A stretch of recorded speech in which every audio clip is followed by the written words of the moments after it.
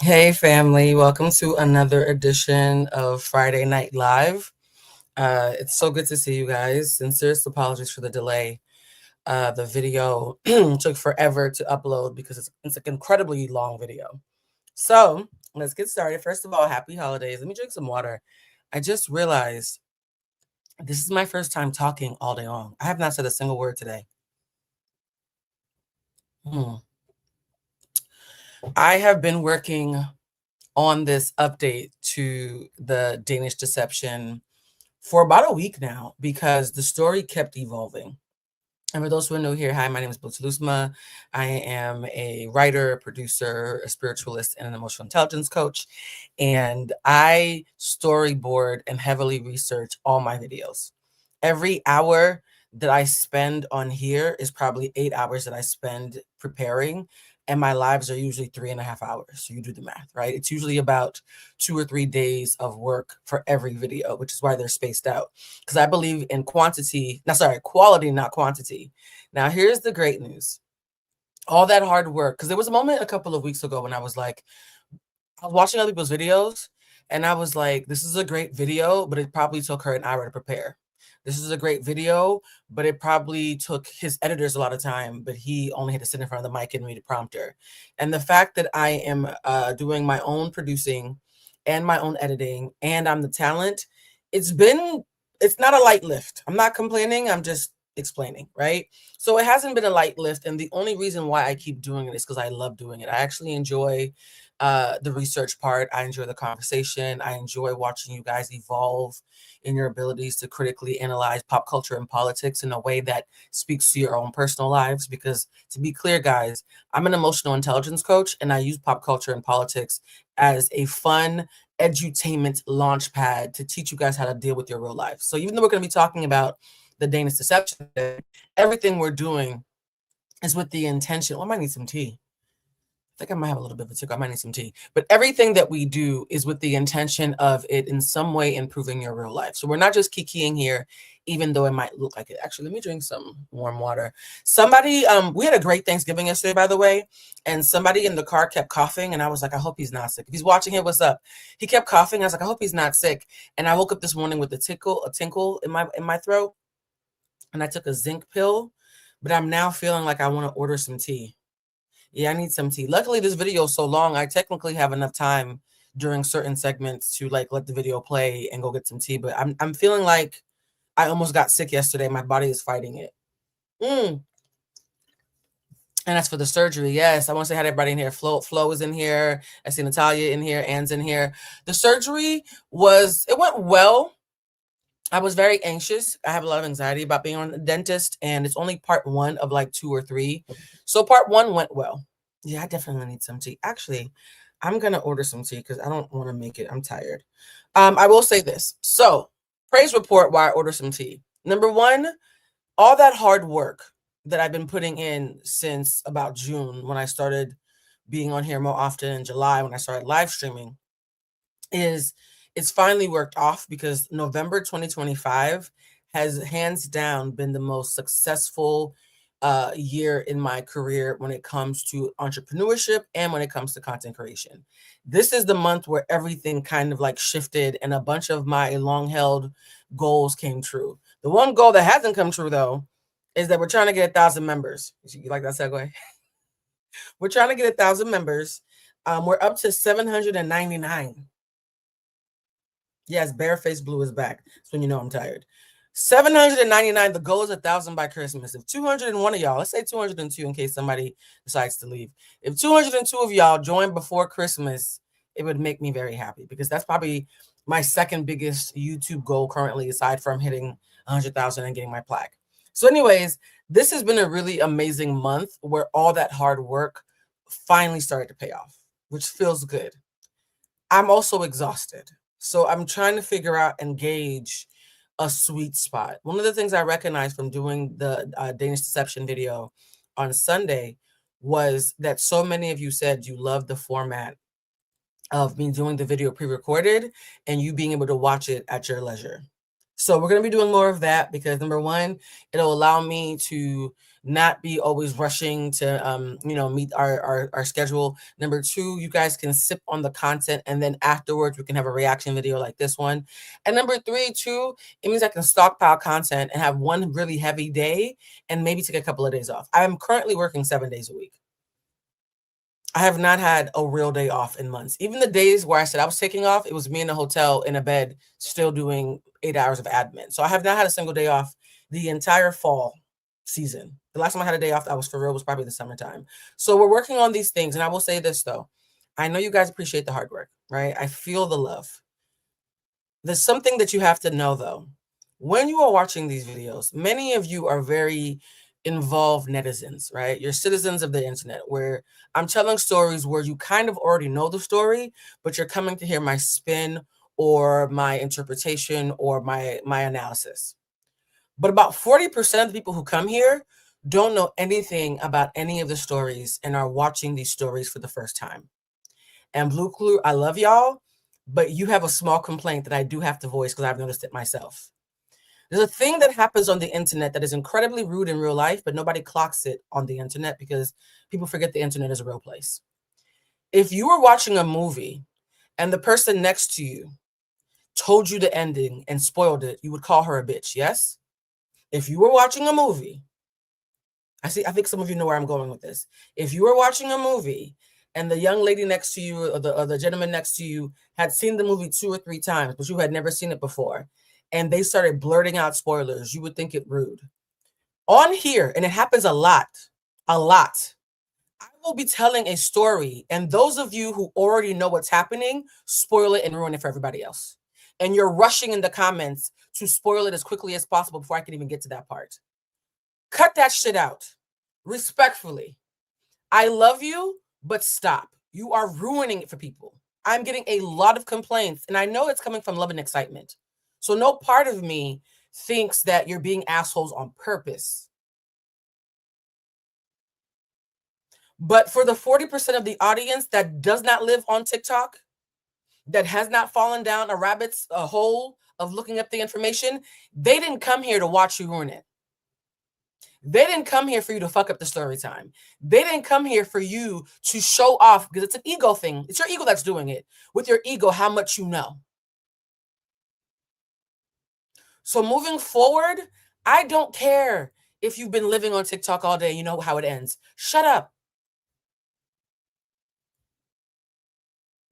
Because ask yourself, why do you need so badly for everybody in the chat to know that you already know what's happening? Thank you. I'm happy you're being brave because the 40% has been quietly complaining about y'all to me for a couple of weeks now, and I was waiting for the right time to share it. I love that 60% of you are engaged, but the other 40 did not come to watch you blurt out the ending because you want them to know that you know more than them. So if there's anybody in here who feels offended that I said that, this is your chance to leave. Because one of the things I need you guys to know, even though I'm so grateful for the success I have on the internet, there's no part of me that's going to turn into one of those content creators that panders to the worst of you when I'm claiming to be trying to cultivate the best of you. And if you're unintentionally being a dickhead, I'm going to share it so that you can have an opportunity to improve or leave. Wait a minute, not the 40% crew. Wait. We're not doing that, okay? Not everybody has TikTok, guys. Not everybody has TikTok. And here's the thing that's so funny. How many times do I start a video by saying, hey, guys, I know most of you, if not a big section of you, have no idea what I'm about to talk about, but I'm going to always level set and make sure that even somebody walking off the street with zero knowledge can still come along. Yes? I literally say it in every single video. So the fact that you're hearing for the past 4 or 5 months that a huge section of your cohorts are people who know nothing, but you're rushing to ruin it for them because you think it's fun. Think about that's not mindfulness. And this is the space of mindfulness. Again, I'm not being punitive. I'm just giving you an opportunity to grow. Somebody said, "You are my TikTok reporter." Well, I don't know how I feel about that. Am I not a little old to be a TikTok reporter? Hold on, let me just take a sip. Oh, I also have to say an apology. I had a great Thanksgiving. Mike and I and some friends took a road trip to the Redlands and went to the home of this beautiful Haitian family. I did not know that there were Haitian families in the Redlands. There was like mountains and shit. It was beautiful. But we went there for Thanksgiving, had an amazing dinner. And at the end, there was a moment at the end of Thanksgiving where they had a smart fridge. Have you guys ever heard about smart fridges? For those who are new here, we always do 15 minutes of catching up before we start the show. But they had a smart refrigerator, and I have a video of it I'm about to show you. And the fridge allows you to watch YouTube. So they asked me to pull up this channel on YouTube so they could see my channel. So imagine that we've just all been eating all day, kikiing, talking, and now my face is on the fridge. It was very interesting. It was weird watching other people watch what we do here because this feels like such an intimate space. And then Devin, amazing singer, shout out to Devin. Devin starts scrolling through your comments. There was like 900 plus comments on the original Danish deception video. So they're scrolling through y'all's comments. Mind you, I pick and choose. I'll literally pick 5 minutes out of the day to look at comments, respond in a splatter, and then I don't look at them. So I don't see 80% of the comments. I just like to scan them to make sure that nobody's being unsafe in the comments. And some of you are assholes in the comments, by the way. And then you act surprised when I respond. Interesting. So they're going through the comments and we're watching the video, and I'm just so tickled, but also awkward about it. Like, oh, that's mean. That's interesting. We're leaving at this point, and as we're leaving, I decide to pour myself a drink in a plastic cup because I'm obsessed with ice. I'm anemic, so I'm very obsessed with ice. I get some ice in a plastic cup. I pour it out. We're in the car. Mike gave me the aux cord, so I'm playing DJ. So I'm playing DJ with one hand while drinking out of my what I thought was a plastic champagne glass in the other hand. And then Devin says, "Blue, you know that's glass, right? Isn't that the glass from dinner?" Y'all, I accidentally took. I am so sorry. Patricia, to you and your beautiful family, I swear to God, this is so light. I thought it was plastic.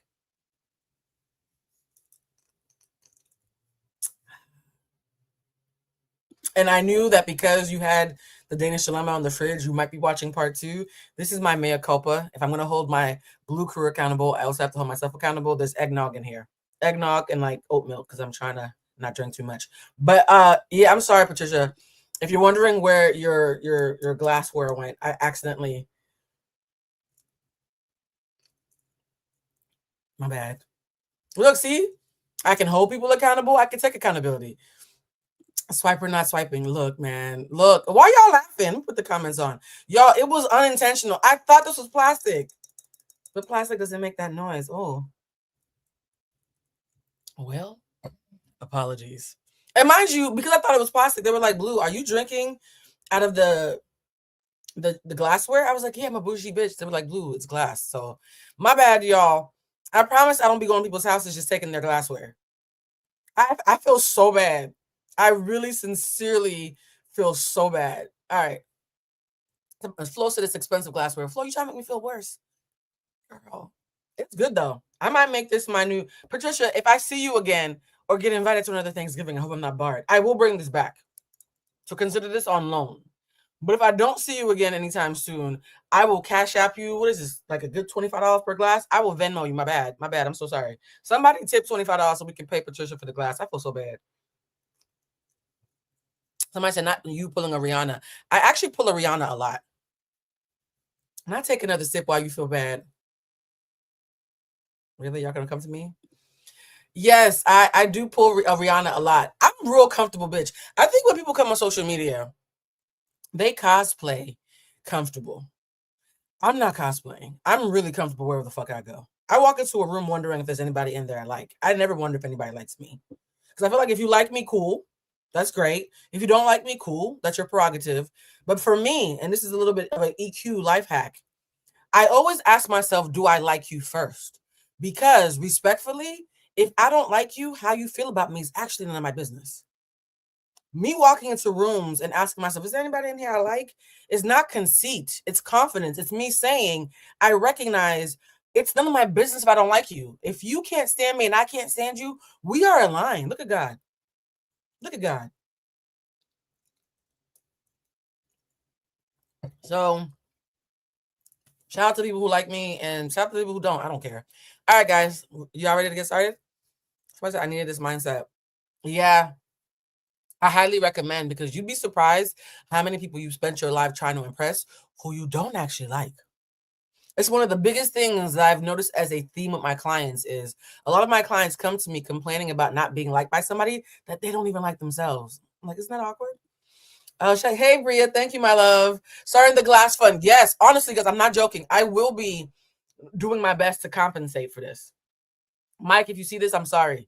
I did not mean to go to your friend's house and walk out like Rihanna. If you're wondering why I keep sipping, it's because drinking is actually coating my throat and making it easier for me to talk. So I might not be as sick as I think. I might just be dehydrated. Or the zinc worked. All right, guys, enough of that. It's been about 16 minutes. Y'all know I usually do about 15 minutes of banter. Banter over. Let's get to the reason why we are here today. Ooh, in the words of Dominic Morgan, my God, today, because usually when I come on here, guys, I make about 45 minutes of a compilation. And that 45 minutes is a launch pad for about 3 hours of conversation. This video compilation, and mind you, there's a lot of clips that I wanted to include that I couldn't because I ran out of time. This video compilation is 80 minutes. 80 minutes. Okay? So, if you need to pee, this the time. If charcuterie plate is looking anemic and needs to be refilled, this is the time. For those who are saying you missed the beginning, no, you didn't. This is the beginning. Look at God showing off. This is the beginning. I spent 16 and a half minutes doing banter. Ooh, why does it feel like there's something in my eye? Hold on. Okay. I always have a fan on next to me because I'm in the guest room, and the guest room is small, so it gets warm. So if you see me constantly like messing with my eyes because my hair is blowing in my eye. All right, guys, y'all ready? I'm gonna do a quick survey. Other people who are in here, how many of you watched my not German Dilemma? It's not called the German Dilemma. That's me being Barbara from Abbott Elementary again. I'm getting at the age now in my blackness where I start just saying shit wrong on purpose, but not on purpose. Sorry, the Danish Deception. How many of you, raise your hand, how many of you watched my previous Danish Deception video as a precursor to this? I want to see some hands. Let's see. Courtney with the K. Wait, Courtney, it's spelled Courtney with the K, but you spell it with the C. Now, Courtney, what is that about? Look at this. Y'all, Courtney, you are a harbinger of confusion. Her name or his name is spelled Courtney, but it's Courtney with the K. Now, Courtney, which one is it? Sorry, everybody else who's raising their hand. I see you, but Courtney's fucking with my spirit. Courtney? Courtney, did they tell you I was autistic? Because that is fucking with you. Okay, I'm gonna let it go. Courtney, I'm gonna let you live how you want. All right, you watch all 5 hours? Okay. Is there anybody in here who maybe didn't watch my video? Why didn't you watch my video? It's the holidays. Y'all, let the videos play. At this point, y'all don't even need to watch the videos. It's Christmas time. Just put them on in the laundry room and walk out until they're done. Okay? I shouldn't say that. My bad. I didn't say it, but if you heard it, for those of you who didn't watch my video but watched a video, raise your hand if you, in general, know what we're about to talk about today. Okay, I see a lot of raised hands. Oh, Grace, what a pretty scalp. If that is you, but well, that's a pretty picture, Grace. Thank you, Creative Reptiles. Interesting name. You guys have some interesting names. Y'all, it's been so long since I've done Terror Tuesday. I forgot what it's like to get the super tips or whatever. And the tourist in me gets excited when I see them. I'm like a child. All right, I see a lot of hands. Somebody said, I play at least one live a day just so you get it. Oh, thank you, Flo. I appreciate that. All right, guys. As usual, y'all know the speech. We are going to level set so that even if you don't know anything, if you know bubkiss, as my Jewish friends would say, about I keep on want to say the Danish dilemma. Sorry, the Danish deception. Although I do think it is a Danish dilemma. I do believe it's a Danish dilemma. But if you haven't watched anything, do not worry. I will do this story time. I will do this critique. I will do this recap as if everybody can come along. And those of you who just came in, we have a new rule during our lives. No spoilers. Do not rush to say what comes next because you want to show off to the audience that you already know what's happening, okay? Because at least 40% of the people in here are hearing all of this fresh. We good? You saw half, Bridget? Okay, that's fair. All right, guys. So let's start with Thanksgiving, right? Because the version of the video that I had planned to do on Thanksgiving has changed drastically in the last 24 hours because shit keeps evolving, okay? This story keeps evolving. And I will say that the Danish man and Onyeka Ochuku, I think her name is, she and him are equally yoked in the worst way. I say this all the time, that we all think about soulmates being people who bring out the best in us and who we have epic compatibility with and we're kindred spirits. I believe in dark-sided soulmates. Those are called kindreds. Those are called karmics, right? So the dark version of a soulmate is a karmic. A karmic is someone who's meant to teach you a lesson. And if you feel like they're kindred, it's your demons usually that are dancing together, not your higher evolved selves. Okay? So, look at y'all doing the glass fund. I appreciate it. We've raised $20 for this glass that I accidentally took. I feel a little bit less worse. So, after 5 or 6 days of investigating this, mind you, y'all put me on the case. Last Friday, I was but an innocent babe who knew nothing about this narrative. And during last Friday's Friday Night Live, people in the chat were saying, what about the Danish dilemma? Sorry. Is it the Danish? No, the Danish deception. My brain keeps wanting to call it a dilemma. I'm going to go with dilemma, right? So you guys are the ones who put me on the case. And the last week, I am forever changed. I know way too much about these people. First of all, hold on for a second. Mackenzie, you said, did anybody look at the man and feel confusion about the level of fine she credited him with? No, Mackenzie. Have you never heard of white supremacy?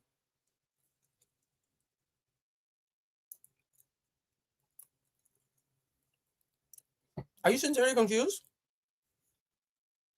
It's just good old-fashioned white supremacy, child. She said he was blonde-haired, blue-eyed. To her, that is synonymous with being fine. Oh, you thought he actually had to be fine? Oh, girl. No, that's not how white supremacy works. All right, so if you've ever seen an unattractive, racially ambiguous person who's being led to believe that they are a 9 simply because of their distance from blackness, white supremacy does not actually care about appearance. I'm just saying. And first of all, somebody from the UK gave us some money for the glass fund. Not this is an international penance. Patricia, if you see this, please tell your family that even people in the UK are helping me make this right. Please, I feel so bad, y'all.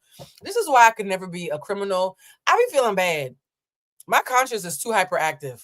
I also went to Catholic school, so there's that. All right, so guys, let's watch the video of starting off with yesterday, Thanksgiving, about the moment when I realized how easy it was for this story to reel people in. Because mind you, when I was at Thanksgiving dinner and they were showing off their smart refrigerator, which by the way, I kind of want a smart refrigerator now. I was making fun of it last night, but now I kind of want one. But when they were showing off their device and they used my channel to show that it's YouTube functionality, watching how quickly they got pulled in made me realize once again why their story is so viral, right? It's almost like watching a train wreck or a car crash happen in slow motion. My camera is blurred? Hold on. Let me find out.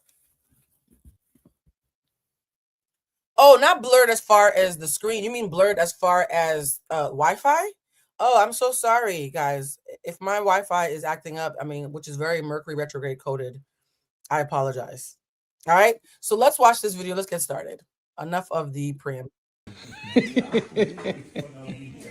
So there's a new TV where you can watch the YouTube on a TV. Hey, Mike. Yes, guys, Mike and I spent Thanksgiving together. It was so cute. I love it. He really is my Haitian cousin. We really are cousins. Oh, Flo said you can see me clearly? Okay, good. 4-door Samsung Smart TV. And you too can watch Danish Deception while you eat turkey. Yes. Pat Sajak ain't got none on you. Really talk about a whole lot of things. It was just like, where are you from? things, but they're asking us, what's your plan for the rest of the trip? And we told them, you know, we're doing a full day boat excursion tomorrow, and then we're going to dinner. I had it. At this point, I think we should call off the weddings. We are not working as a team. You guys, when I tell you everybody and their mother has either watched this or heard about it in the past week, it's gone viral, but not in the way that Onyeka expected. And I don't want to keep fighting over this.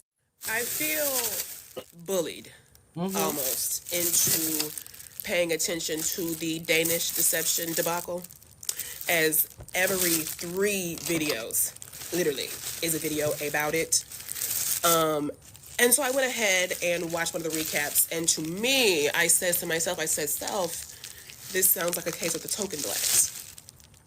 How the heck would she know? I know, right? How the hell would I know? But I, too, at a point, was a token black. I am very much a token black. I work really hard to make it inconvenient, but I've been a token black in more instances than you would think. I know we often joke in here about how people think I'm Igbo, which is so funny because this is a story about an actual Igbo young lady. But one of the things that happens is people always think that I am a conservative, super judgmental, hyper Christian, hyper finger wagging, completely adverse to accountability type of Black woman. And I do think that much of it has to do with my diction and my voice, you know what I mean? And so being a token black is not something that you even opt into if you challenge the flattened view that people have of your racial group, whether you're Asian, Latina, Afro-Latino, whatever. If you are someone who does not fit the flat description they have in their mind of what someone from your racial group comes from, or how they portray themselves, they immediately go from giving you a compliment to turning you into a token. And the reason why tokenism is so rampant is if I make you a token, you are the exception, which means I don't have to examine the rule. Blue, you're so reasonable. I hear that a lot, by the way. When people call me reasonable, they always sound surprised, right? Blue, you're so reasonable. You're not like the other Black women like you, right? What you're trying to say is you don't want to confront the part of you that thinks that educated Black women are unreasonable. You don't want to confront the part of you that thinks educated Black women are ball busters, demeaning, demoralizing, emasculating, stubborn, nasty spirited, secretly bitter, secretly insecure. If you see me being confident, if you see me being supple, if you see me being reasonable, if you see me being kind and compassionate, if you see me apologizing without making excuses, if you see me actually listening to learn and not just to rebut, you don't want to sit with the fact that maybe I'm not the only Black bitch who moves like that. And so it's easier to make me a token. Now, because I'm actually healed and healing, I always say that, healed from the past and healing from whatever comes next. Because I'm healed and healing, no part of my confidence or self-esteem comes from feeling othered from other Black women. And so I don't buy into it. But if I was a woman who had any sense of inferiority, you tokenizing me would be gifting me an opportunity to feel superior. Make sense? For those who are saying it's blurring, I'm so sorry. I can't do anything about that. Let me know when it clears up, though. Don't just tell me when it's bad and not tell me when it fixes itself. So I just need you to know that Onyeka is a token, and unlike women like me, she finds solace and questionable solidarity with the whites in being a token. Do we all see that clearly? Because I feel like understanding that is going to explain the bizarre and ill-advised ways that she has been handling her fame/notoriety and why she has suddenly turned on the rest of us. And I will say this, for those of you who watched my Danish deception video, I went back and watched parts of it. I'm actually stunned by how much of it I clocked so early. That's not me blowing smoke up your ass or doing the whole let me talk my shit thing. I was sincerely watching that video completely sight unseen.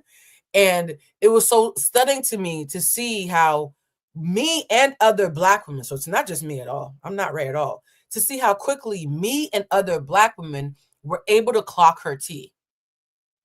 Y'all saw that, right? Like there were moments where I was like, why does this feel like, and then 20 minutes later, oh, it is. Okay, wow, that's awkward. Like it kept happening. And I'm happy I did that video as a pure, raw, honest reaction, because seeing how I went from rooting for her to being confused, to being annoyed, to being angry with her, and seeing how organic that was and how it wasn't contrived and how I was sincerely fighting for understanding, humanizes the Black woman that I think she's trying to dehumanize in her response. So let's get started with the video. Recap. About $300,000 is how much Bachelor Anam Onyeka is saying that she, her family, her closest friends, and even a colleague were all scammed out. 300,000 is bad math. I'm gonna pull out my calculator because there's a video in here where we look at the numbers. It's way more than 300,000. By one man. Man she once believed was her soulmate. His name, Martin Fursgaard Anderson. Charming blonde 6'3" real estate mogul who claimed he had royal ties, a booming tech business, and wealth that would one day be theirs to share. Instead, Onyeka was left with years of trauma and coming to TikTok to tell her story, which she calls the Danish deception. She doesn't just call it the Danish deception, which is a heavy-handed attempt at branding. I'm not mad at it because I love me a good title. But she also makes it a point to name drop Risa Tisa. And in the video for the watch party, I said, well, that's a little heavy-handed. Shouldn't we be telling you this is like Risa Tisa? When I did my 5-hour, 46-minute, and 46-second live about how I got love scammed and love bombed last year, y'all had to tell me it reminded you of Risa Tisa. My brain was nowhere near that. My brain was not thinking about branding. My brain was not thinking about going viral. I just want to set the record straight, even if it made me look bad. And so because I was her over the summer, I think that's why I was like, oh, girl, I've been in your position in small shades. And even with my much more watered down version of being love scammed, it never occurred to me to do what you're doing. And the level of devastation she was in made the contrived way that she tried to brand it seem even more off-putting. Like, oh, what do you really want? It's a 26-part story, which she says began in June of 2022 when she decided to take a trip with her friend to Croatia. It was at a beach club when she noticed Martin immediately, and that was when he decided to approach her. He was confident, their chemistry was magnetic, and there was an instant spark. They exchanged social media, and she saw him one more time before returning to the US, but it wasn't the last time she heard from him. He messaged her constantly, invited her to come party with him in Ibiza, and then eventually convinced her to join him for a work trip in Monaco. After a month of talking over the phone, she agreed and he flew her out, paid for the hotel and her flight. In Monaco, he was everything he had promised, charismatic, adored, and effortlessly networking in real estate circles. After that, he whisked her to Saint-Tropez, paid for a $2,000 a night hotel, and offered to buy her whatever she wanted. She said she never wanted him to think that she was only there for his money, so she didn't let him buy her all these extravagant gifts. I will say this, because I have dated so many men who are insecure about their financial standing. And by the way, Carlos King, Miles Jones, and I did a Patreon exclusive on Carlos's channel where we talk about women who date men who make less than them. And I mentioned how, for me, the issue isn't being with a man who is broke, or a man. Well, I don't want a man who's broke, because that I've learned that's a bad idea. But the issue isn't being with a man who's not rich. It's being with a man who feels broke and broken. It's the low self-esteem and the bitterness and the cattiness and the competitiveness and the fragility of men who perceive themselves as broke victims that is dangerous to all women, right? And so when I was dating those men, before I knew better, I would go out of my way to tell them, I'm not one of those girls who's here for the money. I really care about your personality. Now, here's the thing. It's true that I'm not a gold digger. Mostly because a lot of times there's no gold to be dug, right? It's true that I'm not a gold digger. It's true that I come from a long line of women who have had to do it on their own. And so the idea of depending on a man never even fucking occurred to me. It was never an option that I was even shown. I always thought at best you find a man who could be a partner. At worst, you figure it out by yourself, right? So the idea of being a damsel or having a man provide for me. Oh, sorry, there's cats in heat outside my window, and I think they're hunching. That's awkward. But the idea of a man being my backup plan has never been an option for me. It never even occurred to me, right? And so I would say I don't date for money simply because I was telling the truth. But I now understand I will never say that shit again. I will never again go out of my way to make it clear to a man that I'm not there for his money, because if he needs me to do that, there's probably something in him that I'm going to have to keep pandering to. Thank you to Crispy Bacon's. Ooh, oh, Crispy Bacon. That's funny. Thank you to Crispy Bacon, another UK member of the Blue Crew who just donated $5 to the Glass Fund. You guys are hilarious. I love that so much, though, because it's so sweet. So I realized that even though I was just being autistic and naive and transparent and doing all that stuff that happens when you're a neurodivergent girly who's healed and gone to therapy trying to date, I'm never saying that shit again. If a man thinks I'm there for his money, so what? Now what? How you gonna act? I'm not there for your money, but I'm not going to do a tap dance like, look, I'm one of the good ones. See, master, I can get my own cotton. No, I'm not doing that shit no more. Because here's what's happened. This is what happened to Icky. When you say that to a man, he immediately thinks you're one of those girls, even if you're not. So if the easiest way to not cause confusion is to shut the hell up, I'm going to do that. So let's not just drag Onyeka, right? Let's not just drag her. Let's also recognize that there's little lame shades of her that live within all of us that we can learn from. Yeah? Okay.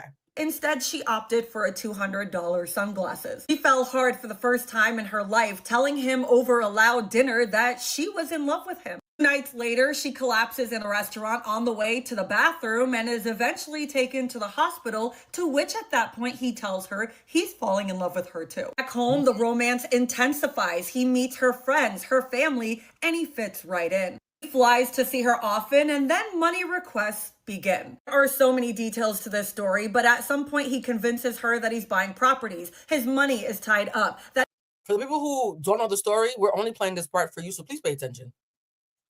This is the only time we're going to do a recap, and then we're going to hit the ground running. So if you have not watched this story, please don't be kikiing in the chat and miss the only part that's for you, okay? I'm just saying.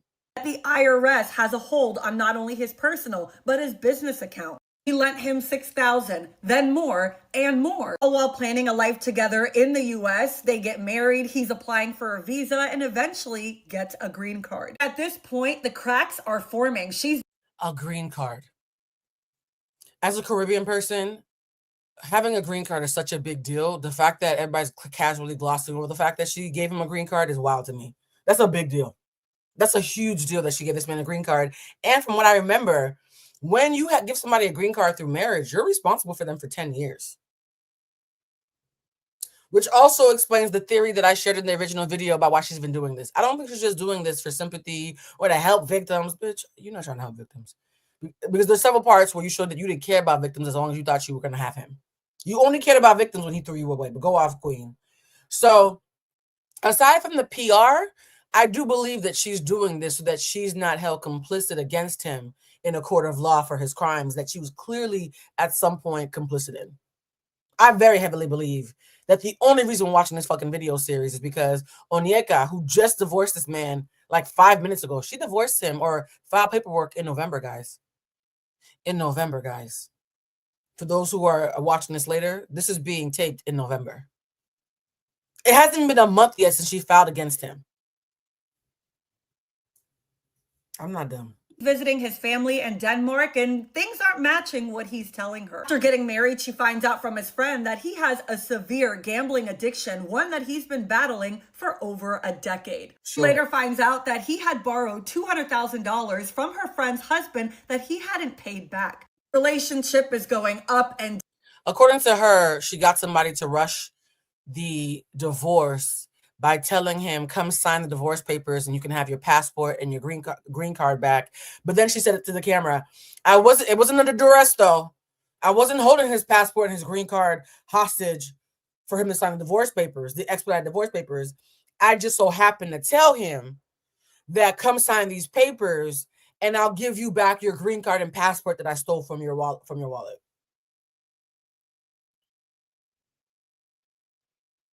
But it wasn't duress though. She literally looked at the camera and said he wasn't under duress. It just so happened that I told him to come get his shit back and sign the paperwork. Girl, that is literally down. He convinces her that that's in the past. And later she finds out that he has been borrowing money from a lot of people in her life. Tens of thousands of dollars from one person to another, $3,000 from her little sister. Every loan came with its own set of lies. Every time she would confront him, there were so many excuses until one day he had no excuse left to give. And so he asked for a divorce. Only when he left. That would never stop messing with my spirit. He did all that and you were still a pick me. He left her. Can you imagine being so obnoxious that a scam artist quits on you, even as you're giving them more money? It's like getting fired on your day off. Like, what? Do you know how draining you have to be for the beggar to say, never mind, put your wallet back in your pocket. I'm gonna go find a bridge to sleep under? Oi, are you not embarrassed? Onyeka, are you not embarrassed? And shout out to the Igbo girls who have been, we're going to get to that. The Nigerian girlies are embarrassed for her, and I think she's been denounced. I'm just saying, you fucked around and found out. You want to be white so bad, bet, because you're not Igbo no more, apparently, child. She realized the magnitude of it all, from exes to cheating to gambling to lies to manipulation. He is now sharing her story, and while she did not give his name or his photos, the internet did its thing, and I decided to share it as well because people need to know about this man. That motherfucker. So then now that we're caught up, let's do the fun part. Let me get out my calculator real quick. I want to do the math. I was going to do this with y'all. Let's see how much estimated, because she didn't tell us how much she spent on those trips, right? He only paid for 2 out of their 3,500 trips. But trips aside, let's see how much money he outright stole from her. Let's do the math. If you have a calculator, do it along with me. Make sure that my math is correct. All right, let's do it. Took $30,000 from me. Keep in mind, he still owes me $6,000 at this point. He said, can you send me $5,000? After some time, he talks me into loaning him the $15,000. I end up loaning him an additional $3K, not even a week after I... Hey, this is going too fast. Okay, hold on. It's too much money. Okay. I didn't realize how fast this is going. I should have slowed this part down. All right, so guys, first he took 6, plus he took another 5,000, plus he took 15,000, and then a couple of days later got another 3,000. Okay, so far we're up to $29,000 just from her. Just from her. Already given him 15K. I remember I gave him like a small amount, maybe like 3,000. We ended up going to Portugal for a week. We used my credit cards the majority of this trip. Your ex owes my husband $200,000. And I saw that there was a cash advance for $7,000. My little sister looks at me and she says, he took $3K from me. I find another friend that he owed $10,000 to. My coworkers that I used to work with, husband gave him $10,000 to. And what was in his account? 34 cents. So guys, that's $250,000, not including her parents, who she didn't give numbers on because they're probably embarrassed. That's $259,000 that she's admitting to. No, honey, it's not 62K. We're at 259. Yeah. They took 200,000 just from crypto. So she's admitting to $259,000, not including all the vacations that she paid for, and not including however much he took from her parents, which she is not admitting to. So it's easily 300K. Plus, it's over 300K. It's over 300K. So that young lady, I see why she said 300K, but I think her parents gave him a lot of money. And by the way, guys, I'm going to give you a little heads up as we continue this video, right? Because at this part of the video, what does it says? Initial sympathy, right? We're going to first talk about the journey. How initially everybody felt bad. The same way in the beginning of the video, I felt bad. And then she kept talking. And the initial sympathy had the girlies feeling away. And so I was like, oh, let me trace down her parents and her family. And okay, first thing, guys, her sister's husband is a tall white man, just like Martin. It's a family sickness. They light up in their traditional Nigerian garb when there's a white in-law present. Whole family whitewashed, allegedly. And you trying to tell me this is not a Patrick Mahomes situation when people are trying to water down their bloodline and have a bunch of good-haired babies? Okay. So let's look at the initial reaction when we all thought that she was just a victim. Because she is a victim, right? By definition, she was a victim and she also victimized. People always struggle to admit that those two things coexist quite often, right? Perfect example, R. Kelly. R. Kelly was sexually abused. Doesn't make the fact that he was an abuser any less relevant or true. Yes? So she is both a victim and a victimizer. I just think she's way more complicit than she's admitting, and she's pretending to be a freedom fighter against this man so that maybe the judge will go nice on her. The Danish deception guy, yeah, I've met him. Let's get into it. So this girl, I'm starting off with her. This girl is Danish. Yes, guys, there are Black Danish people, right? Just like there's Black Cuban people. Because I love it when y'all say, "Oh my God, Blue, you're Cuban? I thought you was Black." Cuba's not a race, guys. It's a country. So this is a Black Danish girl who's going to share with us about what it's like being the friend of someone who was dating Martin at the exact same time that Onyeka was. Ooh, you're Black German. Crispy Bacons. I love that name. So funny. So I've already done a story time about this on my Danish account, but y'all keep asking about it in English. I thought I would post it on my English speaking account. So basically, I met him a couple of years ago when he was dating a very close friend of mine. In the beginning, when I was watching her videos, I did not know that it was him, okay? I was just following because she knew how to tell a story and it was super juicy and you guys, everybody was hooked. Hello. So imagine my surprise when my friend writes in the group chat that this is the guy and she dated him, and I go, wait a minute, I met him when you guys were dating. People who do not know me, I grew up in Denmark, so everything about this is happening in Denmark. So when I met him, he was very charming, very nice, nothing negative to say about him. And also, like, I'm strict, but my friend is much more stricter. So I knew if she introduced me to this man that he must have been a really good man. Not only is this guy a scammer, he's also a cheater because he was seeing my friend, his now ex-wife, and his ex all around the same time. Like, there's an overlap. Do you hear that? So what we had learned in the actual watch party was that he met Onyeka around August. And they had their first Christmas together that December. And that she later found out that that Christmas, he had just broken up with his girlfriend, who he'd been with for 7 years in Denmark, right before she came to visit him for the holidays. So we already know that he was dating her and his long-term girlfriend of 7 years. That Christmas, that within 4 months, now we're finding out this girl is friends with a third woman that he was dating at the same time. And yes, he was out there selling everybody a dream.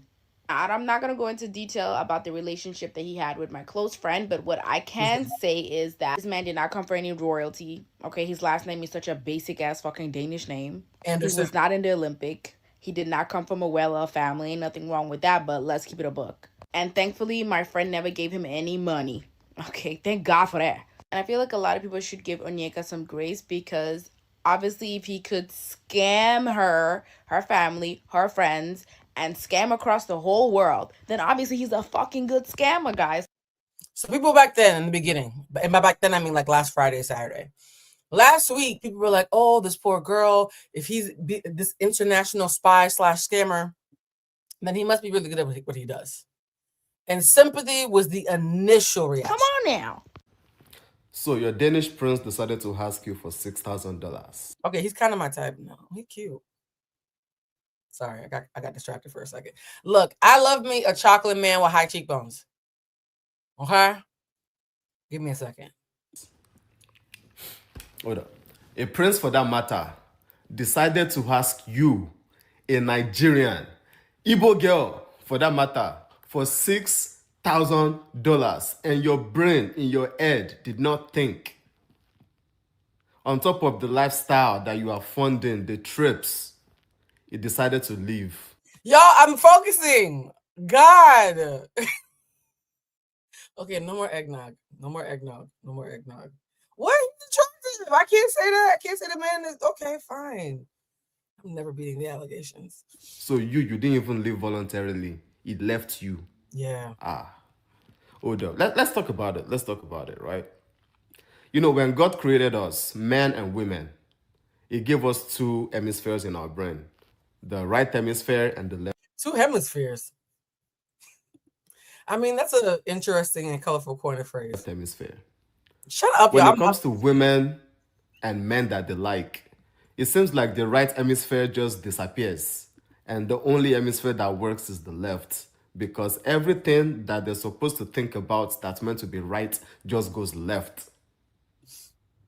Because what do you mean a Danish prince doesn't have $6,000 and you two, you are dishing out money? That part. You're a Danish prince, but you don't have 6K?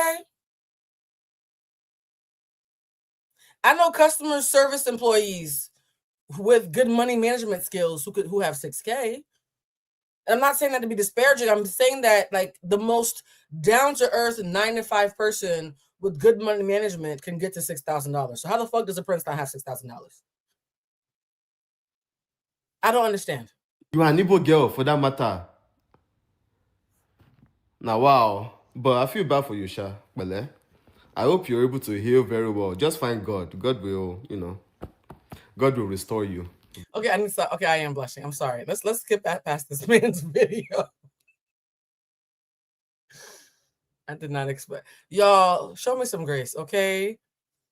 Is he my type? Yes, but let's focus. Let's focus. I wanted to have a mix of men and women and black and white. There was an Asian girl who had a really great video, but the video was already so long I couldn't add her, so maybe I'll share her some other time.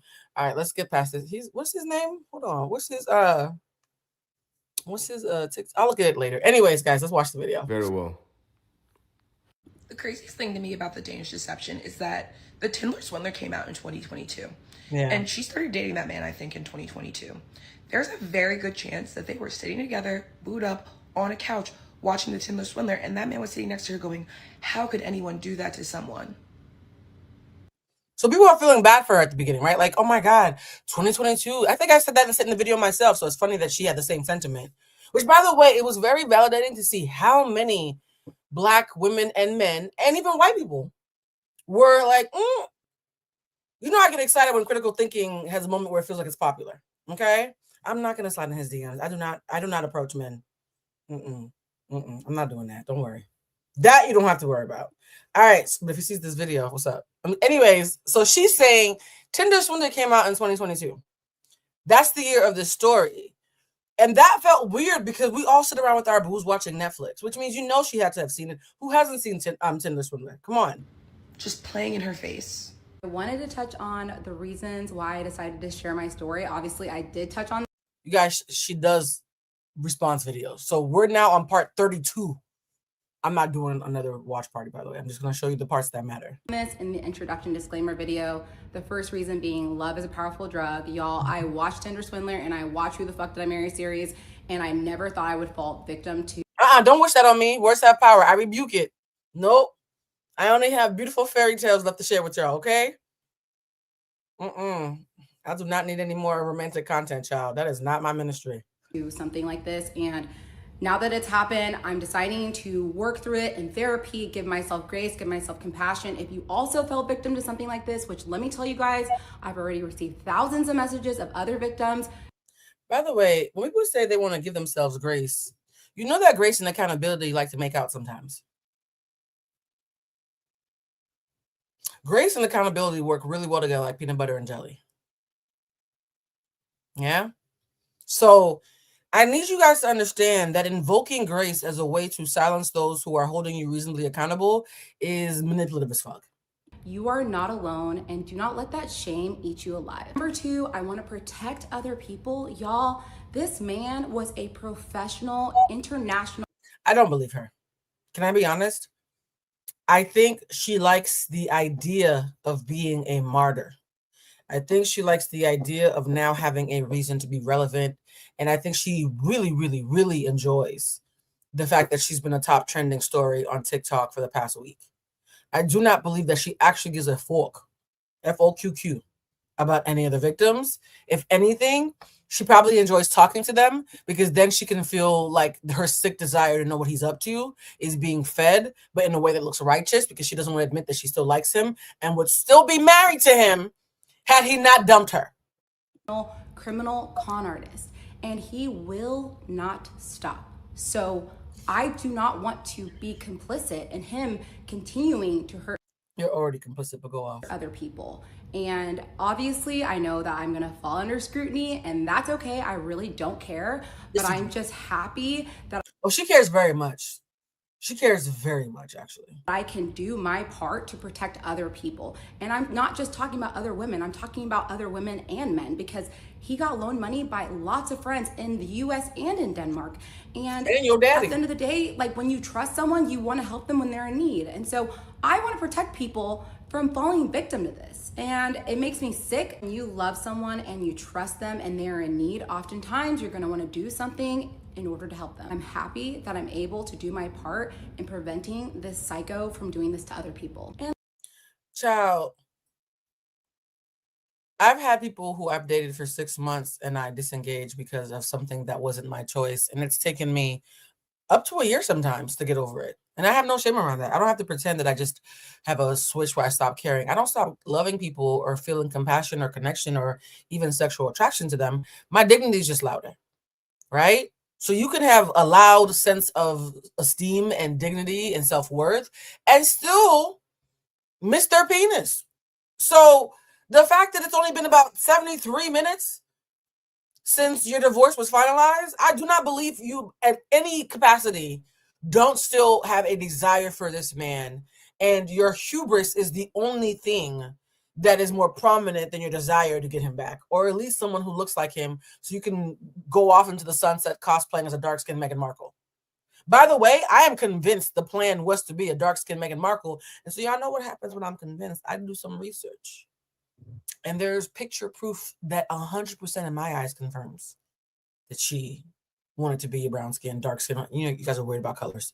She wanted to be Meghan Markle. There's proof, and it's in here. And I also, guys, I'm going to be telling you this because there are so many videos that I wanted to shove in here, so many receipts. And I know the curious part of those of you who haven't been living on TikTok wants to see some of the key players. So what we're going to do for the rest of this video is whenever somebody mentions something that I have found a video for, I'm just going to slice it in there so that you have a visual aid, okay? All right, let's keep watching. lastly, the third reason, which I did not share with you guys earlier, I wanted to bring awareness to gambling addiction. Oh, girl. Gambling addiction.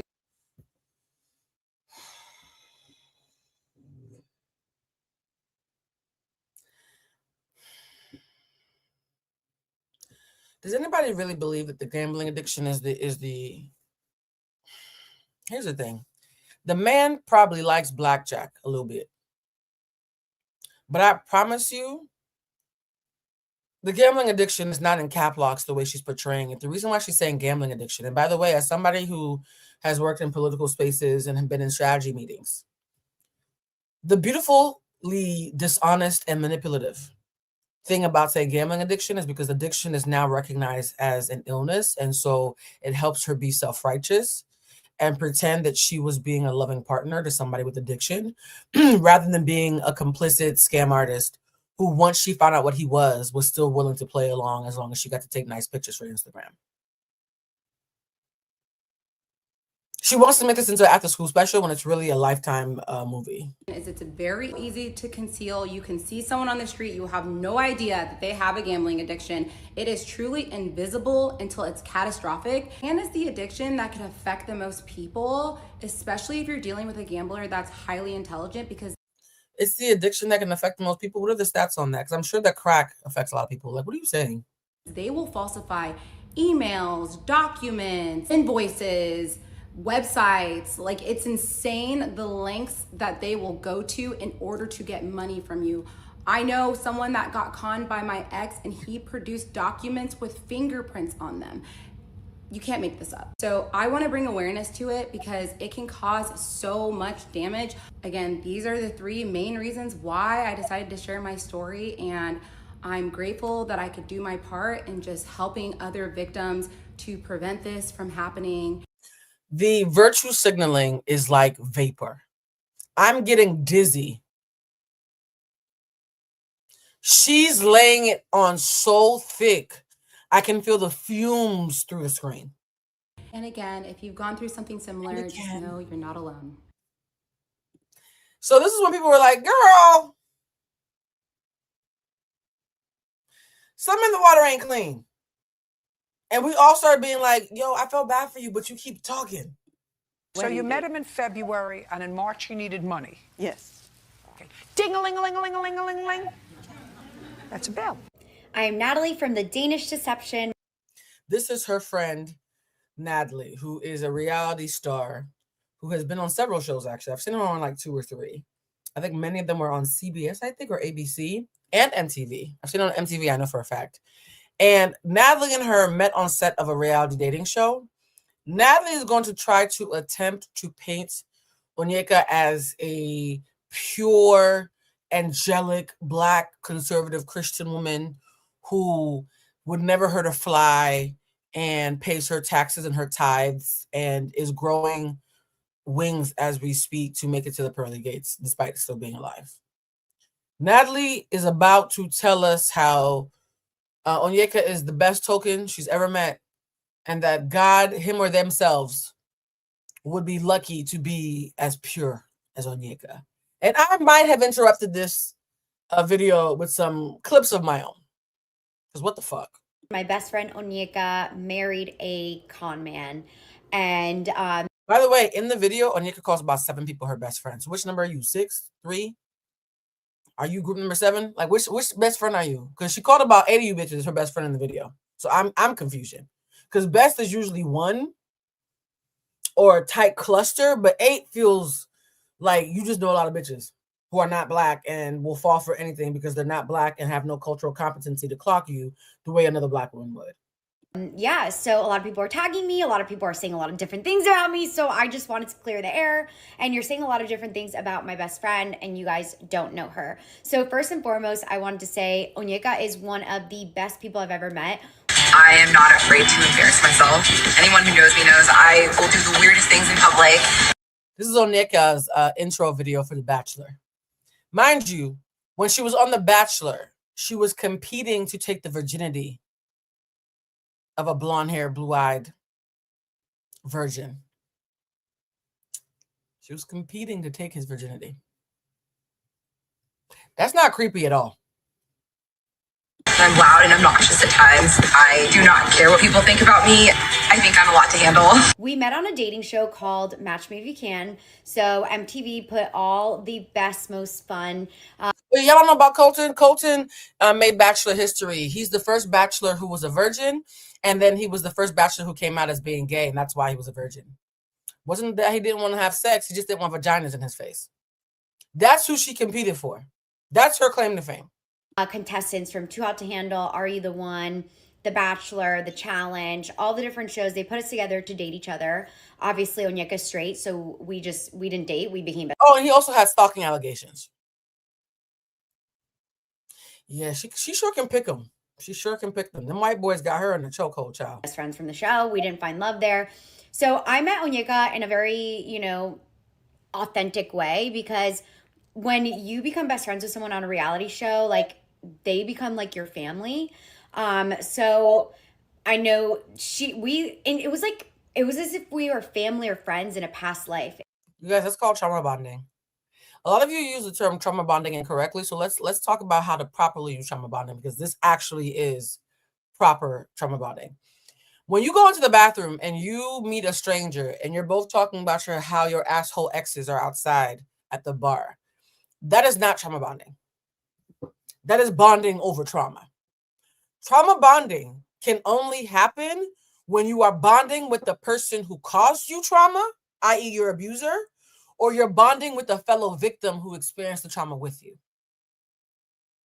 Stop saying you're trauma bonding with every bitch who's had a ex-boyfriend or ex-girlfriend or a fucked up boss who acts just like yours. That is not trauma bonding. That is bonding over trauma. Trauma bonding, properly used, because I know some people are now being, oh my God, well, the spiritual term means that anybody with trauma, sure, but it's not a spiritual term, guys. Trauma bonding, used correctly, means that me and the person who caused me trauma are bonding in a toxic pact, or me and someone who experienced trauma together have bonded over our shared experience. You actually have to experience the trauma with the person for it to be a trauma bond, whether they're watching it with you or doing it to you. Make sense? Stop using these words incorrectly. That's why the TikTokization, which is not even a word, but the way TikTok has made everybody an expert, because everybody is so obsessed with diagnosing other people just so they don't have to face their own shit, right? It's nothing but a self-righteous ploy to feel superior. And so because everybody's so obsessed with diagnosing, you're all saying shit incorrectly and you all sound crazy. And here's the thing. I've been at dinner parties with brilliant people who I love and had to be like, that's not what that means, friend. That's not. Was he there? Was she there? Did they do it to you? Then that's not trauma bonding. You're bonding over trauma. Okay? Yes, guys. You know, I have a Cuban tongue, so I tried my hardest to say it. The TikTok implication of the mental health world is gross. Everybody sounds smug and stupid simultaneously. So, what this girl is describing is a trauma bond. It was like, as soon as we met, it was instantaneous. Like, yes, prisoners of war also say the same thing, my love. You are a POW of reality television. So you're about to cape for this scam artist. And I'm not saying that because she's Nigerian. I'm saying it because I have ears and she keeps talking. You got scammed by this young lady into thinking that she's this righteous being, which tells me she probably is still lying to you about her true intentions. Thank you, Mitson. Me and the therapist hate TikTok therapy speaks so much. Exactly. The misapplication of it, like the way y'all just slather shit on. Well, he's a narcissist. No, he just didn't like your sex and broke up with you with reason and found somebody he's attracted to, and now you're stalking both of their pages. That's not how narcissism works. We'll go off, right? So I need you to understand that everything Onyeka's friend is about to say about her is a result of a very skewed relationship where Onyeka's not a person. She's a perfect token. Anybody who loves you and acts as if you are infallible doesn't love you. They love the image they built around you. Because real people fuck up. I'd rather she say, you know what? I love Onyeka, and she been so thirsty for dick for so long, child. She was ripe for the picking. And she loves her a good, strong back white boy. And this motherfucker had a strong back. And I told her, girl, don't do it. But I also knew she needed to get her back blown out. So I supported her. And now look at us. 3K in the hole, all over tiki-taki, right? That is what a friend sounds like. This... everything, like, we had so many similarities. We like the same things. And even our differences were just like... It was just like, we really like just clicked. It was fun. It was the best friendship that I could have ever had from any reality show. And we became sisters. So Onyeka's a very pure-hearted, good person. That's where I want people to understand. Colton, he has all the morals and all the characters I look for in a guy. And he's hot. I have had a tough upbringing, so I learned a lot. I traveled all over. I lived in different places. I was raised by a single parent. Onyeka had a very beautiful upbringing with two parents. My parents are from Nigeria. They dated for 2 weeks and then they were engaged. Do you hear this? Her parents dated for 2 weeks and they were engaged. It was a different time and a different climate. But because she's surrounded by all these white people, and she's going on ABC dating shows. Because mind you, the young lady was 24 when she was going after that gay boy, right? She was 24 years old when she was trying to take Colton's virginity. And by then, she already felt like she needed to get married to a stranger. If you're that pressed at 24 and your parents got married after only 2 weeks in a different age and time where there was no Tinder and a barrage of options stopping people from committing, you already have unrealistic expectations and you have a proximity to whiteness that has completely made you forget who you are. It's the perfect storm for what eventually happened to her with Marion. Happy, rainbows, butterflies, just like a very beautiful, like your dream upbringing is what Onyeka had. To me, when you see the right person, it just hits you. And these are her parents, guys. I know we heard a lot about her parents and how much they loved him and how mesmerized they were by him. These are her parents. And we've been married for 28 years and very happy together. I'm a firm believer in when you know, you know. So she really does, she also like is so kind. She only sees goodness, right? She has her life together. She has her own house. She works hard. Oh, absolutely. Onyeka is cosplay. It's so funny. Devin, who was scrolling through the comments when we were playing the first video of Thanksgiving yesterday, when we had the YouTube on the screen, Devin, while he was at the sink, looked over and said, "Is she from Dallas?" And I said, "How did you know?" Knowing she's from Texas is one thing, but how did you very specifically know she's from Dallas? And he was like, "Oh, the whitewashed black girls there who are trying to compete with black women, with white women and assimilate, they all sound like her. So just know, I keep hearing from the streets that this voice you're hearing, this is how people like Onyeka, women like Onyeka, package themselves to be palatable for the white gays. Or in her case, the white gays, G-A-Y-S. So Colton, again, she was trying to take the virginity of a gay man on national television and still wanted to be put on, guys. I need you to understand, if I went on a dating show and fell in love with a white boy who was a virgin and was caught on camera saying that I wanted to take his virginity, and then he turned out to be a stalker to the blonde woman he actually chose, and then gay altogether, I don't think I'd be rushing to drag another Nordic blonde on camera, right? I don't think I would. That's just me, though. That's just me. He sees life in a positive lens when it comes to everything. When I tell you she's a hustler, she works so hard. Like, she truly is someone that I idolize and I look up to as a moral compass. By the way, when non-Black people idolize us and talk about us in such grandiose, just, oh my God, I idolize her. That's called the magical Negro. And it's also incredibly dehumanizing. So I'm not a person. I'm not a woman. I'm not flesh and blood. I don't get to have good days and bad days. I'm a magical Negro. The fall from a pedestal is very painful the higher the pedestal is. And I fear for Onyeka what's going to happen when her all-white girl squad at some point realizes that 2 + 2 is not 17 and starts to realize that maybe, just maybe, she's who we all perceive her to be. Awkward. But also, I idolize her in a way, like, I look at how hard she works and how positive she is about everything, but she is more. She never inconveniences me with her big Black feelings. I love how she's always positive, even if she's depressed and feeling ugly and like a Negro because, she's not one of us. I love that she never inconveniences me with any of that, knows how to suck it up and internalize her own anti-Blackness and come back acting like one of us. I love that. I never have to be uncomfortable because she's perfect. She's a magical Negro. Pure and more innocent than a lot of people understand. If I was the person that Colton gave his virginity to, I would definitely bring out all the tricks. If I was the person that Colton gave his virginity to, I would definitely bring in all the tricks. And she looks giddy. Thank you, my love. She looked giddy. Let me tell you why I made you guys wait a week. When I did that video, the minute I was done doing the Danish deception video, I said, this story has legs. It's 100% going to go viral. And every single social commentarian under the sun is going to try to get a holiday bag by covering this. Some of them don't know who I am. Others will watch my video to try to get points from me to figure out how to be engaging to their audience. I'm not stupid. I know people watch my videos to take notes. I'm not dumb, right?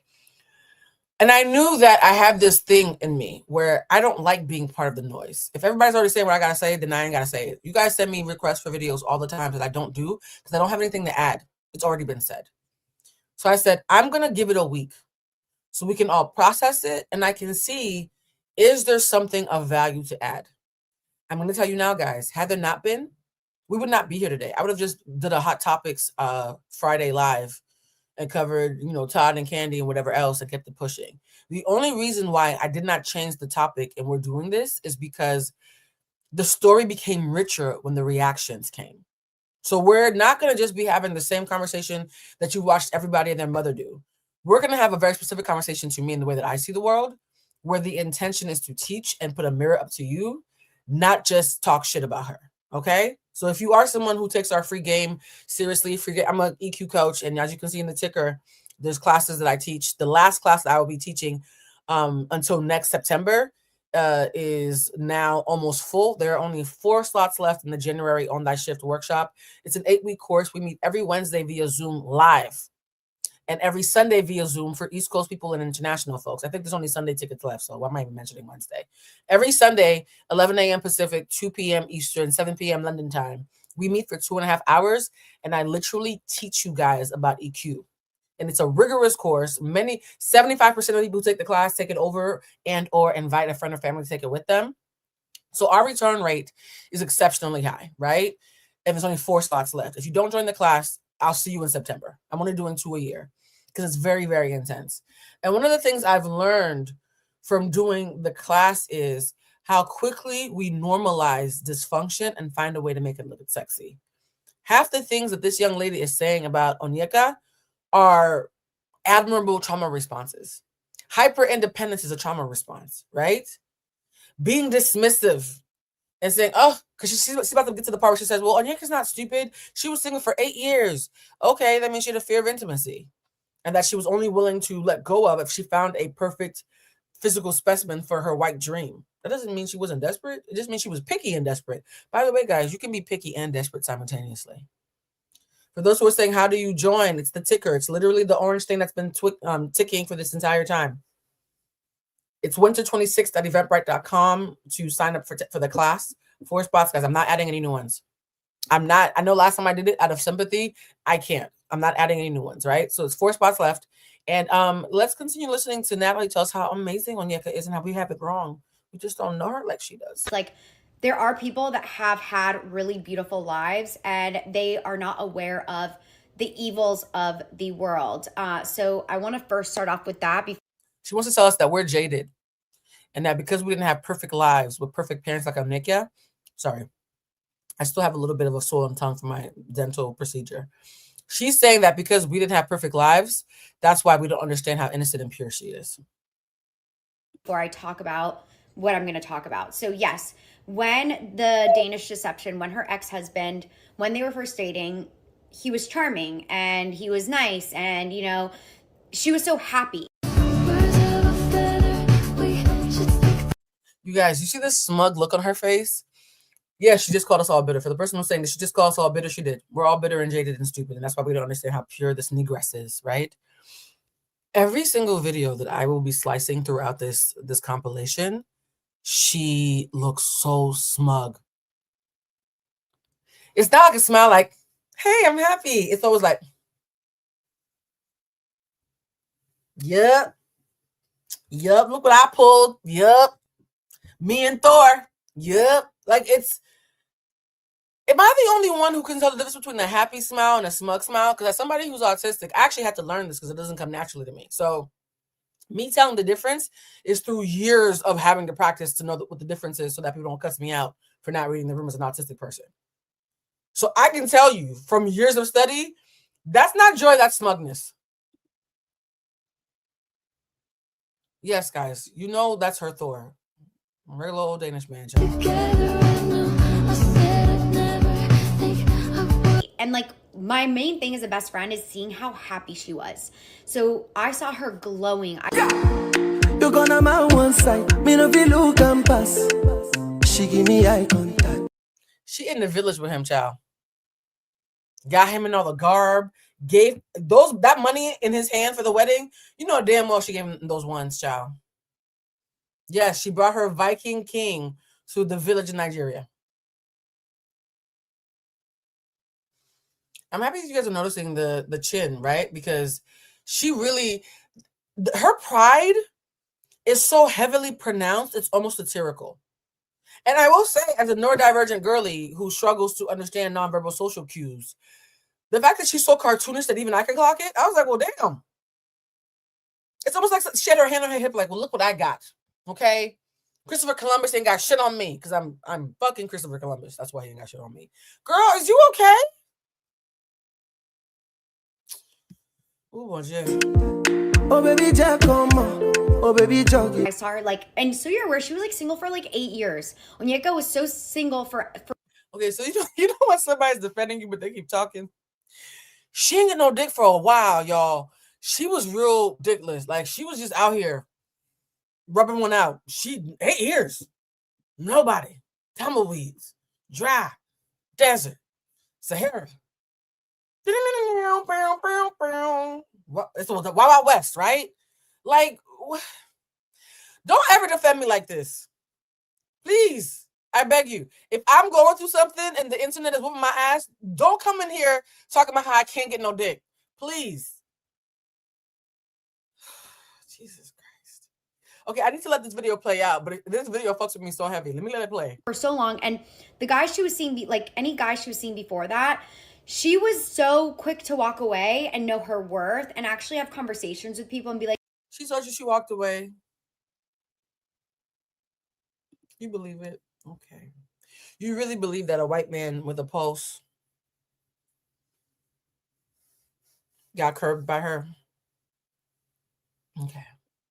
Like, actually, like, this is not, you're not going to work out for me. Like, she was quick to cut things off and know her worth. So Onyeka's not like a desperate person. Like, this is just my unpopular opinion, but you cannot manipulate someone who is not desperate. Oh, let's sit with this for a second, guys. How do y'all feel about this? This young lady is asserting that you cannot manipulate someone who isn't desperate.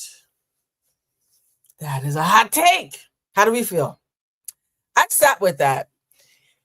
The word desperate is loaded. So I'll make an amendment. You cannot manipulate someone who is not vulnerable. I think vulnerable would silence anybody who feels a way about desperate, although desperate is not inaccurate. Perfect example. When I got love bombed last year, my mother had been in the hospital for a year. I had not dated that entire year because I was in and out of hospitals at the drop of a hat for every medical emergency she had. My bank account was slim because it's expensive to fly across country every couple of weeks. My social life was completely kind of non-existent.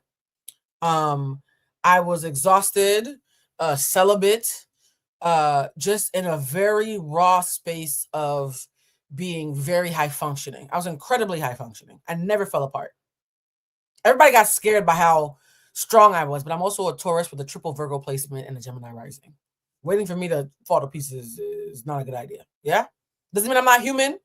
Doesn't mean I'm not tired. It just means that I'm not sympathetic in the theatrical sense. I could be dying on the inside and still look stronger than most people on a good day.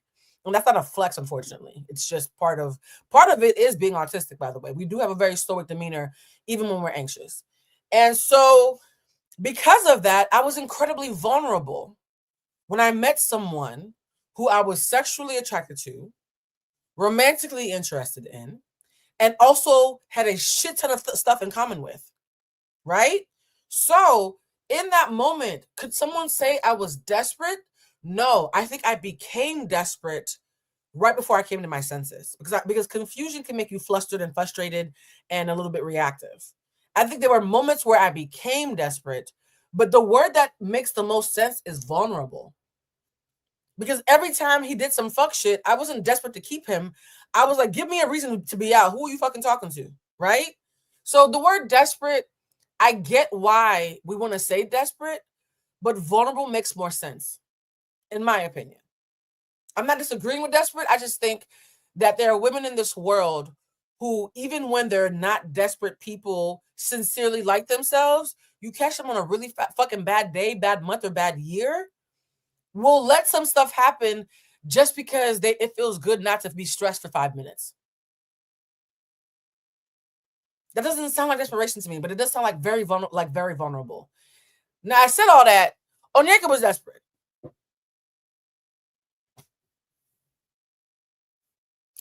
Onyeka was desperate. She was not. She actually, her desperation made her vulnerable. Because I do think they bleed into each other. I think my vulnerability momentarily made me desperate, and the stench of desperation was so rank to me, it lasted like a half a second. It was actually 72 hours, and I know exactly what 72 hours it was. It was April 5th through April 8th. I remember the dates. There was 72 hours where there's a clinginess that came to me, almost like a hungry person about to get their first bite of food, right? 72 fucking hours. I can admit that I was desperate because I liked what I saw, and I wanted to cling to it. So vulnerability can make you desperate. I do also believe that desperation can make you vulnerable. So I do think they bleed beautifully into each other, but there's a nuance there that I feel like I have to call out. And not to excuse it or because of ego, more so because of nuance and because words mean things. Y'all know how I am over here. She knows her worth. She has her own life.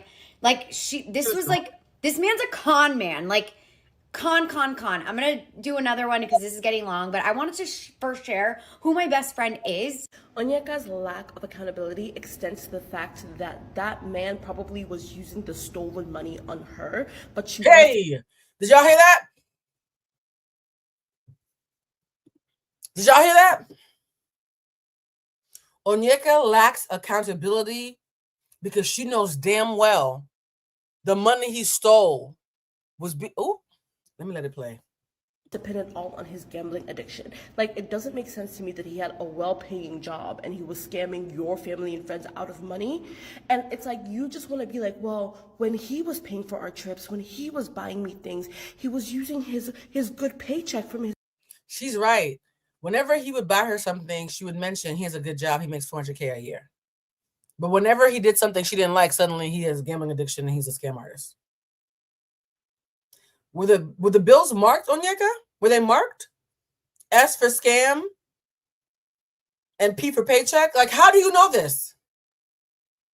His good job, but when he was gambling, he was stealing from my family and friends. Like, that doesn't make sense. Unfortunately, the $3,000 that he stole from your sister, he probably used it to buy you a little something when you were in Cartagena, Colombia. Oh, damn.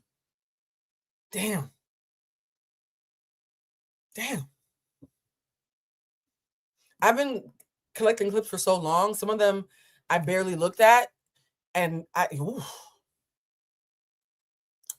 well, points were made. That $3K probably bought you dinner.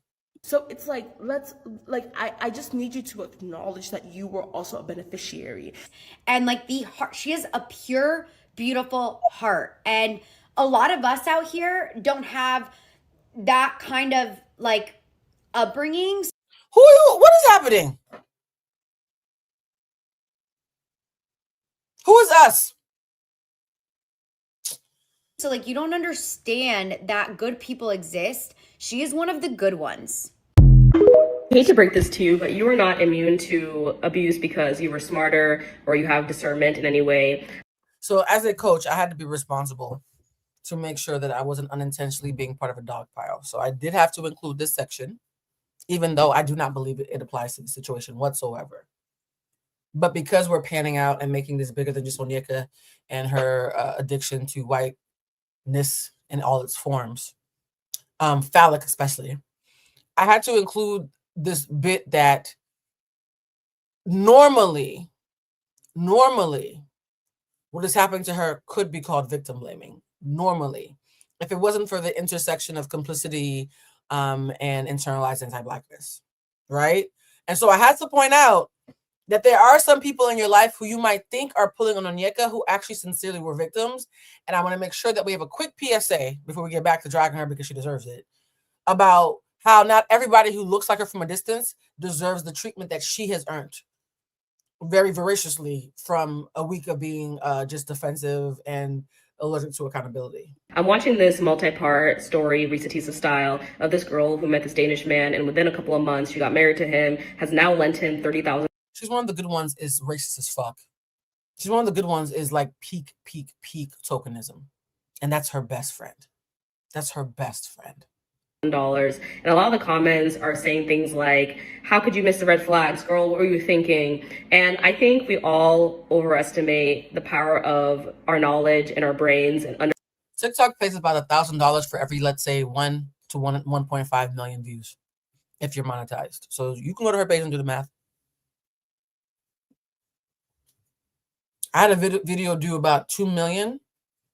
I got $1,500 for 2 million. Well, now I think it's up to 2.4. 2 million views.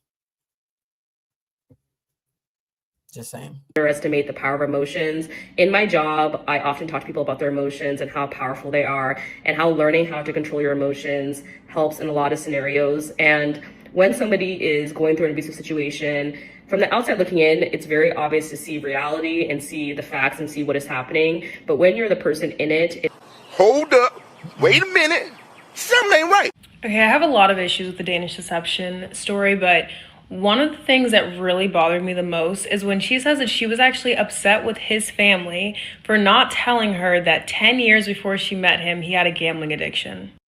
Her ego was so loud when she freshly admitted, so you could tell that the pain and the anger was fresh, how much resentment she feels to his family for not pulling her aside and saying he's a scam artist. Yes, it's Clark. I love Clark. So, guys, Onyeka, even to this day, is disgusted, dismayed. In her words, I'm working through it in therapy because I'm still in my feelings about it.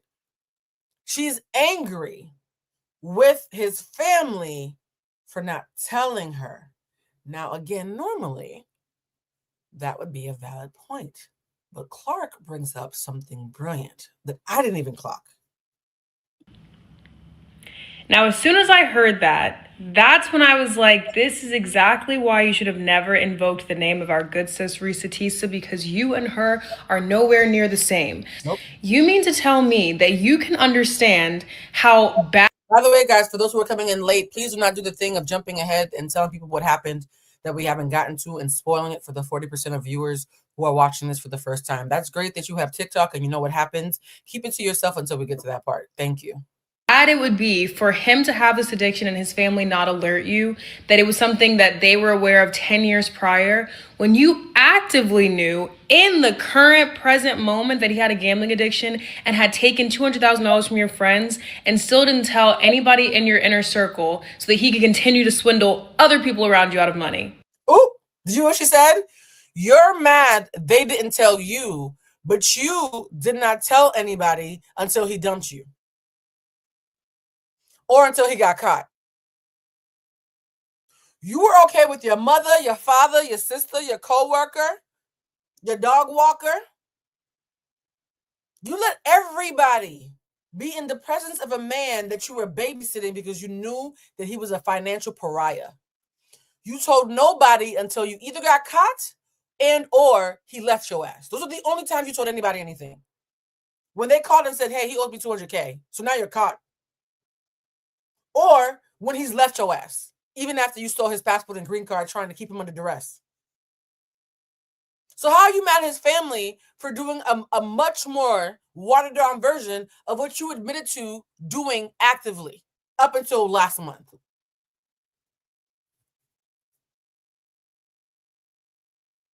Who are you really mad at, Onyeka? Actually, you're mad at Martin for leaving. What am I saying? If Martin had not left her, they would still be together. Do you see that you are even fucking worse? You are even fucking worse. I'm leaving here with something. You know what I mean? I'm from around the way. I'm leaving with something. Y'all please don't beat me up when I say this, but the man from Denmark was also a victim, whether he knew it or not. Now, I knew that this video is going to make y'all be like, excuse me, Blue, what the fuck are you doing? Her premise is that if we can acknowledge that Onyeka is a complicit, allegedly, and also a victim, we also have to acknowledge that Martin is a scamming ass charlatan, but also a victim. Now, when I first heard this, I said, now, girl, where is this going? Where is this going? And the minute she explained it, even though the word victim isn't the first word that comes to mind, Martin is complicit in Onyeka's bullshit, right? The same way that Onyeka is complicit in Martin's bullshit, what she's about to outline is how I actually agree with this point, that Martin is complicit in Onyeka's bullshit. And the minute she outlines it, guys, every Black woman in here, every non-white woman in here is going to admit that they are or have known someone who does this to men. Okay? I know y'all say I don't know about this. Just listen with an open heart and open mind. And let me tell you why. I have seen it too many times where a beautiful, intelligent Black woman will intentionally cling herself to a white man to push a social agenda. Picked up some flowers for Martin's mom, and I got my son. Time to head to the airport. My favorite part. By the way, I heard from the grapevine that when they were together, she changed her entire social media platform to be a couples page. And so their love story became her product.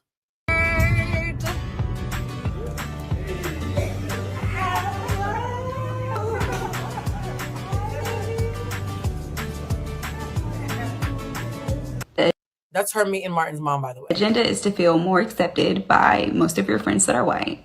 The agenda is to feel accepted by your white coworkers when you are navigating the corporate space. And it is to have more of a seamless check-in when you're walking into the hotel lobby because you are on the arm of a white man. This man looks like he is walking straight out of a Calvin Klein ad. And you guys, look at this. Onyeka, quite literally, when she said that she had a Fashion Nova dress and wasn't worried about the ceremony when they had to get married for his green card, she failed to tell us that she got a Fashion Nova dress that resembled Meghan Markle's dress, put him in a suit in the same color palette as Prince Harry, and posed as Meghan and Harry on their wedding day.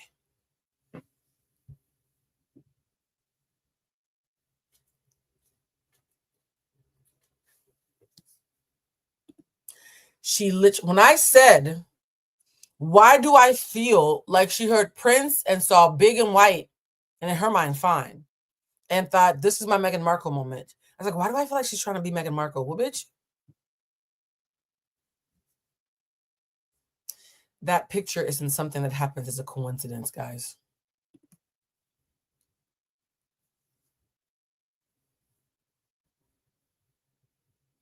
I'm intentionally leaving this up because I just want you guys to sit with this.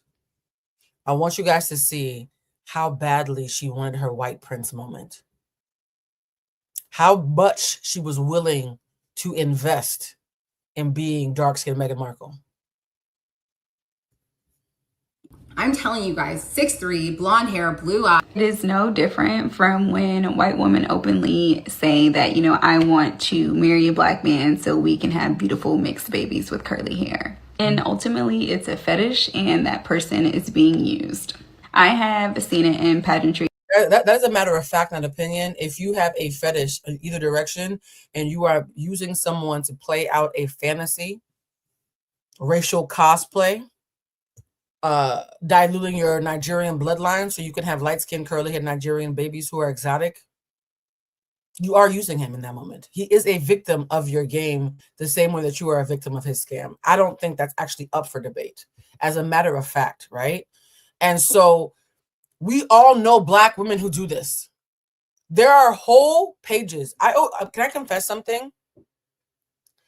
When I see a page of a dark-skinned black woman with an Asian-looking baby, and you can tell her entire existence on social media is to show off how she was able to make a racially ambiguous baby with good hair.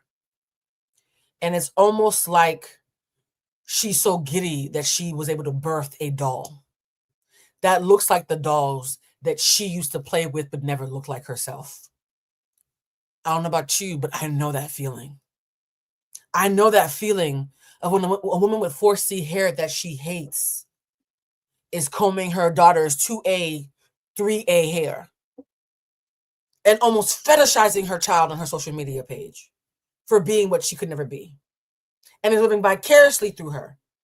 I know what it's like when rappers are caught on camera in interviews admitting they want light-skinned women so that they can have pretty little babies who look like the types of women that they're attracted to.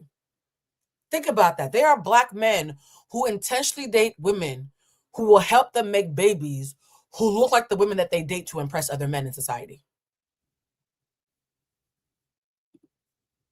What do you mean you want to make sure that your daughter looks like your type? That's not fucking weird. Exactly. Kodak Black. He's admitted it, right? And so, as a matter of fact, not opinion, this is not up for debate, so I'm not going to ask you if you agree. I'm just going to present the facts and keep it moving. Anytime that someone is doing race play and fetishizing you to live out an agenda that has nothing to do with who you are as a person, you are a victim of their scheme, even if you are scheming them yourself. Y'all in here mentioning names. I'm seeing up here, you guys are writing Chris Brown, YG, Mike Epps, Lil Wayne. Like, come on, guys. It's too prevalent for us to pretend that we get to agree or disagree with something so obvious.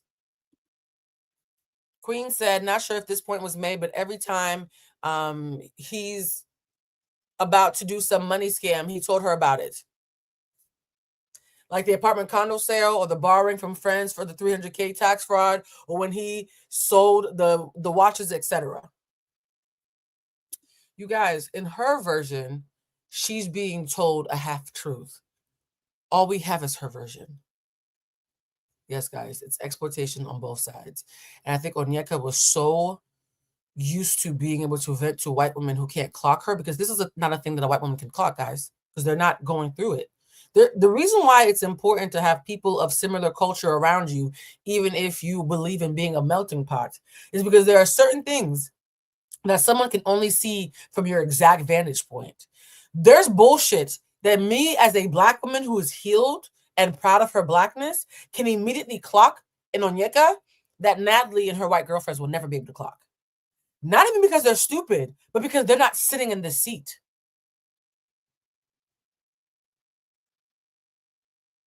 So the reason why we're calling bullshit so fast is because we have a clear view.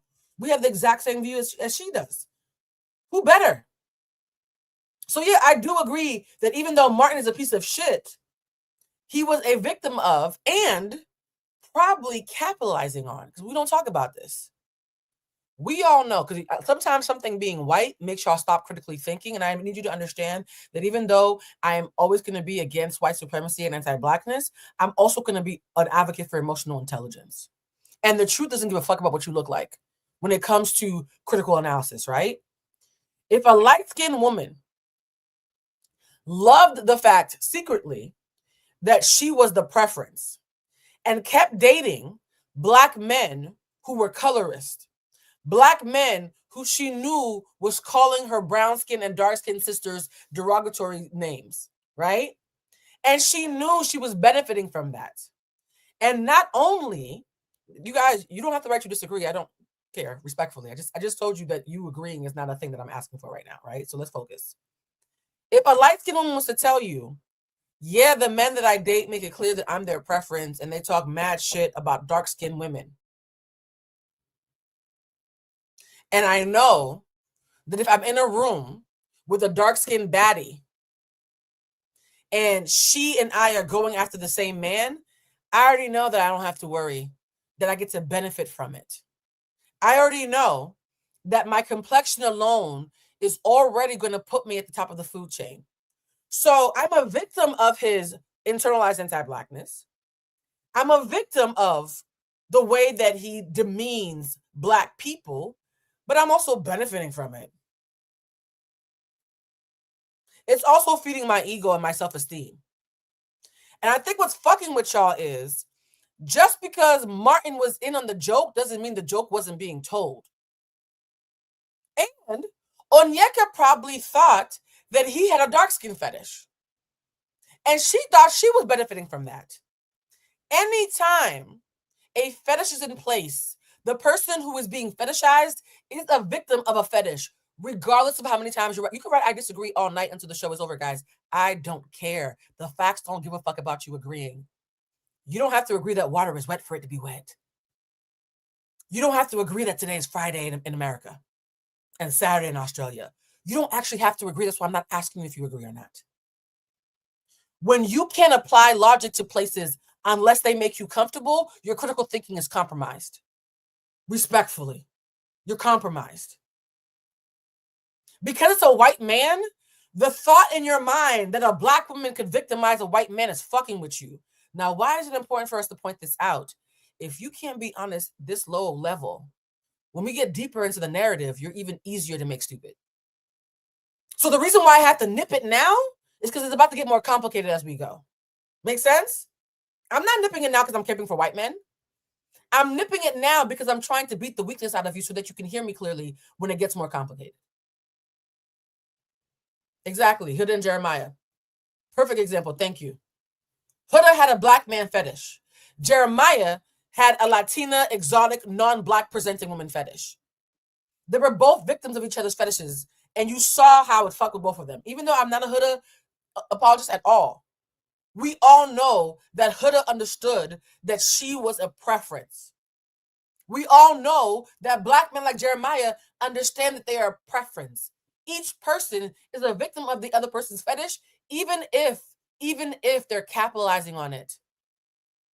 How many times do we see a woman with big titties and a fat ass say, I hate the fact that if I wear a regular outfit, everybody tells me that I look too sexual. I'm just trying to be me.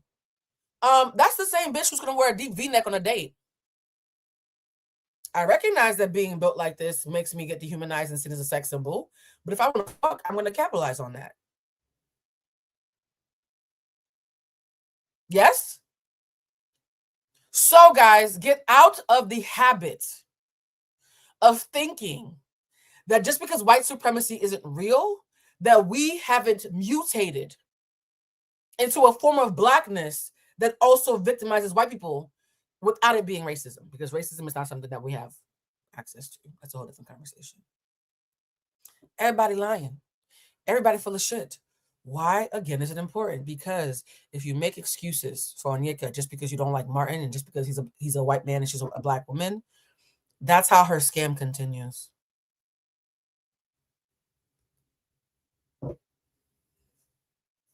Yes, it's a double-edged sword.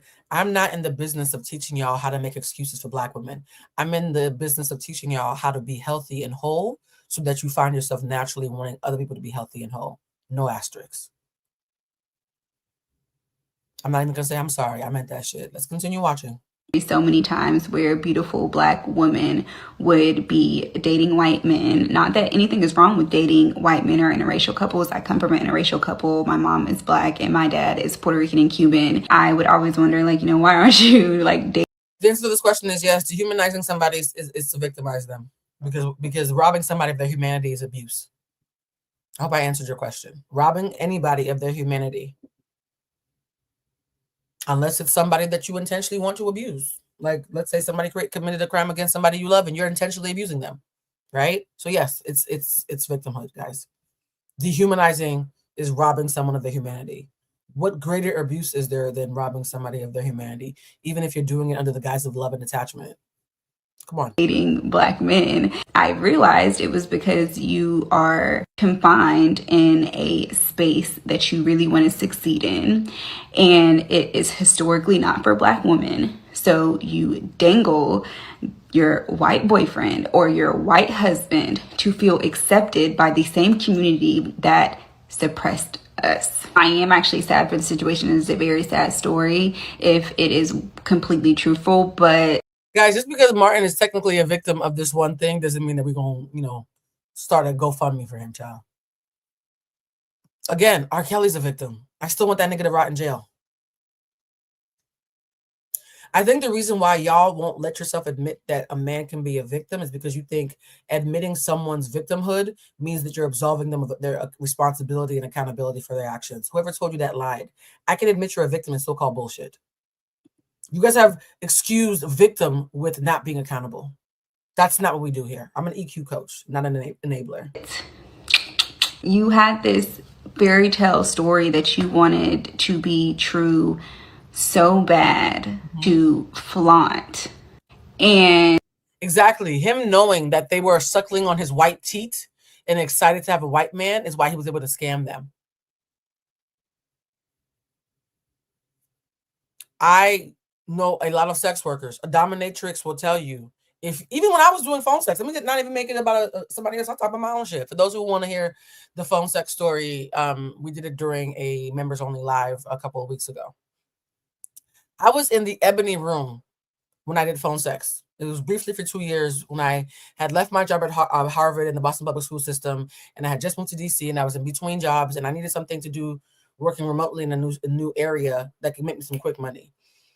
Those men were intentionally coming to me because I was in the ebony room. They had a Black fetish. And I capitalized on it to pay my rent. I was a victim of fetishization in that moment. I was being dehumanized. I wasn't a woman. I was a sexy voice and a wet mouth in their minds, right? And I capitalized on it and used it to pay my rent until I could get my next academic job. So yeah, why do you guys act like all these things are mutually exclusive? Please don't be so simplistic, right? Let nuance be all of our friends. And it's just sad because I know if that was a black man saying that he was a prince, a Olympian, a rich man coming from a wealthy family, he wouldn't have gotten a penny from you. I am all for people like genuinely just falling in love. We shouldn't be using our partners as a prop. It never works out that way. We shouldn't be using our partners as a prop. Anytime you dehumanize your partner and see them as a prop, that is a form of being incredibly unhealthy, and one could argue victimizing them, right? Because it means they're not a person, they're a symbol. There's nothing healthy, compassionate, or even psychologically safe about being a symbol. It's so funny that earlier when I said, talking about the white girl, because it's easy for y'all to take these when it has to do with white women, right? But when it comes to white men, it makes it a little tricky for some people. When I said about the white girl that she was victimizing Onyeka by making her a token, and that it hurts when you fall from a pedestal, the higher the pedestal is. Everybody understood that. I'm literally saying the same thing again, but now because it's a white man, everybody's confused. Okay. As most of you are aware of, I made the grave mistake of marrying a professional, international criminal con artist. She's still making videos, guys. I can't believe it. She's still making videos. And I wanted to share with you guys the lessons I have learned. And I truly believe this is going to be one of the most important videos I ever make in my life. Please, can someone take Onyeka's phone, please? Because you know, what was on the phone, Nakia? Onyeka, you don't need to explain anymore. Just let the story die. Because, you know, I'm saying it as your village member, Sister Biko. It's okay. You don't need to explain anything else to us. We hear you. Good. No more. No more. The thing about the Danish deception that I haven't seen anyone comment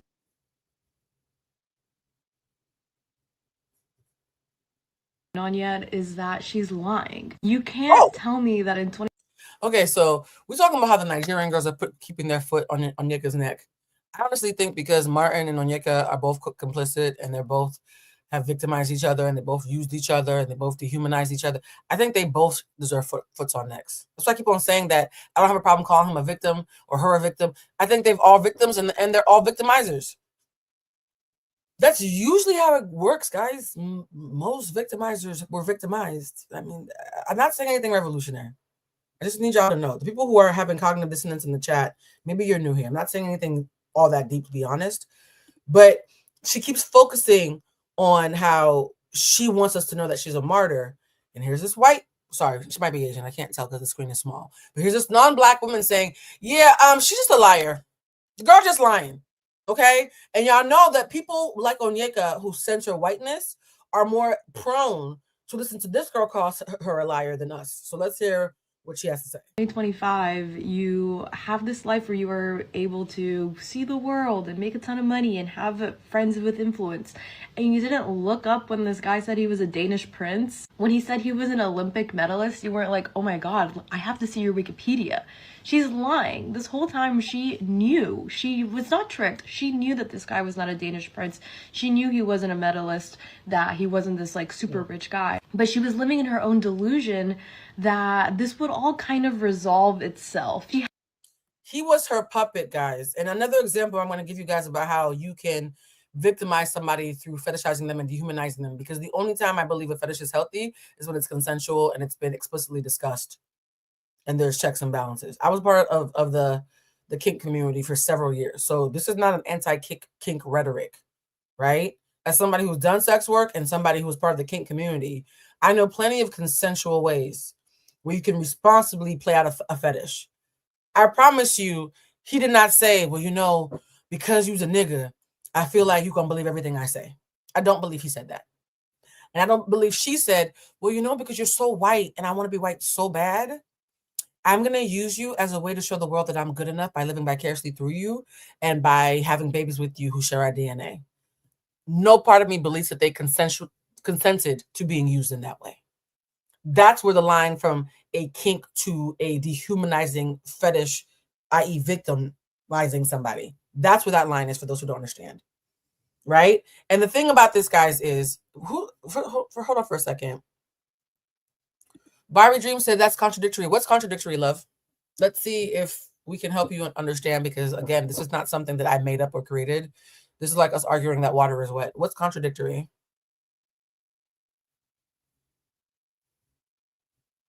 I'll wait. It's a real question. What's contradictory?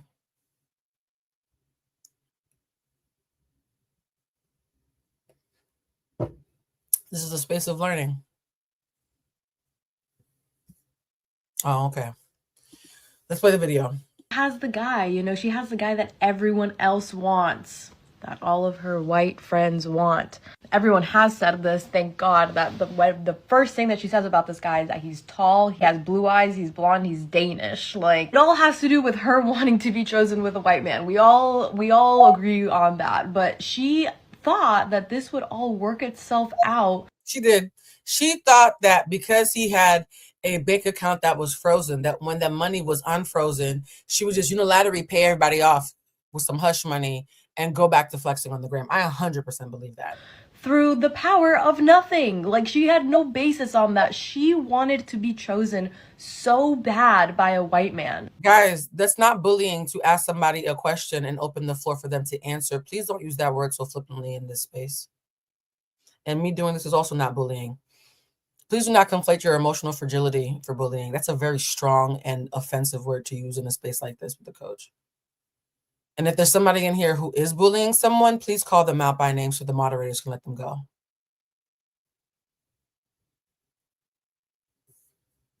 Barbie, I didn't see your answer, love. It must have just happened. Let me scroll up. You saying that fetishism is victimization, but the next breath saying it's consensual is okay. No, so do you have, okay, so I'm not going to be disrespectful, but maybe you weren't listening, so I'll speak slower. You might be new here. I said that if a fetish is consensual and there are checks and balances, I literally said this, so I'm just repeating myself. If a fetish is consensual and there are checks and balances, so everybody knows what's being done and has explicitly consented to it, that is kink. If you are harboring a fetish that you use as an excuse to dehumanize somebody, that is victimization. There's absolutely no contradiction in that. One has consent and one doesn't.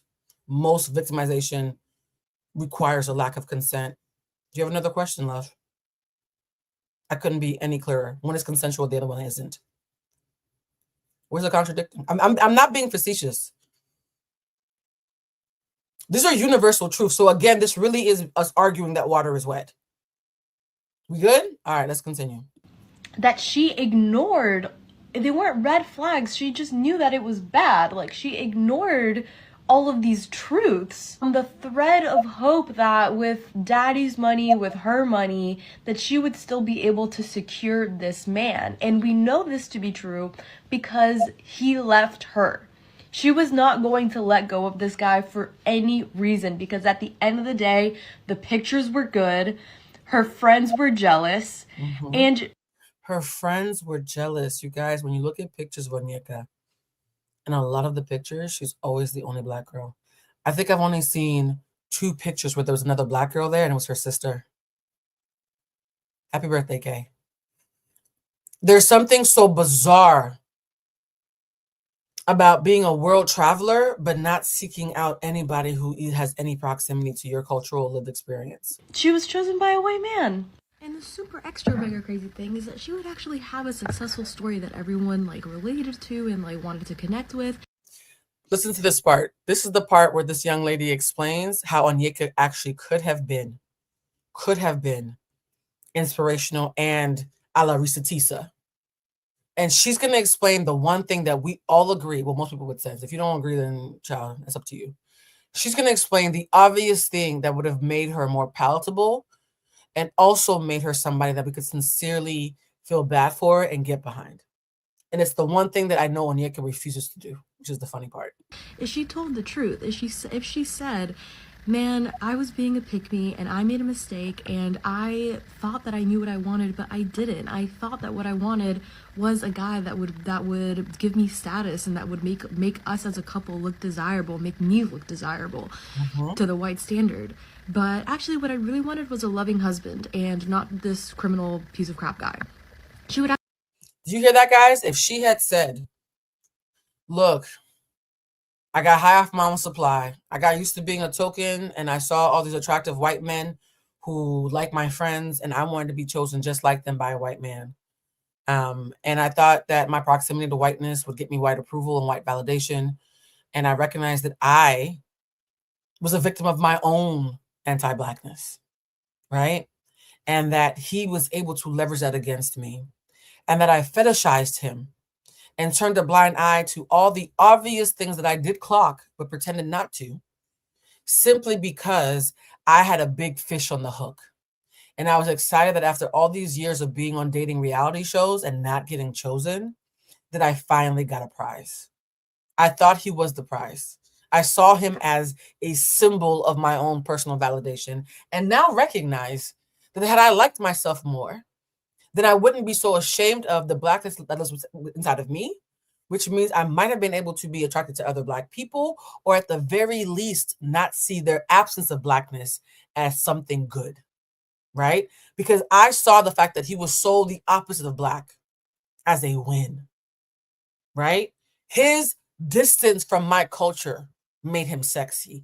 And because these things don't happen in a silo, my sister has a white man, right? Who looks just like Martin. I saw my parents' eyes light up. When we go back to the village and they see us with these white men in our village, they think to themselves, white equals rich. So he's a status symbol. I used this man, guys. I used him as a status symbol and he used me as a purse. And I now recognize that I'm complicit in my own demise. That would have been a powerful testimony. That would have been accountability. That would have been a true Risa Tisa moment. Instead, she invoked the name of Risa Tisa for credibility and clout, completely refused to take the accountability necessary for that not to be a false equivalency, and is now mad that we can do the math. Come on. Come on. She used that man as much as he used her. And if the word victim and whatever unhealed feelings you have around that word makes you unable to clock that, I have nothing more to say. I think I've made my point. Actually have a story, but she's trying to save face. Like, she's trying to be like, oh, well, you know, he tricked me. Girl, you didn't use the internet. I don't believe you. So I just finished the Danish deception, and I have a whole other take on this while I'm out in the field picking vegetables. Seriously, she just got divorced. Like literally, like on the 4th of November or something. Mm-hmm. Dude, she is doing damage control to get herself out of lawsuits. That's what I said, and back on Sunday, I said, guys, I'm sorry, I have too many lawyer friends. This feels like somebody who's trying to create plausible deniability for if they are held as a complicit co-conspirator to the schemes that happened during their marriage. All the schemes happened actively during their marriage. Since Sunday, when I saw the video for the first time, I've been like, this is her trying to preemptively create a court case. Because she made it a point to say that she had a really great lawyer who was able to expedite the divorce. Wouldn't the same really great lawyer say you have to get ahead of this? Wouldn't the same really great lawyer give her this advice, which is actually really sound advice and a great legal strategy? Come on. Because taking all those vacations, oh, how many years ago did the $200,000 happen? There's no way that she was not fully aware that he was stealing and using that money to take them on fancy vacations, buy her things, and take them out to dinners where he paid multiple $100s for wine. I don't think so. That dude, she was in on the scam. She's doing damage control to get herself out of lawsuits and to, she's upset her family got taken for sure, but she wasn't upset enough to leave him when she wasn't upset enough to leave him, guys. That $200,000 got taken, was she? And personally, I don't know whether it's that I'm mean, unsupportive. Yes, November 4th, as in 20-something days ago. Yes. November 4th. The 200K happened at the top of this year.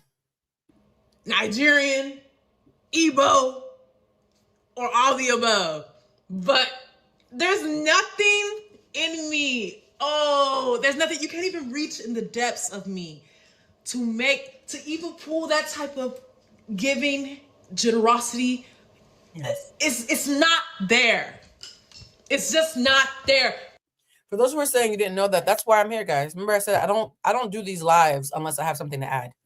I'm not doing a cash grab where I just sit around for 2 or 3 hours repeating old sentiments and reheating other creators' nachos.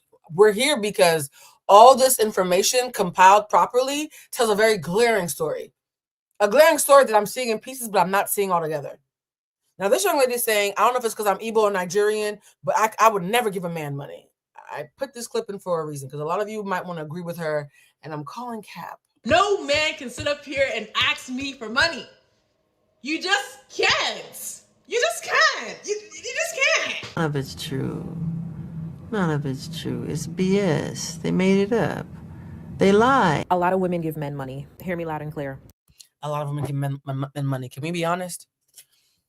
Are we all going to lie today and act like Onyeka is the only woman who's ever given a man a short set, or let him borrow her car, or bought him a little gift because he was depressed about his not getting the raise he wanted, or went to a dinner with him and another couple, and because he's in between blessings, slipped him her card under the table? That's a popular story on Black Love. It's one of their most viral stories.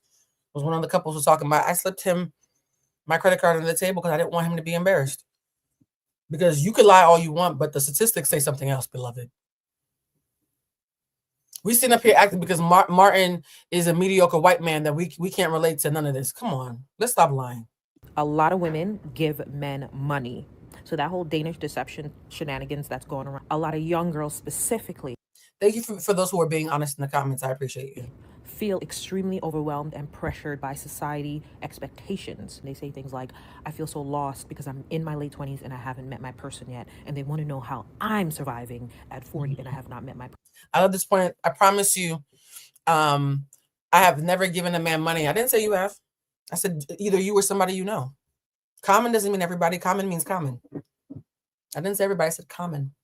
All right. I promise you in everything. I've never given a man money. They give it to me. I will cook and clean all the things, but money they will never get. That's fine. That means men have other ways of playing with your time. Nobody gets through life without somebody in some way taking advantage of them. So let's put away the bravado, guys. Okay, you didn't give him money, but you gave him pussy, right? For the girls who don't give them money, it's the girls who are fucking on day 2. Or the girls who are acting like a wife and cleaning up after him with no ring. Be clear, there's a list. So let nobody be smug in here. Respectfully. Let nobody, one thing that I need you guys to know is the reason why Onyeka is such a great case study is because our egos are going to want to pretend that we don't recognize any of us in her. And I'm intentionally here to challenge that. I'm an ego death coach. If you've given money, time, why y'all been together 6 years and you have no ring? Vagina? Advice? Albert Einstein allegedly got all of his brilliance from his wife who never got credit. So yes, is it everybody? No. But the lion's share of people, gender neutral, have been in a position where they have given something that was not earned. And if you're a unicorn, congratulations. Person yet, I'm unmarried and no kids. Those two things make them feel like, oh my God, I'm okay. I'm gonna be okay. Unfortunately, no, people overgive in different ways. Exactly. And people love to be smug when their way is not the way that's being clogged. Come on.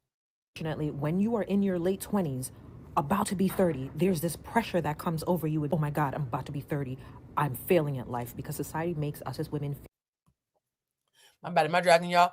I've been watching these Onyeka videos all day. And so I'm in a space where I'm like, yo, my sisters, we need to call bullshit. Like we got to do better, myself included.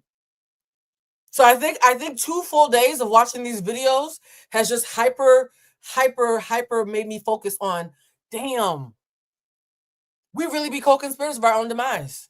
I'm saying this to me as much as I'm saying to anybody else. And so again, guys, if you're a unicorn, yay, but can you hold space for the rest of us mere mortals who have not had nothing but perfect relationships our entire lives and never got her heart broken, and never looked stupid, and was never a fool, and never got dumped. That's amazing that you are the 1% of the 1%.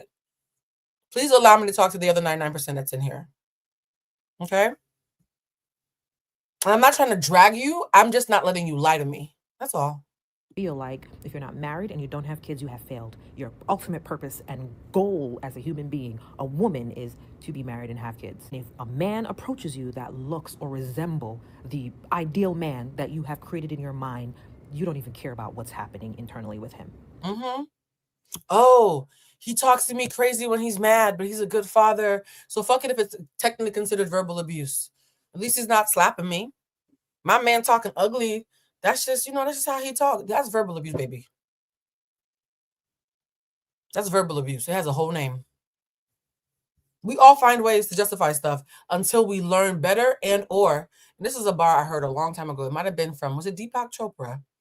Because, guys, I do my best to give credit when I can. I think it might have been Deepak Chopra, or it could have been the guy who wrote the four agreements. But one of them said that when you see someone being abused and you wonder to yourself, why aren't they more angry? What you have to remind yourself is people are only angry when they're being treated worse than how they secretly believe they deserve to be treated. If I secretly feel like shit and you treat me like shit, I'm not showing you grace. I low-key agree. And that's why when people take my class and they start to understand what valuing yourself looks like concretely, because I don't do that abstract shit. I hate when people do TED Talks and are all inspirational, but they don't give you any tools to fix your life. When people take my class and I quantify for them, okay? It's not abstract. It's written in ink in your own notebook. When I quantify for them what being valued and liking yourself, not a debate, quite objectively looks like, and they read it, they're like, oh, shit. Oh, okay, so if this is what it means to like yourself, oh, so I haven't been moving like I like myself. The minute they simply become cognizant of what self-esteem actually means, suddenly shit that never bothered them is pissing them off. Why are they suddenly mad? Why are people's husbands sending me emails like, Blue, my wife came to you and now I can't? Because the minute I like myself more, this has stopped making sense. I can only show you grace if I low-key agree. If you do something that I know for a fact I don't deserve, God help anybody who tries to make me think I deserve it. The reason why I'm quick in the chat to be like, oh, don't lie. I didn't say that. You're misquoting me and you're being willfully obtuse. Let's talk about it. Is because I think the 4 days of research, the 25 years of expertise, and the time and generosity that I do to give you guys all this free game means that I'm too valuable for y'all to talk to me any kind of way. I'm not short-tempered. I just really fucking like myself. And so anybody being disrespectful doesn't make sense to me. It doesn't make sense to me. Like, who are you talking to? You can leave, right? Because I value the work. I value the way the work is treated. So when you meet somebody, oh my God, she's so good natured. She never gets mad. Wow, she must like low-key hate herself. Like nothing bothers her. Everything's okay. You can treat her any old way. She's not going to say shit. Damn, that's rough. No. She's just really agreeable. Yeah, I heard you. You're saying the same thing. Because needing to be liked more than being respected is the biggest sign of low self-esteem. I'm okay with y'all not liking me. I'm not okay with y'all not respecting me. That's not even up for debate, right? And note how I keep on saying that's not up for debate. Someone who doesn't like themselves thinks everything is up for debate. Well, this is how I feel. Well, I disagree. Who told you get to agree or disagree about my fucking feelings? Who are you? Respectfully, nobody asked you. Yeah? And so be clear. Some of y'all think you're being good-natured when you're just showing how much you don't like yourself. And that's why people don't get mad when you think they should. They agree to some degree. If you think you're dating a man who's out of your league and he gives you his ass to kiss, you're going to chase him because you agree with him that you don't deserve him. The only way you walk away is if you think, nigga, I'm the prize. What are you doing? Are you serious? I can get me another one. And if I don't get me another one, my solitude is sweetener than whatever the fuck this is. Let's play the video. You care about the external, the image of what you can then tell your family, your friends, now social media. And it's, I'm married and I now have kids. And I have accomplished the American dream. She's not the only one. She's just the only one that came out on this internet and exposed herself and shared it with everyone else. And I know there's a lot of judgments going on. Don't even be distracted by that, because there's a lot of married women sitting right now who've married someone like that. Honey, it's okay if you think I'm rude. I'm autistic.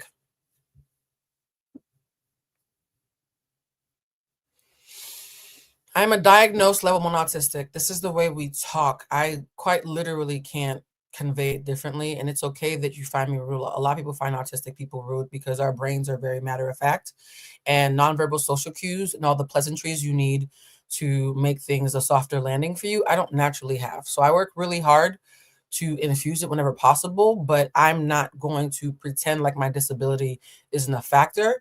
And if an autistic coach is someone that makes you uncomfortable, mind you, I teach ego death, so you're supposed to be uncomfortable. Just pointing that out. But if an autistic ego death coach makes you uncomfortable, number one, ego death is supposed to be uncomfortable. I had dental surgery. There's no such thing as having dental surgery that feels good, right? The work that we do is supposed to make you feel like shit because your ego, which is the weakest, most sensitive part of you, is supposed to get mad and die off so the rest of you can emerge.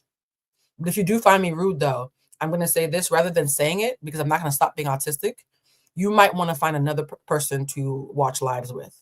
Respectfully. I'm being sincerely respectful, even if my autism makes it hard for you to believe me. Hope that hurts and helps simultaneously. They're in debt, or they're getting abused, or they have STDs, or he's fathered another child, or there's so many things that these men will do, and women will just say, well, at least I have someone. At least I go home to a man. At least I'm married. At least I have kids. Because they have a tendency to also compare themselves to women who have not accomplished those things as, well, at least I got a man. Oh, and by the way, guys, for those of you who are new here, because it seems like a lot of new people, one of the things we teach in class is when the truth is being used as a bridge, even if it hurts, it's honorable. If I'm sincerely trying to get you to understand something and bridge from your understanding to the bigger truth that you're not aware of, that is honorable. The only time the truth is mean, because y'all love to throw that word around, is if it's being wielded. If I was wielding the truth in order to intentionally make you feel small, inferior, less than, then that would be me weaponizing the truth. I have not weaponized the truth. You being uncomfortable does not mean it's weaponizing. Me trying to make you feel small is weaponizing. I'm doing the opposite. I want you to take up more space without apology. For those who don't understand that nuance, I just wanted to call it out for the new folks. I'm telling you, the fact that I didn't even listen to any of them, but I think one of the talking points was the fact that she held on to his passport. There are women that are having babies just to trap the man. Mm-hmm. And a passport surprises you? By the way, if a woman traps a baby, if a woman has a baby to trap a man, I do consider that abuse. I do consider him a victim. Anything where you rob somebody of their humanity and free agency, you're victimizing them, guys. I know it's fucking with y'all. Because if it's for somebody who looks like you understand it, but the minute somebody who looks like your ex, you get confused. I get it. That's the ego. Anytime that you take away someone's free agency and dehumanize them, you are victimizing them, even if you can't stand them. Guys, think critically here. This is what happens in society when society places so much value on accomplishing those things. There are women that are so easily manipulated by the deception of all sorts of men. Are you kidding me? Some of them will go to another country to find one, come here and realize quickly that wasn't it. Please, let's call a spade a spade. We know what's happening.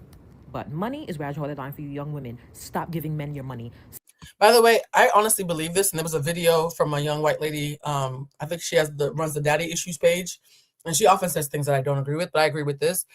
Most men who like you would not feel good asking you for money that early in a relationship. Most men don't feel good asking for money at all unless you're married and you guys are just working on finances together. Men who sincerely like you and value you will go to the ends of the earth before they even think of asking you for money. And if they've only known you for a month, they'll probably never ask. Yeah.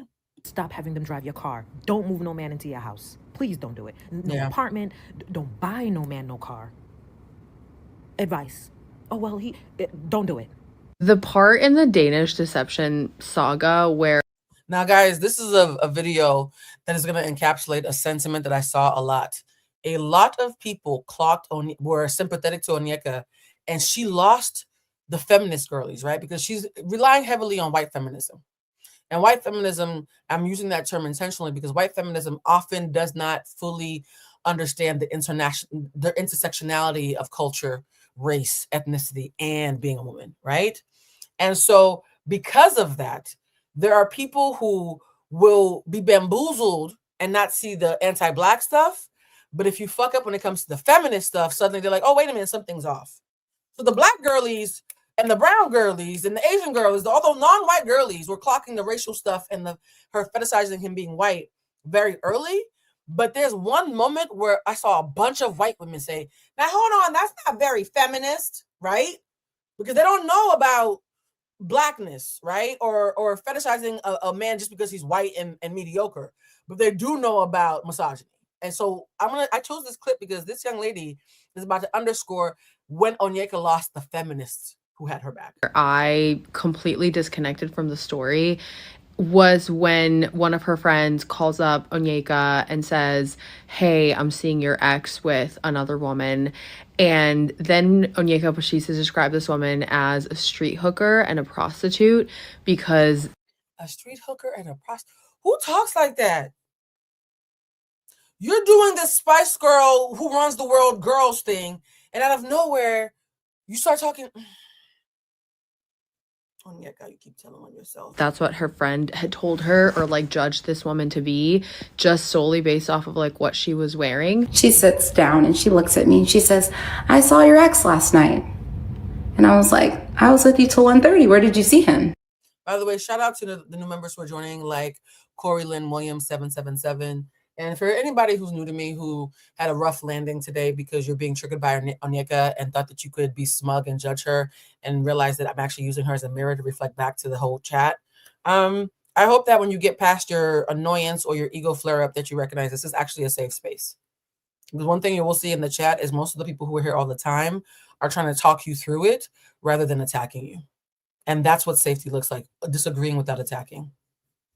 And bluntness is not attacking, guys. She was like, my building. And she lives in a building that is residences and a hotel and like restaurants and a cocktail bar. There's a lot of people in this establishment. And she was getting home because she lives in the residences. And she saw my ex with a woman that... Did y'all see that smile? Onyeka's micro expressions be loud, bruh. Whenever she's about to do by the way, there was a video where people were like, I don't trust any Black woman who has braids, but is constantly tucking her braids behind her ear. Like, oh my God, Marsha. And even at Thanksgiving yesterday, they were all like, why does she keep tucking her hair behind her ears? Whenever Onyeka's about to have a smug ear tucking moment, she like looks off like, I'm about to eat right now. Like she always thinks she's eating. It's so fascinating to watch. Let me just say, based on the way she was described to me, I would think she was a street hooker, 100%. And it was also kind of communicated to me that she might be like a 1 out of 10. And my ex was with her. And that is what gave me the final pause, because I had a couple of pauses throughout the story. But I just haven't heard a grown adult that's like sensical use the word. Right. She's judging the only one who can get money out of this man. I don't know. If Martin keeps taking money from you, but she's getting money from him, you might want some notes. Take some notes, baby, rather than judging so harshly. Those words, I don't even want to repeat them. I feel like the last time I heard anybody use those words was when I was in like high school, where we didn't have the full grasp of what they meant and what they implied. And it didn't make me feel great that she was more concerned about how it would look on her that her ex was out with potentially somebody who could be a sex worker, more so than the fact that this man... Thank you. I have not heard I didn't know people still said the word street hooker. That's like something you would hear on one of those like old 80s TV shows, like In the Heat of the Night, or those old 90s movies like Action Jackson or something. Like, we still say that?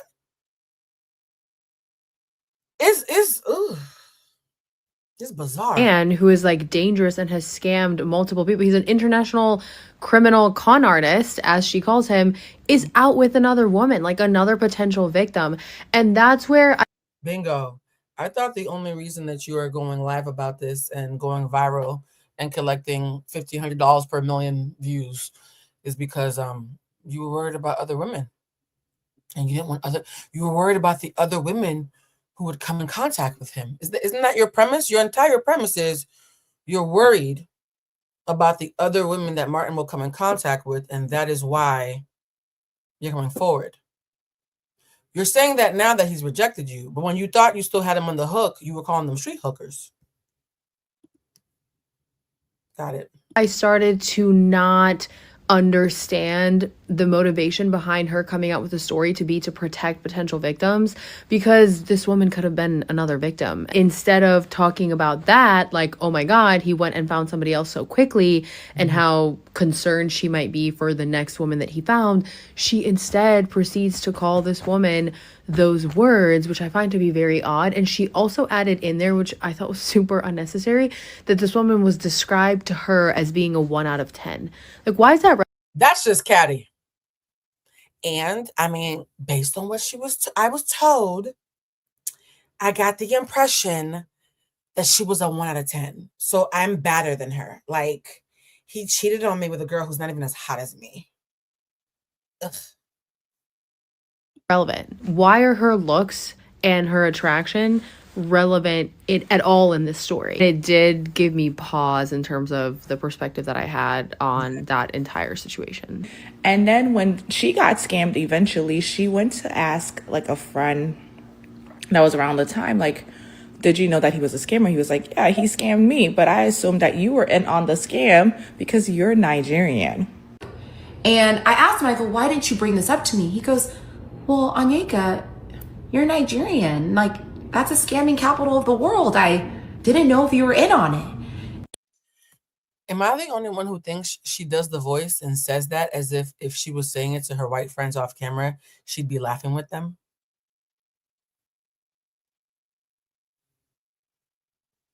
Is it just me? The inflection in her voice, right? Because part of being autistic is that I've had to learn how to watch people's inflections to understand emotions that are too subtle for me to pick up on. Her inflection is like she's starting a joke and expecting laughter. That moment, but Onyeka, you're Nigerian. I promise you, if she was not on camera, there would have been a laugh track. And that immediately tells us how she talks about Black people, including her own people, to white people, because all her friends are white, except for like her sister and like 2 people. Through observation, because I'm West African, I grew up around a lot of West African women. So I'm going to speak for that subset of people that I've been around. I feel like when it comes to dating white men, some African women tend to have a lot of low racial self-esteem, where the only thing this man has to be low racial self-esteem. I definitely have very high racial self-esteem. I love that corner phrase. He is white, and they look past every other signal, fire siren, red flag, whatever you want to call it, that he may have. And they make a lot of like assumptions about this person's character, like positive assumptions, without really vetting because he's white. And I also feel like a lot of these women also have this fantasy about having mixed race or biracial children, and they tend to talk about and fetishize what their children's gonna look like if they had kids with this man. I say all of this to say that I don't think that Danish deception story is uncommon. I feel like a lot of women take their L's in private. Yep. A lot of African women take their L's in private, and they don't go parading it, because think about it. Think about like if you... Not me and December said yep at the same time. This is what I've been saying the entire time, guys. The reason why you're like, hey, Blue, y'all act like, you guys know I constantly reference that 50 Cent video where he's like, wait a minute, I was sleeping. I just woke up. What you mean, fuck 50? How did I get in it, right? A lot of y'all showed up in here so we could drag Onyeka, and you're like, Blue, how we get in it? The reason you're in it is because Onyeka is our dirty laundry. She is the worst of us. And I feel like we have a rare opportunity, because we're all, which is very rare on social media, actually of one accord for once. This is a rare opportunity for us to really take a look at ourselves. Any piece of Onyeka that lives inside of you, use today as a reason to like completely obliterate it. Kill it off. If you want to call me all types of bitches, can you believe Blue was on live talking about I move like on naked just because I be giving my man money and he got another girlfriend and I still ain't got married yet or a ring after 7 years. Can you believe she turned it on me? Yes, I can believe it. Welcome to the Blue Crew, right? I do believe it. I'm an ego death coach, so making you feel good is not the same thing as making you good, right? And again, we're having so much fun dragging her, and yet, while strange, her actions are not foreign. One more time. While strange, her actions are not foreign. For the person who said, is she a tourist? Absolutely not. Taurus is, there's a video about zodiac signs later in this. Taurus is, we can't be scammed in this way. This is not our kind of scamming. Earth signs are always worried about paying their bills. You guys scam me with like food and sex. Like it's not going to be like this. Every sign can be scammed, but this is not the way you scam a Taurus. In fact, the minute I watched this video, I knew for a fact she was not an earth sign. I was like, she's probably something watery or airy. Because a fire sign would have beat him up, and an earth sign would have called the bank on their second date. Respectfully. Grew up on the continent, especially if somebody's dating a white person, everybody just assumes that that man is rolling in dough and that he's giving money. And even with our women, like sometimes, yes, guys, we are gonna talk about her sign. Y'all can't help it. Even with their dating other African men and they're the breadwinners of the household, they tend to lie and put on this perception that they're being kept. So you can only imagine the embellishment that goes on based on. Did you hear that? She said even in West African culture, there are women who are the breadwinners who will give their husbands money to present as if the husband's the breadwinner just so that he can maintain his pride. I love that it's a West African woman admitting this because I need y'all to understand, guys, that Onyeka just doesn't know how to shut the fuck up. It doesn't mean she's rare. And I do, I'm not going to say too much. Societal expectation that this person is white, of how much they're lying about how much money they're actually receiving from the white person. Guys, I just finished watching The Danish Deception. I'm completely done. And I have a hot take. Well, it's not really a hot take, but this is the one instance where gossiping would have prevented a lot of this. If people would have just spoken to one another and maybe spoken about her behind her back and been like, what the hell, why is she with him? They would have all realized that he's conning all of them. Mm-hmm. This is the one instance where gossip could have actually been positive, extremely. It would have saved them a lot of money, a lot of time, and a lot of hurt. I used to be close friends with Onyeka and even went on a double date with her and her ex-husband. You guys, Onyeka's friends have been coming forward and saying she's lying. They already told her that they thought he was a scammer, and she cut them off.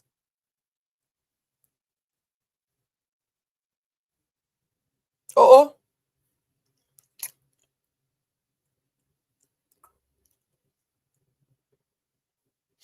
Onyeka's friends are hitting up popular TikTokers and saying, I told that bitch she was a scammer when she first met him and she blocked me. What? You see? Got it. What did I say, guys? I wouldn't be here if we didn't have something to add to the conversation.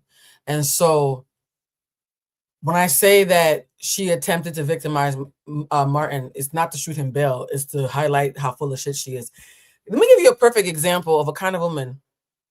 Let's take the white man out of it because I feel like the whiteness is distracting some of y'all. Let me give an example of the kind of woman who it wasn't until I reached this age that I realized was victimizing men.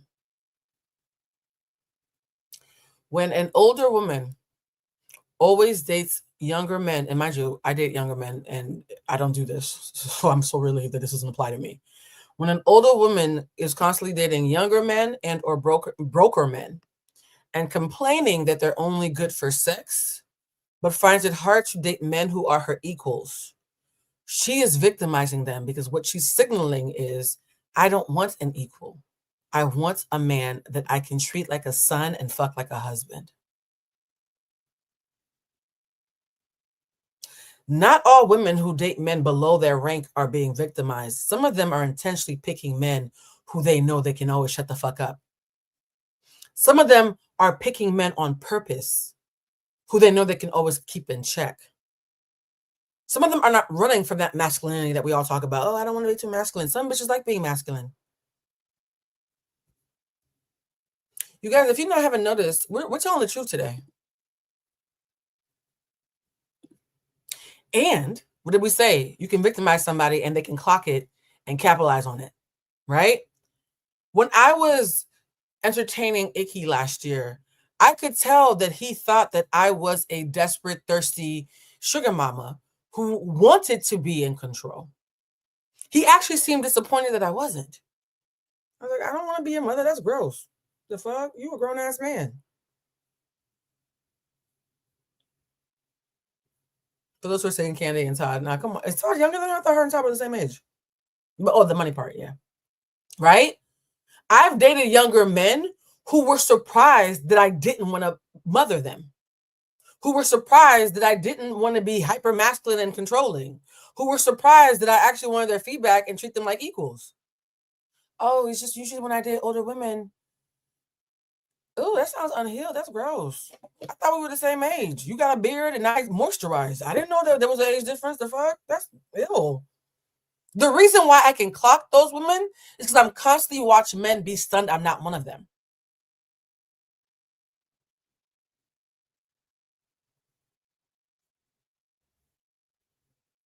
So she's playing as if, oh no, I was the victim. No, you were trying to use him as your version of a white savior. You were using him as a token.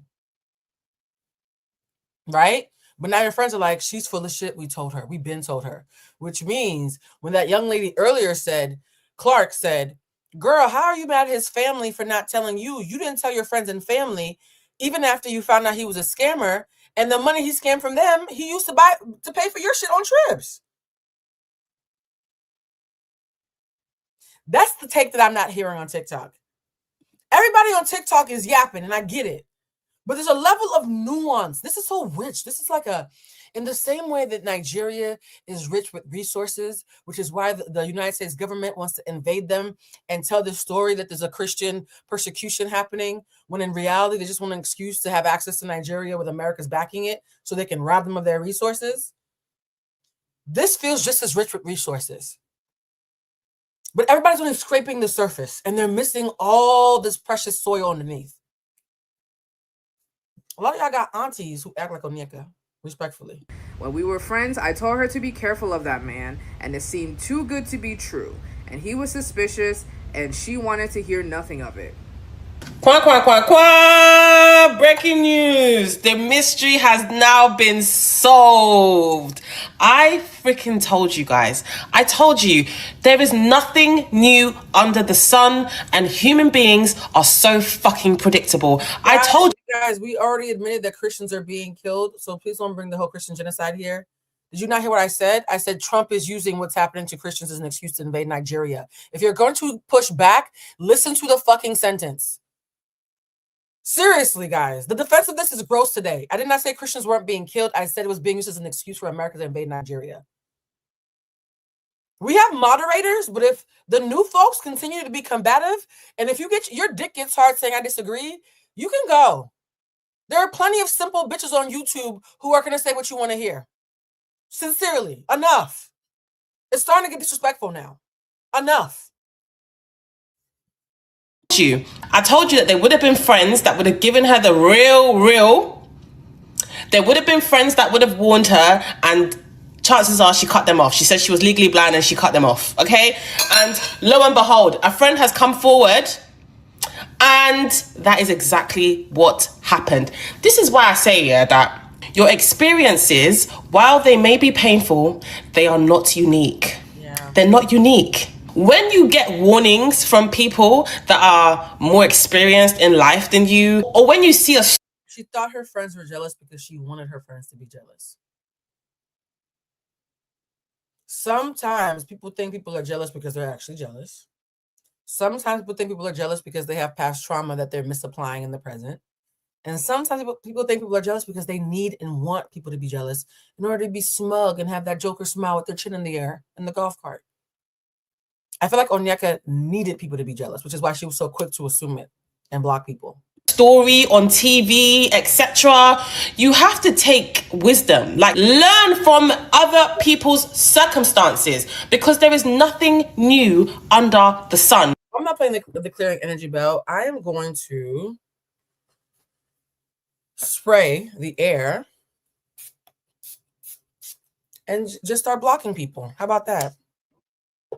I'm not, what I just did the last 3 times, I'm not doing it again. Anybody here comes here talking crazy, won't have to worry about it for much longer. I'm gonna start blocking people. It's still Mercury in retrograde. And I'm a double Gemini, triple Virgo. I have heavy Mercury retrograde, like Mercury energy in general. So my ability to be disrespected during retrogrades is very low. So don't worry about it. You just won't be able to see the live anymore. So I got this comment in my last video saying literally happened to Risa Tisa. And I first want to address something. One, Risa Tisa's stories and her story are 2 completely fucking different stories. Risa's story talks about accountability, finding out lies, and not opening her fucking wallet to a man and handing him over $30,000 within a few months of knowing him. Now here's the thing, guys. You think, well, Blue, we've already heard this sentiment. Why is this young man being highlighted? Because this young man, allegedly, in Dallas, ran into Onyeka on her birthday. Remember that part of the story about her birthday? He was there and saw them. I'm going to use this as a bathroom break because I've been drinking so much water I have to pee. So I'm going to remove myself and play this part and let you guys watch him tell the story, and I'll be right back. Onyeka wanted to protect the men. She wanted to protect people's perspective of her. And she also wanted to keep this reputation of dating a wealthy white man within the Dallas society. And I want to talk about my experience running into Onyeka randomly in 2023. I went to a place called The Tipsy Alchemist on Onyeka's birthday in 2023. I did not know what was happening. I had just went to a concert and I wanted to go out that night, but my friend was not feeling it. So I thought, let me look up an upscale lounge in Dallas that I can go to and have a drink and, network. You could always meet new people. I went to a place called The Tipsy Alchemist. I go upstairs to the bar and I am just ordering my drink. There's a guy on the left. I'm starting to try to think if maybe this was the friend, but I could be completely wrong. There was a short guy on the left, blonde guy, looked kind of European, maybe around 5'10" or so. He was ordering a drink, started making small talk, and this other girl comes to my right. So she's starting to talk with us as well. And they're all starting to just kind of talk. And I'm like, oh, do you guys know each other? She's like, yeah, we're actually here for Onyeka's birthday. And I don't know who Onyeka is. She's like, oh yeah, she went on Love Island, blah, blah, blah. And then I turn around expecting to see a group of black women really crushing it. And I turned around and it was a group of people that did not look like Onyeka, and she was almost like a sore thumb throughout the whole thing. They were dancing on tables. They had a section at the place, living de la vida loca, right? And something that made me realize that she was the kind of person who would sit there and defend this man until death was when I looked around and I saw the kind of people she was hanging around with. I think having a diverse group of friends is important, but it's also so important to surround yourself with black friends that you can trust and you can lean on, because they will only understand your struggles to a certain extent if they're outside of your race, if that makes sense. If she had told the story of what was happening in her marriage to her black friend, they would have knocked some fucking sense out of her. But she probably didn't, and she probably went to Stacy and told Stacy about what her... How do I say this? Okay, I'm not going to say it, but you know where I'm going with that. What I'm basically saying is you need to have a strong group of friends or community that looks like you, that you can trust with information that might be altering maybe the way people perceive the situation, but at least you can have people who can be honest with you from the jump.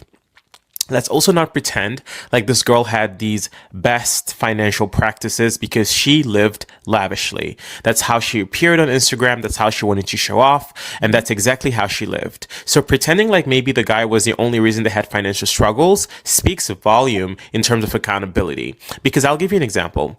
They went on probably 30,000 fucking trips, okay? If at a certain point she felt like this was going to be detrimental to their financial situation. Oh, so look, somebody said, Blue, did y'all do the math? Because now that I told you that around $2 million, you get about $1,500, right? Depending on how long they watch the video. But someone said they did the math in Blue, and Onyeka is likely making over 30K for her views on TikTok. So she's getting her portion back, and she's setting herself up for any possible legal issues by sharing a story on TikTok. I completely agree. Brilliant point. And by the way, guys, y'all might remember this. I was eating these, I'm trying to get my protein up. These no sugar beef sticks. So if you see me chomping, it's because I'm just eating protein because I haven't eaten all day. I've been working on this, so I actually have not eaten today at all. And she could have totally told him on trip number 7, hey, we cannot take any more trips. And if He says, whatever. She says, okay, fine. I would rather not go on the trip. If you want to go to Colombia alone, great. Go to Colombia alone, right? Because these financial struggles did not show up on the last minute. Let me just say that I'm going through so many emotions watching the series. I don't even want to lie to you guys. There's just so much that has crossed my mind, and I just wanted to talk to somebody about it. So y'all think I'm being a hangry tourist? Maybe. First things first, what must her Instagram have looked like during that time? Because she was posting all of it. Like, I'm sure. You guys, so this video doesn't include this, but I use this part where she says, what must her Instagram have looked like, as a good place to overlay all the clips I was able to find. Look at these videos, guys. Look at how she is moving after being on a payment plan to pay back the $200K that he stole. After. It looked so incredibly lavish. All of these trips, these dinners, all of these different countries, like, it must have been absolutely insane. So somebody said, outside of her seeking white validation, she seeks the wealthy life. Guys, wealth and whiteness are actually synonymous. So a lot of people who have internalized anti-blackness, it's the same, two sides of this exact same coin. And that also shows you that social media is not a real place, okay? Because you guys have now seen the situation. Her husband was in a ton of debt. He was a gambling addict, and she was also now financially on the hook for him for some of the things because she was taking on a lot of the household expenses. How must her friends have felt? Because even though I understand that they had a payment plan in place, just watching them live like this extravagant lifestyle, knowing that they owed so much money. Screw it, I'm gonna go to Monaco. I go to Barcelona to meet up with some friends. We're gonna go to Brazil. And he's like, well, let's do Paris. And I said, okay. We ended up going to Cabo for one of my childhood friends' wedding. I board a flight and I head to Denmark for the first time. We hop on a flight to go to Nigeria. I already had plans to go to Budapest. By the way, the fact that a clip of all her trips has become a trending audio on TikTok is crazy. People are going on vacations and using this clip to show all the places they've been because the internet is so unserious. For New Year's. And so we went to Cartagena, Colombia. And even if they were on top of things, it's just kind of like, I would have so much anxiety. Any kind of money that I had, I would probably just put it towards paying the people that I owe, especially if it is that, like, such a significant amount of money. $200,000 is not a joke. And even though she says that they were understanding, as husband and wife, I'm sure they would like sit and watch her Instagram stories or like just watch her live in general and just kind of like side eye, but they can't say anything because she is, you know, on time with whatever payment plan that they had in place. But it's just kind of like a... Well, you made a great job of clipping all these videos together to show the story. Thank you, love.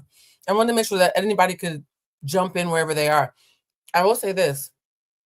Onyeka keeps making a point of saying that Crypto and his wife are still two of her bestest friends because, you know, she got my best friend's child.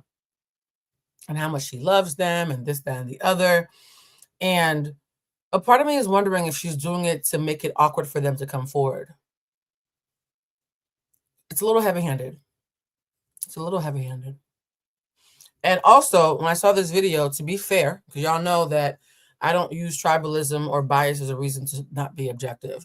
I went to her page and found her response to all the pushback she's been getting about the trips, and I think that's going to play next. Really?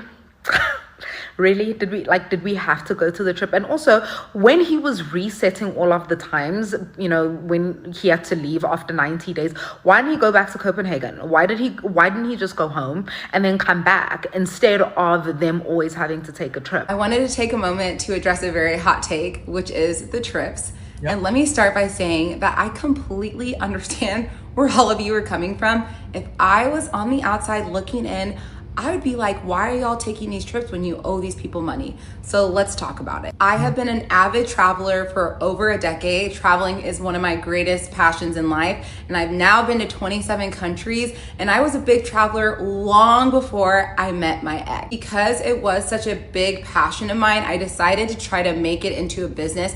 And I started a travel blog called The Roaming Realtor. This blog was actually started just 2 months before I found out about the gambling addiction and the money owed to Crypto and Crypto's wife, which I hear you guys are now calling her Cryptisha, and let me just say, I love that.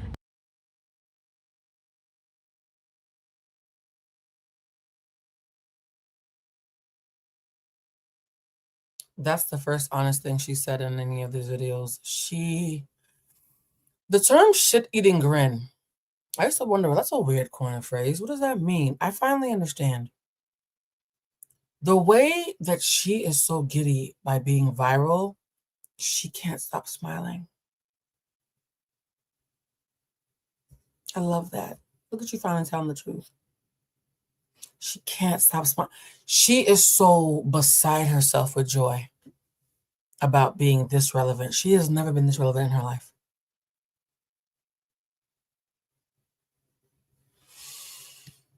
As most of you can recall, before we went to Colombia, we went to Crypto's house so that my ex could make amends. And remember that part of the story for those who watched my live reaction at the watch party video. If you haven't already watched the watch party, highly recommend it because there's layers. When she said that, remember I paused. I said, hold on. She said it was her idea for them to go to the crypto household to make amends. And I said, why do I feel like she's going to travel? She doesn't want to feel bad. And so she's intentionally going there the day before. It was literally the day before the trip. Baby, if you have a trip where the answer is I might go or I might stay, and you have financial problems, you don't wait the day before to ask somebody for permission. Because if they say, no, you can't go, you can't afford to cancel with that. Sorry, a little piece of beef stick got stuck in my throat. But if they had said no, you couldn't afford to cancel it. Am I crazy? If I am traveling and I am worried the people that I owe money to might think it's tacky and I'm going to their house to get permission, I would not wait till the day before unless I was always still going to go because I can't afford a last minute cancellation. Am I nuts? So you going the day before, and you made it a point to say the day before. You going the day before and it being your idea, not his, means as the sole breadwinner of this white savior sham of a marriage, you know that you have to protect not only the optics that you are a slave to, pun fully intended, but also your financial investment into this trip and the brand that you're trying to build on the back of this white man, right? This reverse mandingo thing that she was doing with him, which is why I don't give a fuck that y'all disagree with the word victim. Again, R. Kelly was a victim and he still deserves to be rot in jail. Victim doesn't mean that you didn't do nothing wrong yourself. Victim doesn't mean that you're not a nasty individual. Victim doesn't mean that you don't deserve to go to jail. Victim doesn't even mean that I like you. It just means somebody attempted to victimize you for their own gain. Yes? She was going to ride this man like a white mandingo across the finish line of white validation.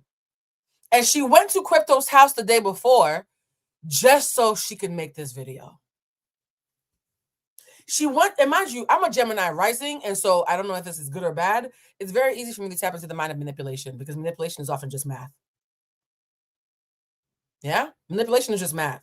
So even though I'm not a manipulative person, it's very quick for me to clock it because I know how to do the math, right?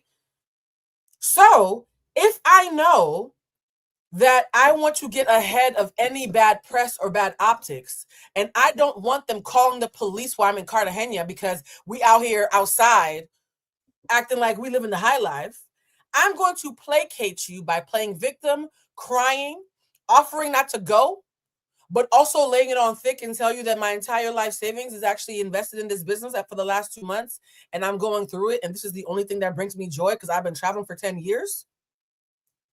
Her words. Is that not laying it on thick? I'm going to make them feel so bad about not giving me consent that if they see me on the gram flexing like a motherfucker, they've already been told you can't say shit about it because you feel bad for me. You're my bestest friends. You're my bestest friends. I got so many best friends. Anybody who gives me what I want is my best friends.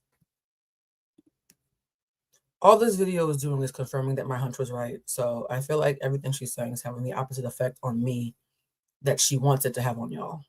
Awkward. At that time, I told them both about the travel blog that I had already invested thousands of dollars into and told them that if they were not comfortable with us traveling.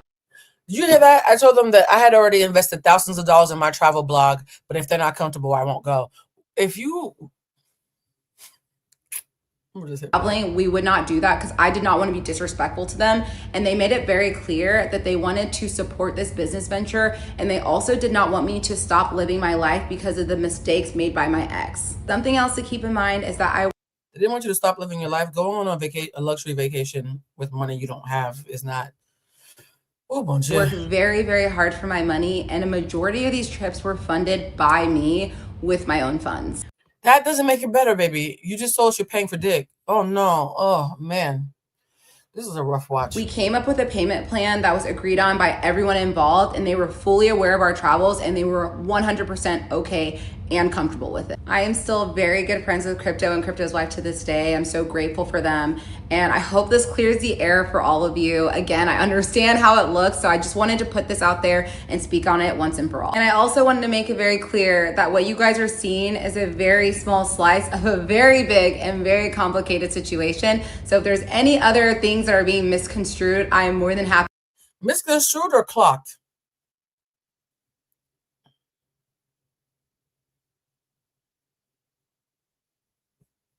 To speak on it. So you're open to questions, okay. And you know what else is crazy? People saying, oh, don't victim blame. She's not a victim. Guys, somebody, a white man with blue eyes and blonde hair comes to you and says, I am a millionaire. I am royalty. Then the next thing he says is, I need $6,000. Are we? Do y'all see why I say sometimes the facts don't need agreement? You see how objectively ridiculous this is, right? Like objectively ridiculous. Victim blaming, or are we common sense pointing outing? Which one is it? Like, I feel like the internet loves to do all these like internet-y things, like, oh, you don't understand. If somebody comes to me and says, I am rich, go buy a Chanel bag, then 2 days later comes back and says, I need $6,000.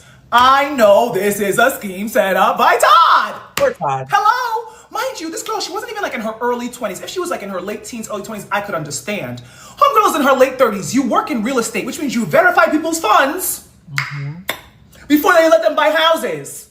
Girl, no. Guys, we know what happens next. You don't have to jump to tell everybody. It's going to play. Just let it play. Jesus Christ. Funny, I would not even trust you to, I don't want to buy no house from you. Because common sense is running very far from you. Don't get me wrong. Yeah, he deceived you. He deceived you in the same way that people call our phones every day trying to run a scam, telling us that, you know, we owe something on our Verizon bill, etc. What do? You hang up the call. This wasn't that. And another thing, her allowing this man into her life. Guys, think about it really well, right? When your friend or your sister or your cousin gets a boyfriend, you don't go vetting him. You assume that your relative, your cousin, your whatever, did the work to vet him herself before she allowed him come into your family. Do you guys all assume that? I assume it because I do it, right? But do you guys all assume that by the time a friend lets you meet a guy, she must really like him and has sniffed him out, and so he's been pre-vetted in some way? I do, because I wouldn't just bring anybody around my friends. Do y'all all assume that? I want to make sure that's a popular assumption. So you're saying no. So you think that your friends ain't got no discernment and will just bring any old body around you. Ooh, yikes. Okay, that's rough. Okay. Somebody said my friends pick bad dudes. So they can pick bad dudes, but you can pick a bad dude and pre-vet them through a compromised lens, though, right? Like, just because they're vetting them doesn't mean they're vetting them well. I'm not saying I'm assuming they vetted them well. I just assume they vetted them to the best of whatever their ability is, right? I do assume that there's some sort of something. Even if the bar's on the floor, there's some sort of filter you must have had, bitch, because you can't just be bringing everybody around me, right? Interesting. I do think it's bizarre that she is mad and feels violated by the family, that they allowed her to be in his presence without telling her, but she did it on a much wider scale than they did. I still find that so odd. So she cost her family all that money. Ooh. Hello? And so here's the comment, because Onyeka saw this and it hit because the girl was cooking and she responded. Let's read this real quick. It says, this video makes me so sad for you.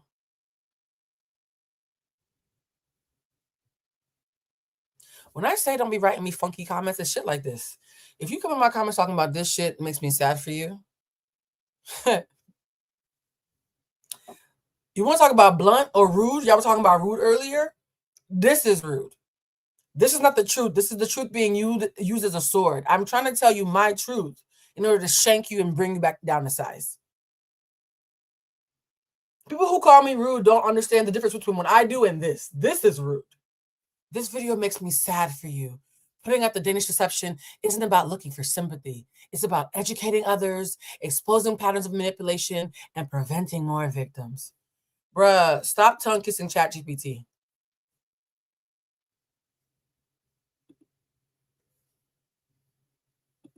Oh, bon Dieu. The condescension is loud. It is ripe. It says ripe as Martin's armpits as he's at the bus stop waiting for another girl to scam him and getting him a bus ride home. It's ripe. Let's see the response. Sad for you. Wow. Bitch. Am I proud of this content? Of course I am. I spoke eloquently, I made sense, and I was real. Girl, Onyeka, like, it's okay just to say, you know what, guys? I was a little dumb. That was dumb of me. That's what. What did I say when I had got love bombed? I came on here and said, y'all, I was vulnerable doing dumb shit. Listen to this. This is some bullshit. Can you believe you ain't never gonna catch me something like this again?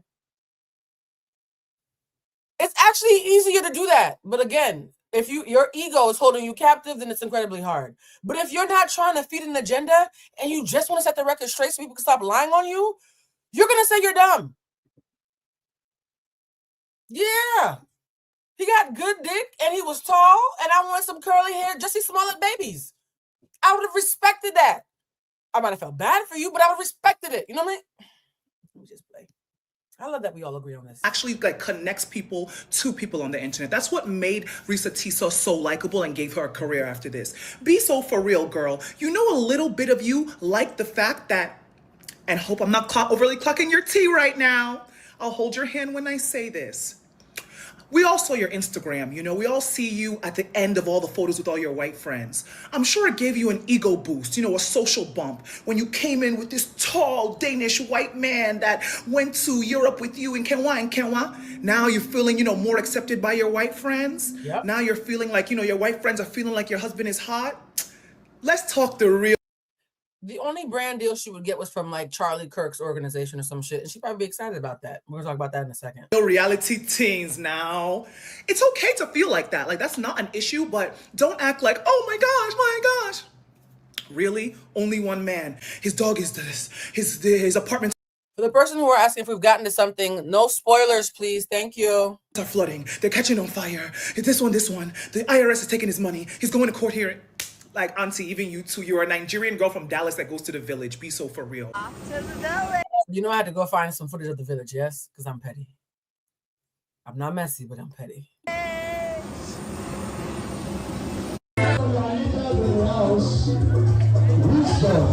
You didn't get me, girl. Do you see her parading? You know you enjoyed a bit of the tease, and that's a part of the reason why you kept it running for so long. And a part of the reason why you didn't even leave him here to leave you. Like, sis, I'm not even trying to, like, you know, jump on you. I'm just more saying, if you're gonna come with this long story, be for real. I also am a Nigerian American girl, raised and socialized around white people. What did I tell you? Who better to clock your shit than your own kind? This is why she doesn't keep black friends. Okay, I went to private schools my whole life, but this kind of talk, all this, I came here to spread awareness. Like, okay, but be so for real. Like, be for real. For those who ask, yes, I keep on showing videos that her and her sister both have white men. They both have tall white men. It's systemic. Whatever's happening in that household is systemic. You didn't like the way the internet is doing what the internet does. But at the end of the day, the internet is comprised of a body of people, just like a jury, that has common sense, you know? And we're gonna, you know, investigate the facts of the case. And the facts of the case remain that, girl, cognitive dissonance day. Just admit it. Be like, you know what, guys, I'm not gonna lie. Yeah, this was a little dumb. Like, yeah, it was actually a little dumb. I enjoyed the social boost. I wanted to be married. I wanted to be. If anybody ever had the courage and confidence and vulnerability and self-awareness to say, I enjoyed the social currency. I liked being a big deal. Y'all don't understand how powerful it is when you can call bullshit on yourself. I hang around white people. I wanted to, be associated with white people. It's okay. Nobody's gonna beat you up. But pretending like you're this perfect victim is corny. That's just the thing. I didn't think I was gonna make another video. Oh, Onyeka responded. Ha! Be very clear. Onyeka responded to this.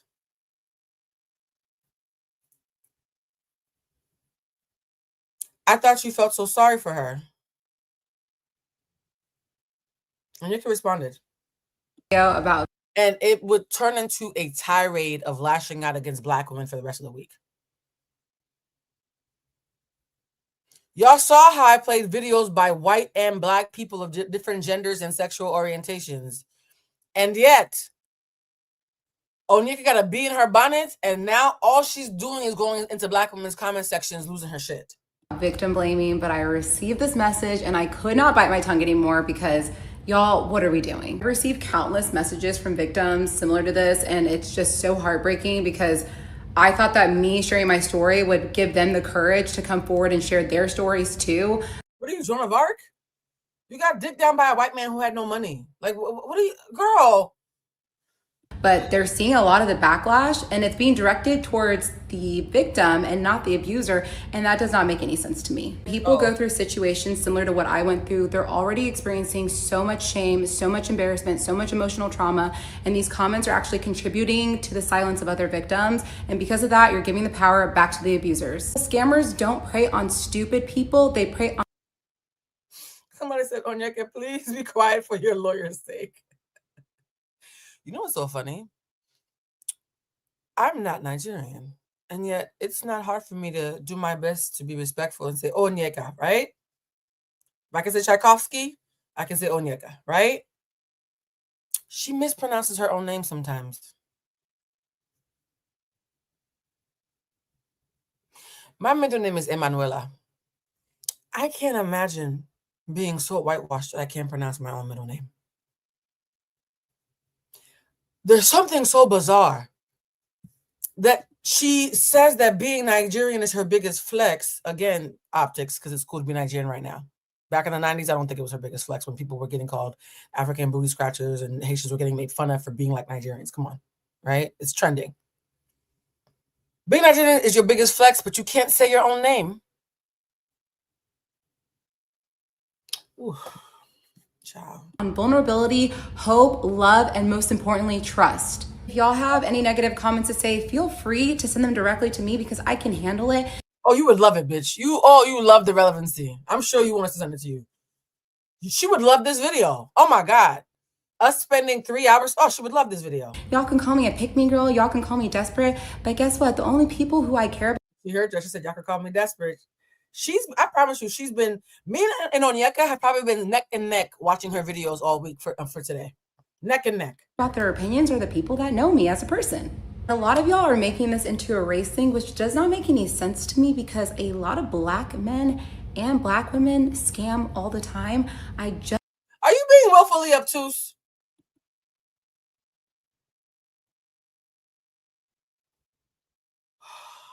This is a perfect example that even when a pick-me gets picked, they can be insufferable. My God, today. Just watch a documentary on Netflix where a woman got scammed out of $2 million.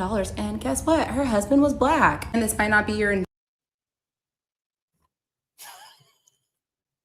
Yeah, she 100% watches Fox News, y'all. This level of stupid is a habit. It doesn't just happen spontaneously. Attention, but when you're blaming race, you're actually minimizing the fraud and the actual damage that was caused by the scam. So we're on the topic of race. I'm not gonna lie, guys, the most hateful messages I've been seeing are coming from Black women.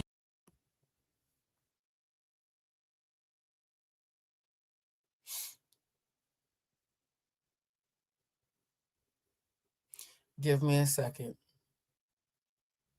I've been blunt enough for today, so give me a second.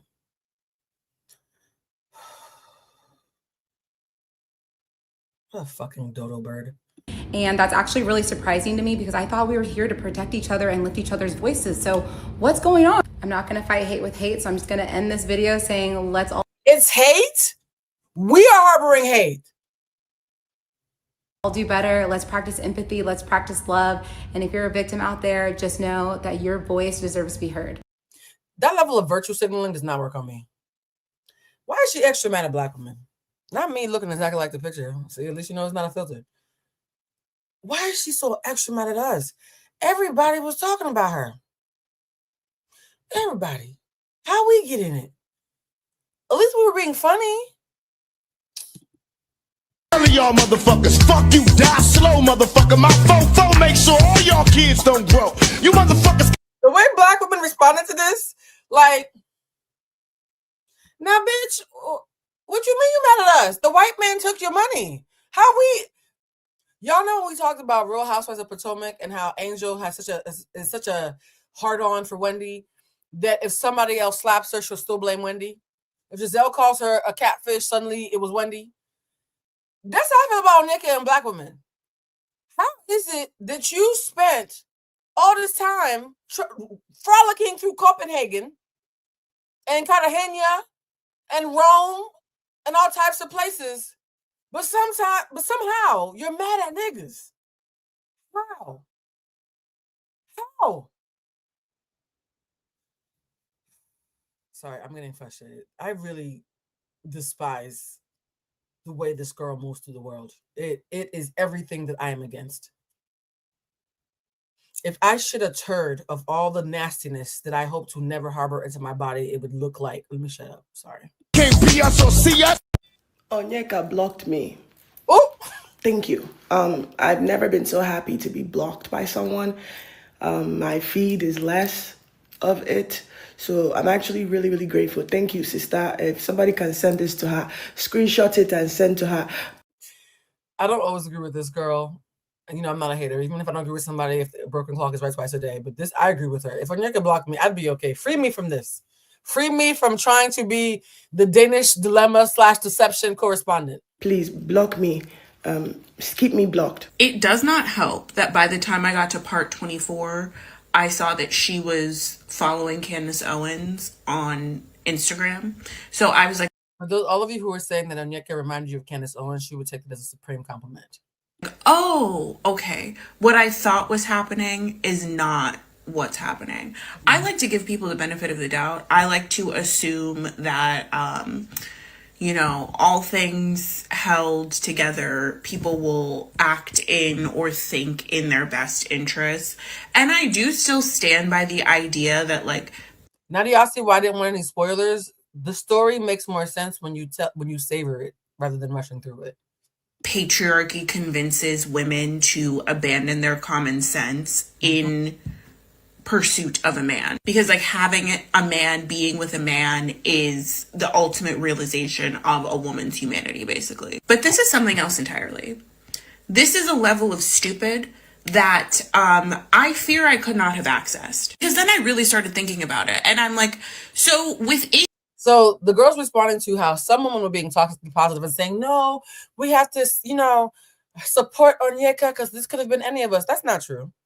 You see how earlier, and even still now, I'm holding up a mirror to you, but I'm not doing grandiose, oversimplified platitudes like this could have been any of us. No, there's shades of her that we can relate to. But this will never be me.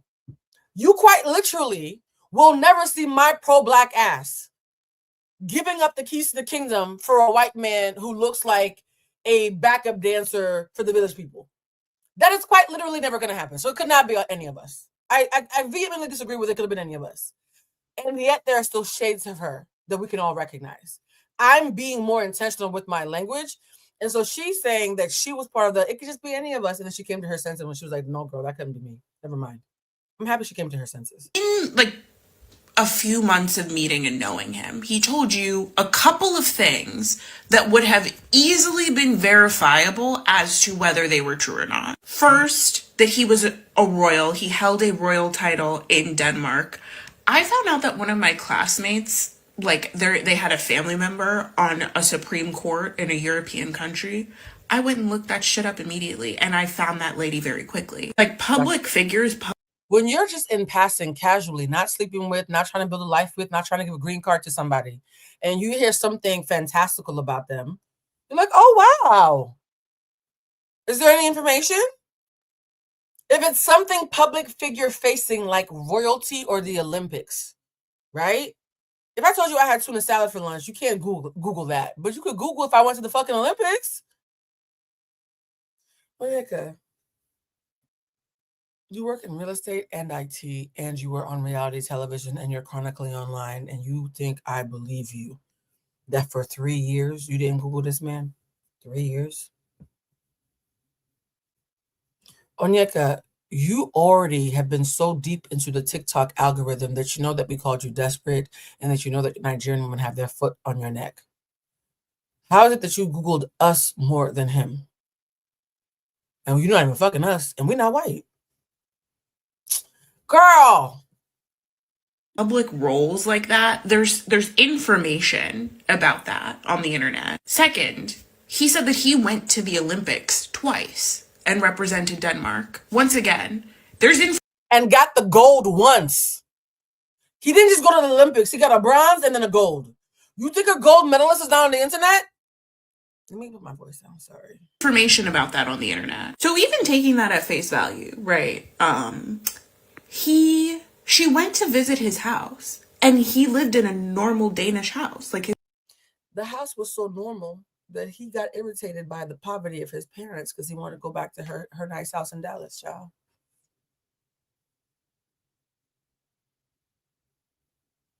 Your parents owe $12 million in taxes, but they live in a shack, according to you? Oh, honey. His family home was normal. They were not in a castle or anything. And that's all I needed to know. The first red flag was you pronouncing your name the way you did. Yep. I just saw that Danish deception girl mispronounce her own name. I feel she pronounced it Onika, like Nicki Minaj. Like I understand everything that I need to know about that entire situation. Your name is Onyeka.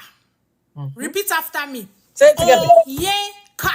Say it, guys. Your name is not Onika. Your name is not Onyeka. Your name is Onyeka. Onyeka Chi. Onyeka Chuku. Your name is Onyeka Chuku. See, I can say it's not even my fucking name. Girl, your name is not even... You know what makes me sad is that if Onyeka actually was who she pretends to be, I really enjoy her. A young woman who has finished school, bought a house, is family oriented. She's proud of her culture. She goes back to her village. She's close to her parents. She pours into her community. She's active in church. Like, on paper, I would have loved her if she actually was who she purports to be, the white people who don't know any better. But the real Onyeka? Onyeka. Okay? The second red flag was the fact that you said that man had blonde hair, blue eyes, and you were just so like... If I offend you,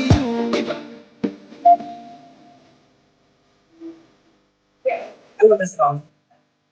I'm sorry, I really love this song. It's Fall by Davido. I love this song so much. It reminds me of a... Let me play the video, my bad. And then the third red flag was you running that much bread to that man. And still going on trips with him while you were, But let me have flashbacks in peace. Isn't this better than me getting mad at the trolls? Let me have a flashback. Thank you. Money. You are my African queen. You are the girl of my dreams. Like, and there's a shit ton of red flags. But here's my thing. Instead of her actually taking... I hope y'all enjoy how I keep on showing my ADHD even in the edit. I edit the way my ADHD is in my brain. I enjoy it. I hope you enjoy it. Taking accountability. She's not over that man. But anyways, as I was saying, instead of her actually taking accountability, she's going to blame it on the black women. Yep. That's all I needed to know. And then I find out that she follows JD Vance, Trump, and Candace Owens. And that's another all I need to know. And then some... JD Vance, Trump, and Candace Owens. Her politics is in the sphincter of Beelzebub. Do you understand me? She's a chocolate starfish of dysfunction. Are you fucking kidding me? You're mad at black women for taking you by the hand, but you follow the Antichrist and his cronies. Girl. Every time I say girl, it's because I'm trying not to say a swear. It's like when Huda wants to say the N-word, but she says brother. I'm realizing with Onyeka that girl is my brother. I'm trying not to call her names. I'm working very hard. Clap for me. Somebody pulled up her social media and she's like the only black girl in her friend group. So that's all I really needed to know. You want allyship when you're not an ally. You That want us part. to... You wanted black women to be your ally when you're not even ours. You big MAGA. Big M, big A, big G, big Y. Why? Why are you doing this? Why? sit here and protect you when you wouldn't do the same. What are you talking about? You're part of the 8%. You were never part of the 92%. Mind you, I've seen criticism from all races, all different women on this girl and this whole Everybody's dragging you. Why are you mad at us? Danish deception, but of course she's going to pick specifically black women. Like, that goes to show her character. Yep. Ma'am, stop lying to yourself. The only reason why that man was able to scam that much bread out of you and your family and friends is because he was white. Let's talk about Miss Onyeka. You know, I had to include...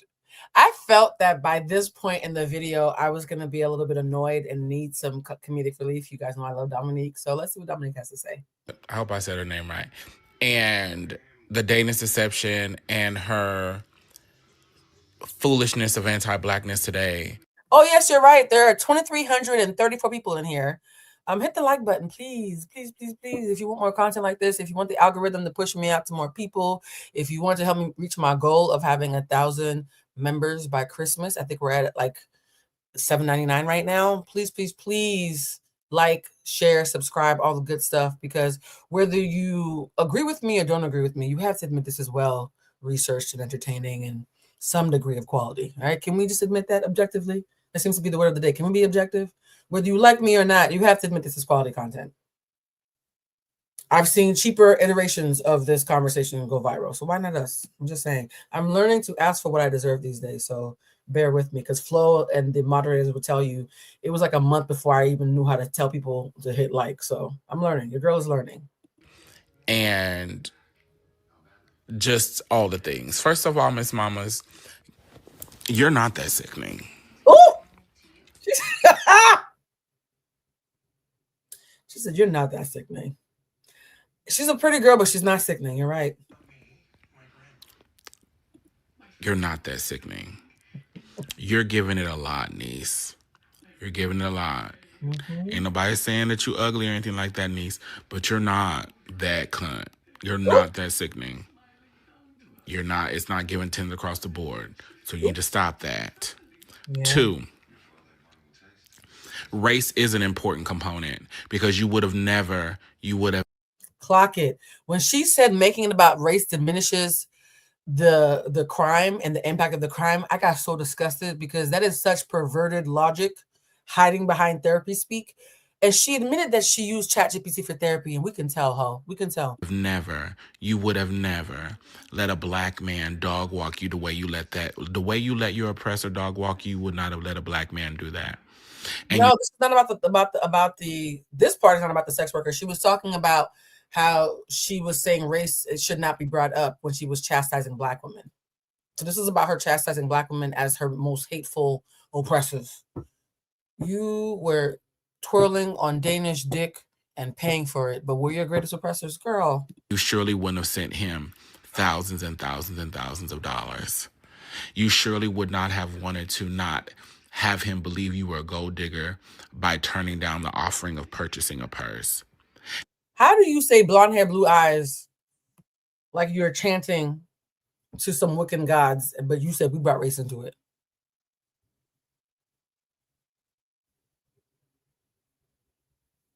And you telling this story about him being seen. First of all, you calling him your ex. He's your victimizer, because you were a victim, niece. Mm-hmm. You was a goddamn fool, but you was a victim. You see how Danielle's talking about how, sorry, not Danielle, Dominique's talking about how you can admit that someone's a victim and still call bullshit. I know that's been pissing you guys off during the live today. I'm never going to let this go, by the way. I'm going to keep on. Okay. 2 truths. 2 truths. Yo, ex. Just because he fucked you, girl, don't mean that was your ex. Ooh. Anyway, he was seen with somebody who just, they looked low caliber, and this showed he took out $40. At least she got $40. Now this is about the sex worker. This part. Only got $200. for some prescription glasses and you were still blind to the foolishness? Wild business. And that's your anti-blackness coming out. Yeah, you named it the Danish deception. I really thought it was about somebody went to a bakery and then get what they paid for. I thought it was about dessert. I really was hungry that day. I thought the Danish reception was about beef between, because you know, Keith Lee and MBO was having food battles. You were talking about a whole man. The Danish deception, but we're making it about race. Now, oh, she didn't look a certain way. You looked a certain way and you still got played for points.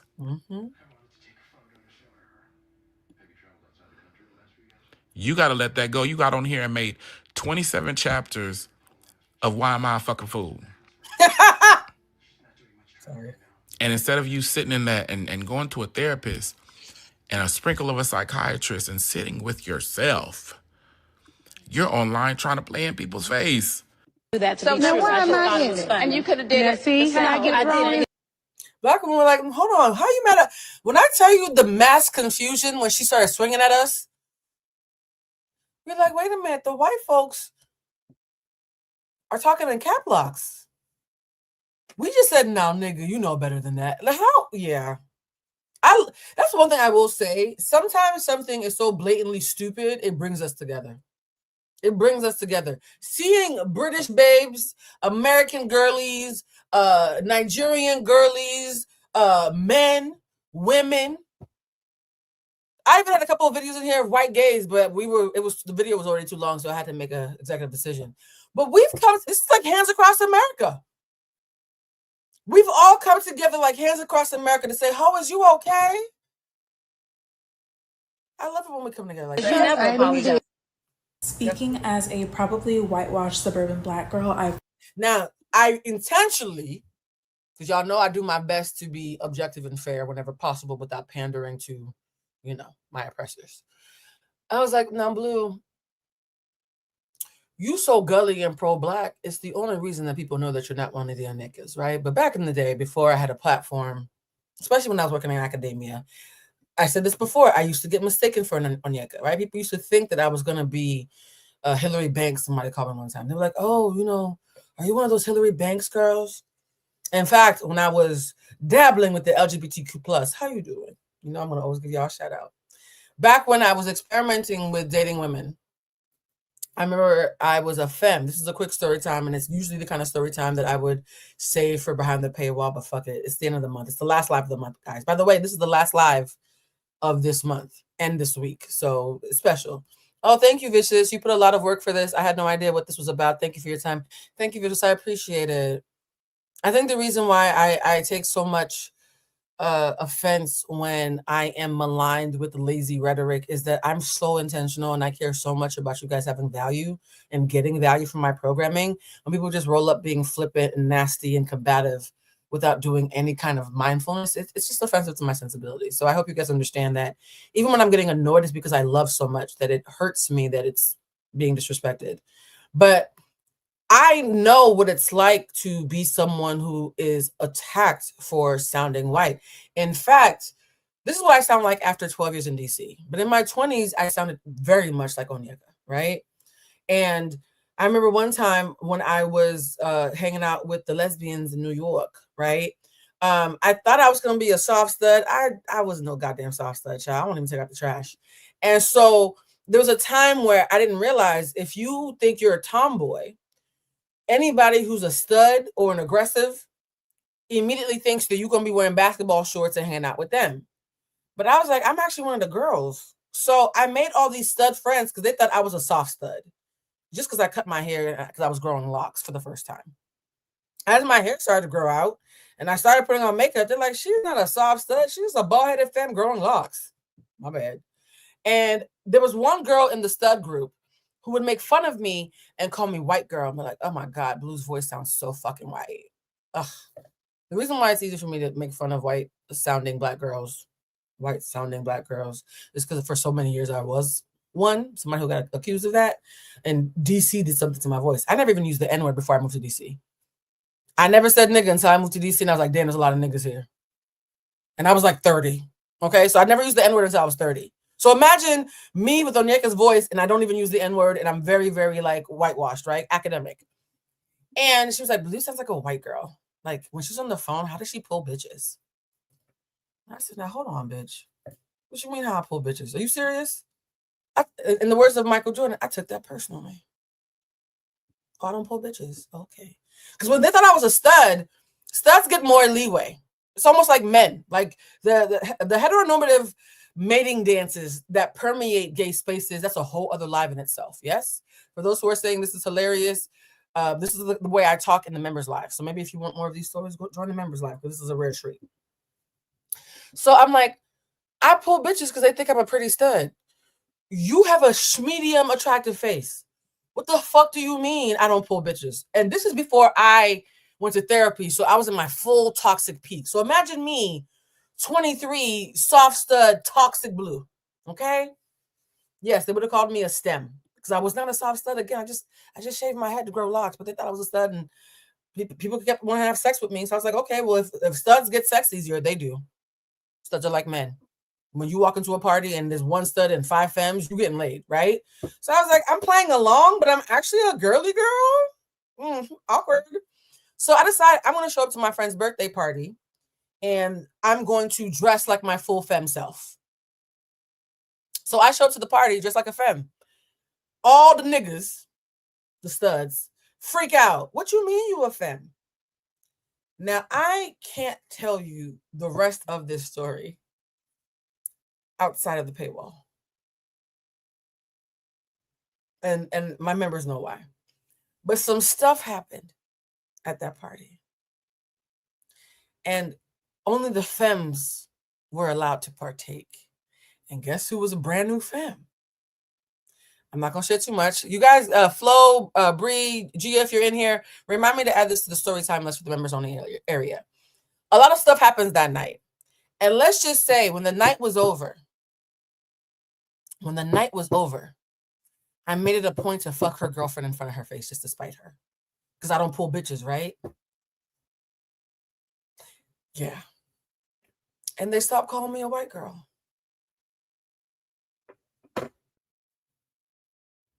So that's just okay. I'm looking at the reactions. Why is everybody? This is before I was healed, y'all. This is before. I made her watch. Yeah, she cried a little bit. Fuck you. Stop playing with me. But I'm healed now. Look at God, right? Shout out to therapy. Remember to tell that full story.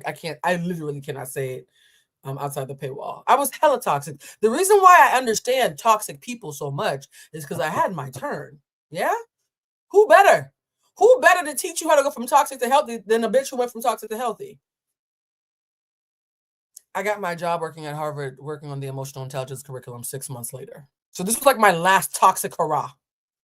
It was my last moment of being the bad guy before the Harvard School of Public Health took me by the hand and said, now, bitch, you can't go through life like this. Somebody said, my God.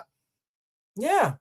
The last person who called me a white girl, I made a point to fuck their partner in front of their face and watch them cry and didn't feel bad. I honestly still don't feel bad.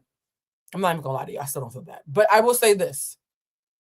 When you're in that space, there's a level of, somebody said Blue lived a life. Y'all focus. I shouldn't have taken that detour. Oh, I lived your life. Look at God.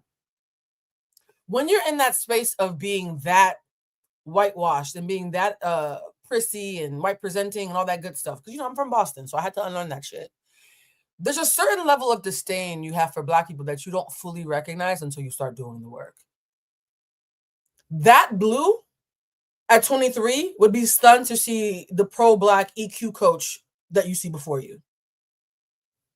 Right? This is before my pro-Blackness.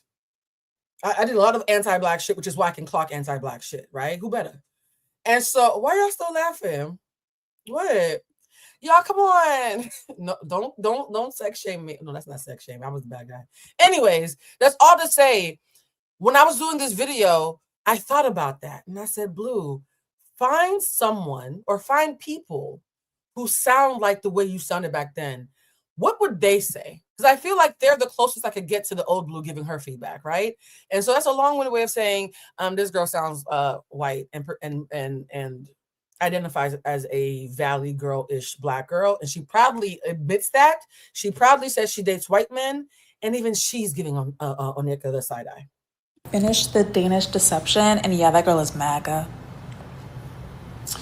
Yeah, there's no possible way that this would work out unless she was. We're dealing with a different beast here, because I can tell, again, as someone that has dabbled in dating white men, there is a difference in the way that someone speaks and the way that she really held highly the fact that he was blonde and blue-eyed.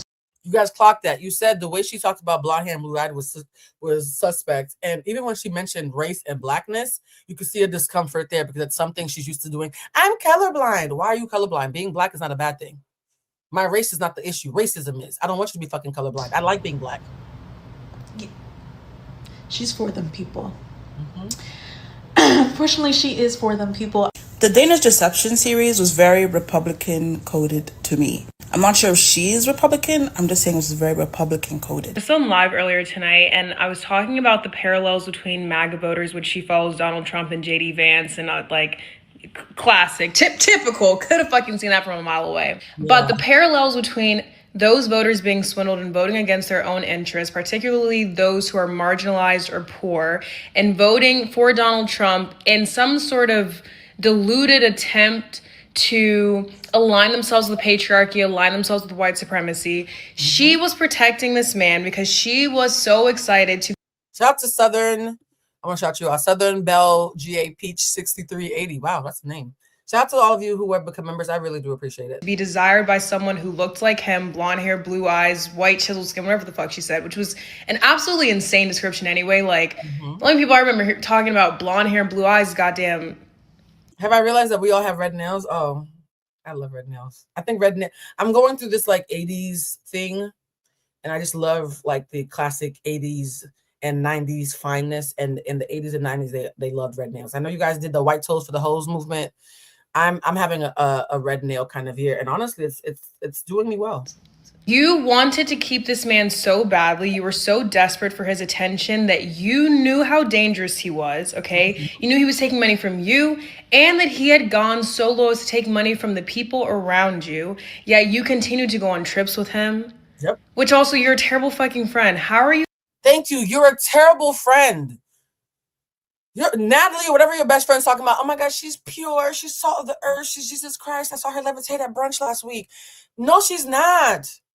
She's playing in y'all faces and then using y'all as a shield. Going on trips when you know that someone in your inner circle has been swindled out of $200,000 by someone you brought into their lives, and you are not doing everything in your power to get them that money immediately.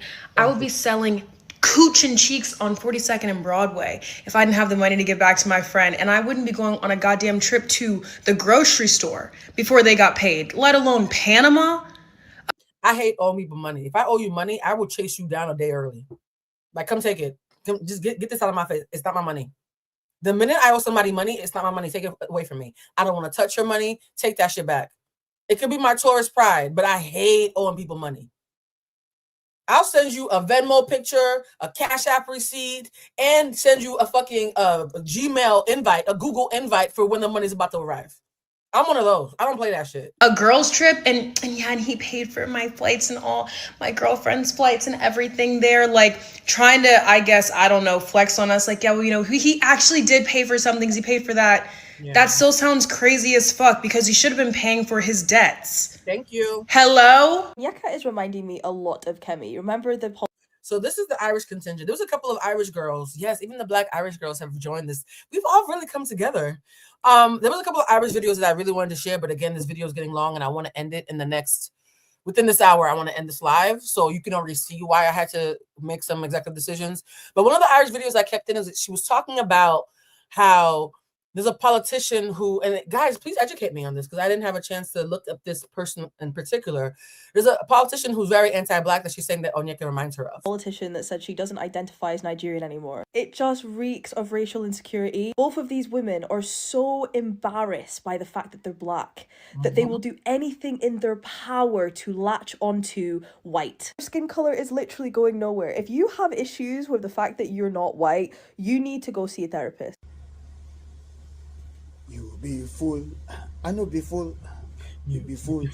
I know be fool. You the foolish. I know the foolish. The Danish Deception, Part 1.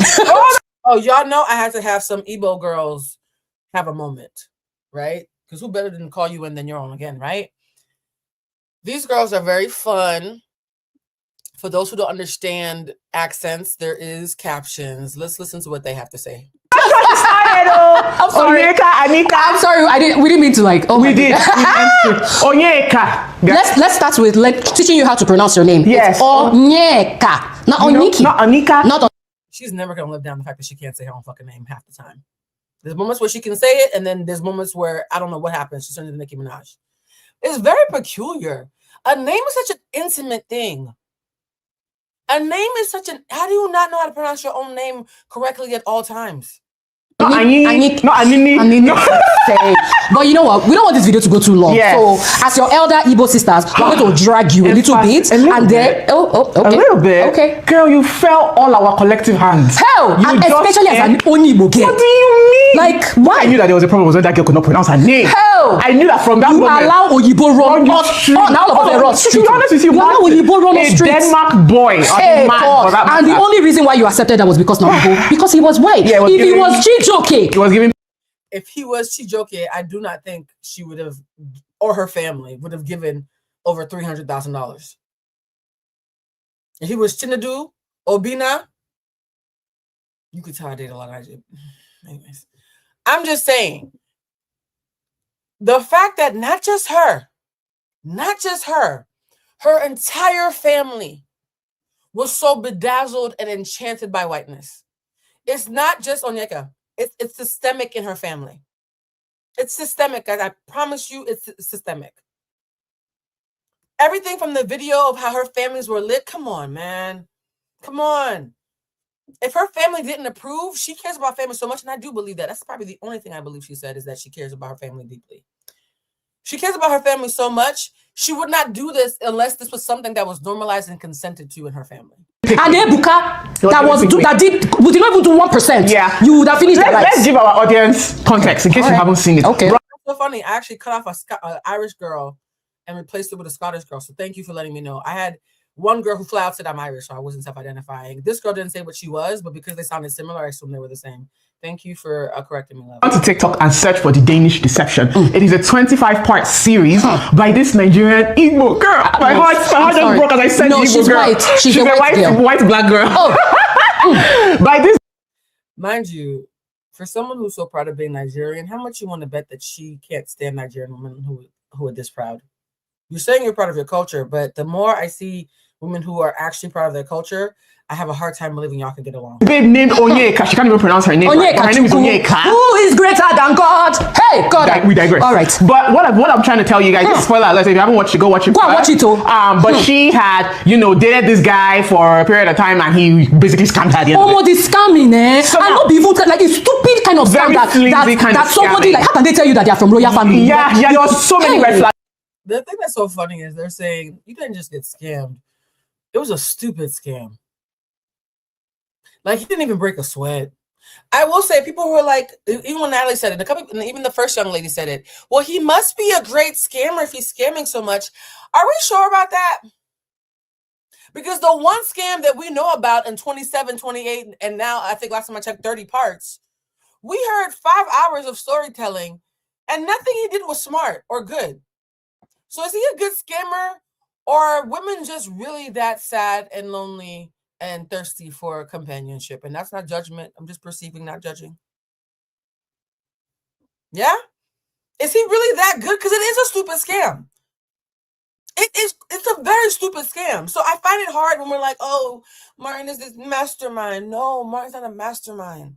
One of the things I love about when my scammer and I had our, come to Jesus last year, is he said to me, he was like, Blue, sometimes it's just so easy. He wasn't talking about scamming. He was talking about pulling bitches in the summer.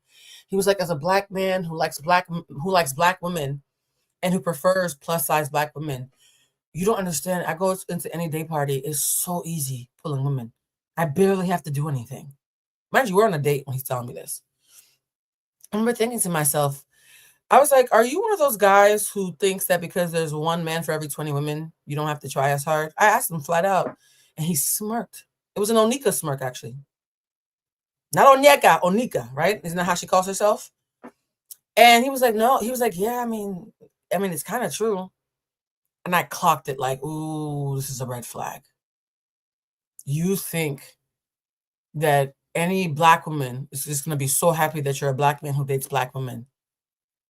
Any big girl is going to be so happy that you chose her, that you don't even have to try. And you somehow, your dumbass somehow ended up sitting across from a bitch like me. This should be fun. I'm a Gemini Venus, guys. I see smoke. I don't run from it. I ask who did it. Yeah. And so men are telling me out of their own mouths. I'm not speaking for men. Actually, I don't like speaking for men. 90% of the time when I come in here talking about men, it's shit that men have confessed to me. Men who trust me and love me.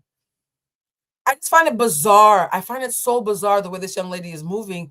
And though, I'm wondering, what about all the other Onyekas who are watching quietly and seeing the girl that they relate to get dragged so much?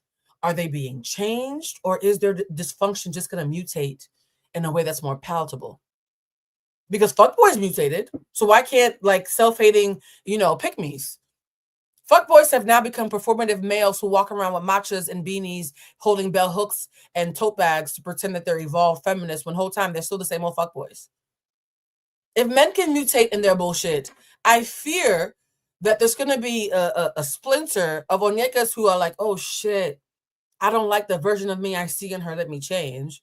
And then there's going to be Onyekas who are now going to like maybe try to get a couple extra black friends to hide.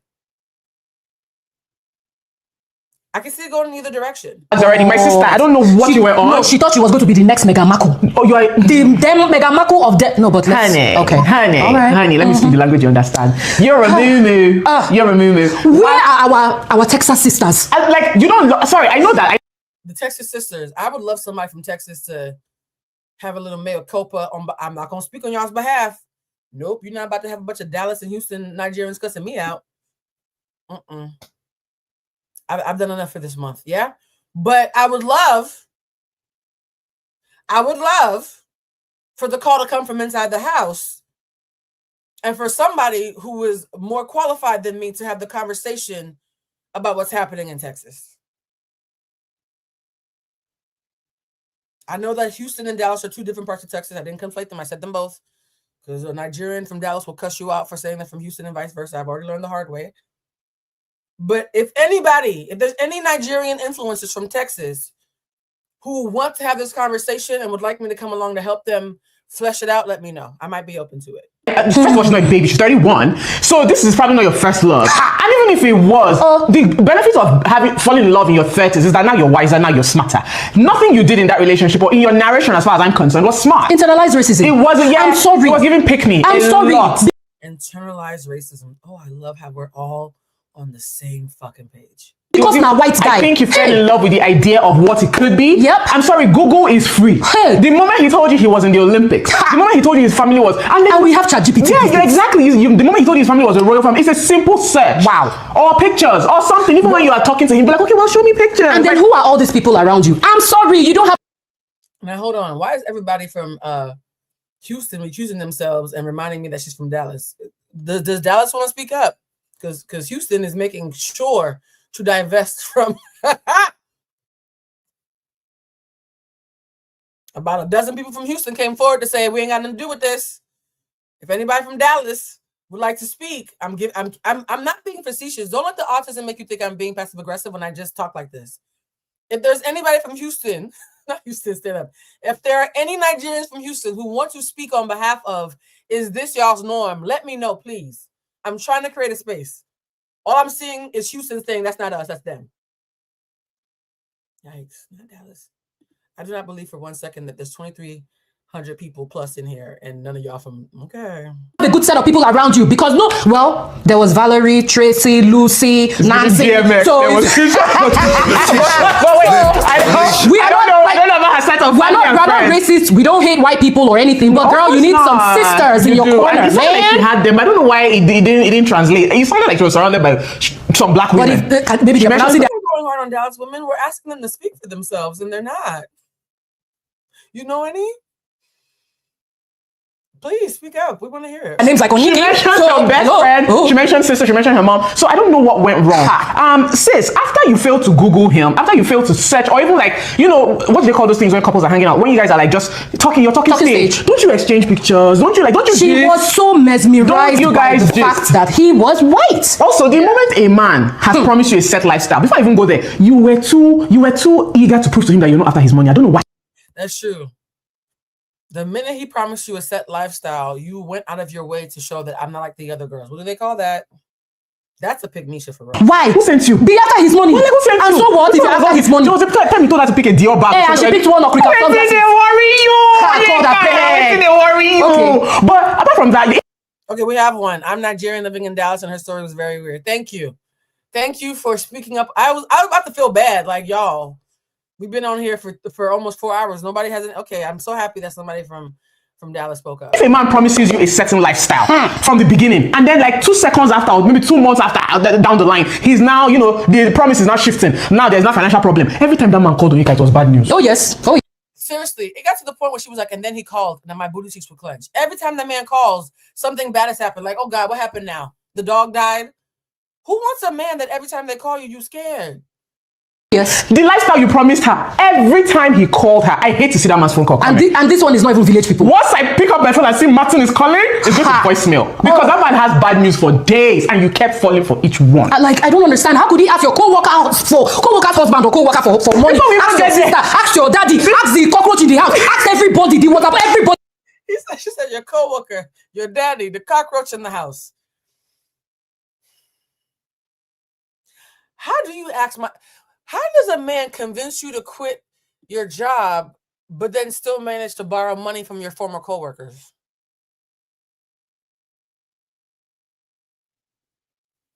That might have actually been smart. Like I said, he's a stupid scammer. He might have had to be a smart scammer. Shout out to all the new members. I love y'all. But he might have had to be a smart scammer to do that. Yes, even the cockroach in the house. Even the roaches are like, Martin owes me a bag of Cheez-Its. Right? Like, I just want to hear what he has to say, because the way she tells it, he don't sound that bright. He was asking for money. Before we even get to that part, sister, can we talk about the trips? Hey! Onyeka, come to the front. Tell me about those trips. What's happened? Is he the owner of Virgin Atlantic as well? Okay. Because I don't get it. How did you guys have all these financial woes? And they were paying money, and they were owing money. I know. She was already. You were owing crypto to Odette Hazard. He was owing the full America at this point. He was owing you. He was owing you, and you kept giving him money. I'm making excuses. I wonder if she had a lot of credit cards. It just hit me that because Onyeka was being so responsible for the 8 years that she wasn't getting dick, because her best friend made it a point to tell us that she couldn't get no dick for 8 years while defending her. Yikes. Do you think that in that 8 years of being dickless, she built up good credit, and that's the only reason she could finance this? It sounds like her celibacy might have saved her. Why did you keep giving this man from? You know, at some point I thought she was very young, but when she said her age, I was like, I got dogging. I ain't got dogging. Because let me tell you something, women, we need to start moving away from that. Oh, support women. Oh, you know, let's show her support. No. We will pet you, but we will tell you the truth. I will say this: support women does not mean enable women, and that's why I don't call myself a girl's girl. It's not because I only have guy friends. I actually have a significant amount of both, to be honest. I know a lot of people, right? But like, the girls thing, the women support and women thing, all are things that I agree with in their pureness. But the connotation in which they're applied is often when you're silencing a woman from being critical of and holding another woman accountable for bad behavior. And so if you not calling me a girl's girl means I get to call out some bullshit when it's harmful and unnecessarily divisive and nasty and mean-spirited, then don't call me a girl's girl then. And the gag is I probably act more like a girl's girl than the people who say it. But the kind of girl who needs to say it is often very intentionally trying to silence free agency and independent thinking. And I can't subscribe to that. So I do agree with them on this point that while I do believe that women should support women, the mantra, not the act, the mantra is often weaponized to cover up some fuck shit. I agree with that. So we need to move away from that. Oh, you know, it's my sister. Let me support her. What would other women do? Oh, the sisterhood. Oh, the sisterhood will tell you that your mouth is stinking. And this guy was so much worse than the Tinder swindler. He was worse than my goodness. The guy from Reset Teaser that did Who the Fuck Did I Marry series. Because at least he did not marry all these people that he collected money from. Yeah. I honestly think that had Onyeka not invoked the spirit of Risa Tisa and made it so loud about her agenda, I think the thing that was meant to go viral, and it worked, was also meant to make her sympathetic. And it's actually the thing that made it impossible to sympathize with her, because the glaring difference between her and Risa Tisa. Risa Tisa was, in her own admission, not a conventionally attractive woman who took full accountability for her stupidity and almost like self-dragged herself every step of the way. Like, yo, I was in a bad space. I really wanted love. I was lonely. Like, Risa Tisa had a high percentage of accountability, above average, to be honest. And so you can't invoke the name of someone who's above average in their accountability while being below average in your own. I think she's living and dying by the sword. It worked to make her viral, but it also made it impossible for those of us who are not MAGA to not call her bullshit. So it was tricky. You know why I know that guy is the real shit? He did not even have to date them to collect money from all of them. If you don't reach like 15 people where that man collect money from, what are you talking about? So he's actually worse than all of them combined. Right. And the signs were there for you to see. For every time he kept asking you money, for every time he kept telling you apartment complex, no say investment, no say my papa no die. You know, fact check one. Hey, this keeps coming up and it keeps niggling. I feel like Cynthia Erivo right now. It keeps niggling in my head. Scammers love to hide in the shadows. Scammers love to have you never able to guess their next move. Why would Martin keep telling her so many granular details about his scams if she wasn't a co-conspirator?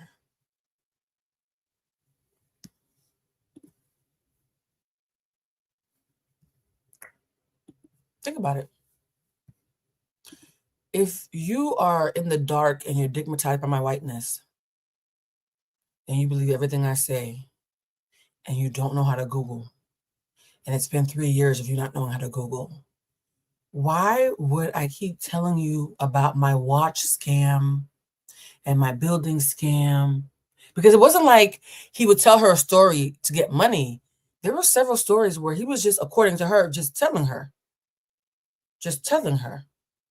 without an ask. A con artist does not tell you something unless there's an ask. And the only exception for a con artist to tell you such granular details that have nothing to do with you, if they're not going to ask you for money, is because you're involved.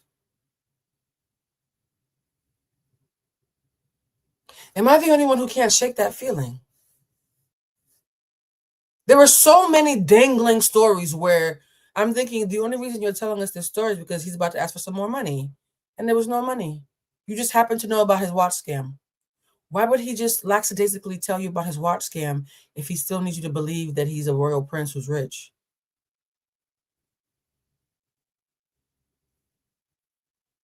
I can't shake it. I think some of those details where she was giving a detail to reveal his character, she might have unintentionally revealed her complicity instead. Hey, sisterly, you go first contact the ex. Say hi, baby girl. How's it going? She's saying that Onyeka should have, when Martin said block my ex because she's watching your stories, that should have been when she hit her up like, hello, Barbara, this is Shirley.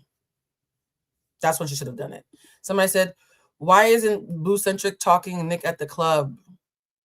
Because I don't talk about Love Island much. Despite the lies that happen on Twitter, I rarely talk about Love Island. People just lie and clip me up, and it's the same one video clipped up 20 times. But I go weeks without talking about them. That's why Bluecentric.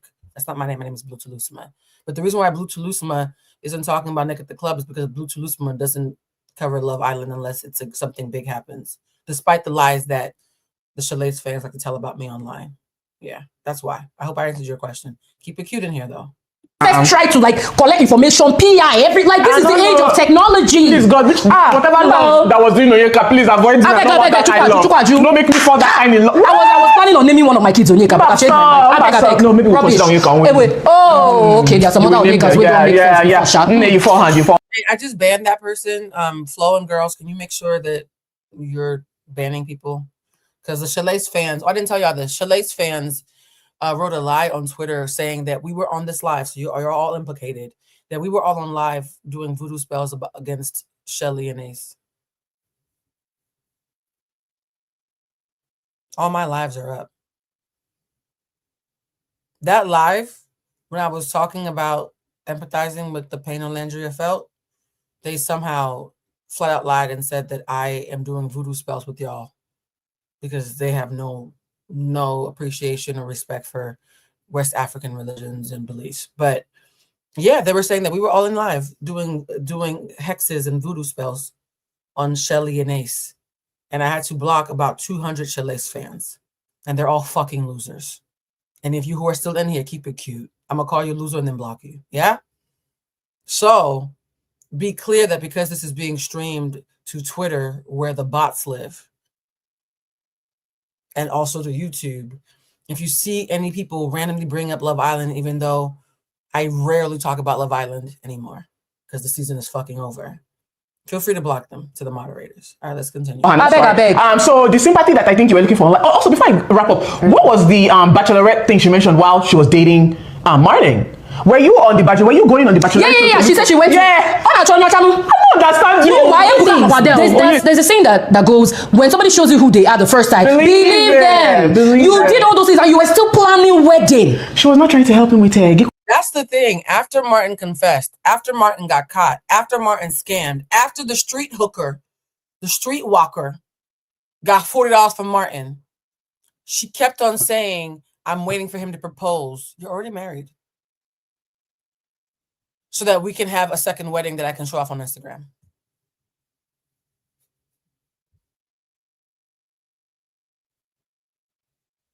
Why do you want the man who's already your husband to propose and pay for a wedding when you're already married? That's how. So you were willing to go into debt for a wedding with someone you're saying only victimized you. You weren't using him at all for optics, right? You weren't riding him like a white mandingo, yeah? So you want us to believe that he owed $200K and yet you still expected him to buy a ring, propose to you, and have a wedding? And you still haven't finished paying back these people? Papa, you waiting anonymous. Gambler. He did not even go to one. It was just that first meeting. So he did not even. If I believe that gambling. He's not any stupid gambling guinea. I don't know if I believe that he's. They don't believe that he has a gambling addiction. They're like, oh, the stupid gambling story. Oh, yes, you guys are right. She didn't want one wedding. She wanted two weddings. She wanted a white wedding and then a traditional wedding. She wanted her husband, who was over $200,000 in debt to her family, friends, whatever, to somehow find the money for two weddings. Where would he find the money? Could it be that she was complicit and as long as he was scamming other people, she didn't care as long as she got her wedding? I'm telling you, this girl, honestly, every bone in my body is telling me that if she's not careful, she's going to piss off the wrong character witness and someone's going to come forward to show that she's not an advocate and that she's actually an ally to the scammer. The gambler that he's just collecting money from gambling it away. I don't think that's he's using that money to line up his next mark. Yep. Look at this. They're revoking her Nigerian card. They literally just revoked it. This is supposed to be a funny thing, but there's literally videos all over TikTok of Nigerians revoking her card. Y'all, I know I said I was done with the Danish deception, but information just. We're towards the end, guys, and now I'm just gonna show some clips for now that I've told the full story. I want to just show some clips, and there's gonna be a fun thing about astrology at the end because I always know there's astrology girlies in here and boys. There's men too. There's men and women. Let's watch. Keeps falling in my lap. So picture it. Here I am, scrolling through TikTok, minding my business. I'm never really minding my business. But all of a sudden, I am bombarded with people posting videos, different videos of... Hold on, I need to catch my breath. Okay, so apparently, old girl had turned her account into a couple's account when she was with Mr. Calvin Klein. And little did she know, apparently there were people out here who were screen recording, screenshotting. Y'all want to see some of them? Those who are wondering, a lot of people are screen recording had screen recorded her previously, which is interesting. I always wonder like what made them screen record. And so all the videos that I've been showing you are screen recordings. I think this young lady might have a couple that I missed. Let's see. I already showed this one. And by the way, there's a video that I cut it off. Is it still no? I think I cut it off. There's a video in here of a woman who was married to a white man, a black woman who was married to a white man, and she's saying, I honestly, now that I've watched all the parts and I'm a black woman married to a white man and who's not fetishizing him and sees him as a human being and not a victim, she was like, if you look at this picture, he looks like the kind of man who would compete on The Bachelor. And what show did she get kicked off of? It's almost like Martin wasn't just giving her Meghan Markle fantasy. He was also making her feel like she got the final rose. And I think that was a great point coming from somebody like her who dates white men. So that was a great point. It's going to be a big day of learning too. Oh, and he was content. She changed her page to be their couples page. And he was a huge, all her content was look at me and my handsome white husband. She changed her entire identity online to her and Martin. And then she changed it back after he left her ass. Sucker born every minute. We're going to take them for all they got. If you know me. Yes, love. We said that earlier that she's financially responsible for him for 10 years. We did cover that. You see, her entire that's her sister. Her entire family is bought into this. Look at the screen. Is that Smokey? Look at her dog. Oh, look at Smokey. And that's what you're going to settle for. I'm gonna stick beside him. Look at the screen. With us to our very first modeling gig together with a. By the way, if Martin's lawyer stumbles across this video, she's screwed. I'm not tooting my own horn. I'm just saying there's just a tidal wave of video evidence and a story and a narration that is already stringing together, probable, whatever. So she better hope that Martin's lawyer is not. She better hope that Martin doesn't have a lawyer. What am I saying? It's Carlton, y'all. We were so excited for this. This was also Martin's first time modeling, which I knew he was gonna. This is her content. I'm taking my white stallion to his first modeling gig for a brand that I'm funding, even though we both owe our friends hundreds of thousands of dollars. You're about to see what she spent the money on that she owes these people. I'm gonna crush it because, come on, he already looks like a model. And then look, this is when he finally proposed. Oh, it cut off. Well, I should have played it. I played it earlier with the lady with the robe on. So for those who already saw it, you already saw it. This was after she found out he was a gambling addict. He was not royalty. He had 34 cents in his bank account, and he had scammed her friends for $200,000. She's talking about my safe haven and my greatest adventure. The caption, I'm going to leave this up for you guys. The caption says, my safe haven and greatest adventure. I love you forever, Martin Fredsgard Anderson. And there goes the ring. For those who are saying there's no ring, there goes the ring. I want you guys to see the ring. There goes the ring, that the man-made diamond that she got him to get for her after they were already married and he had already been revealed as a scam artist. What? And she said she wasn't going to name him. Boop!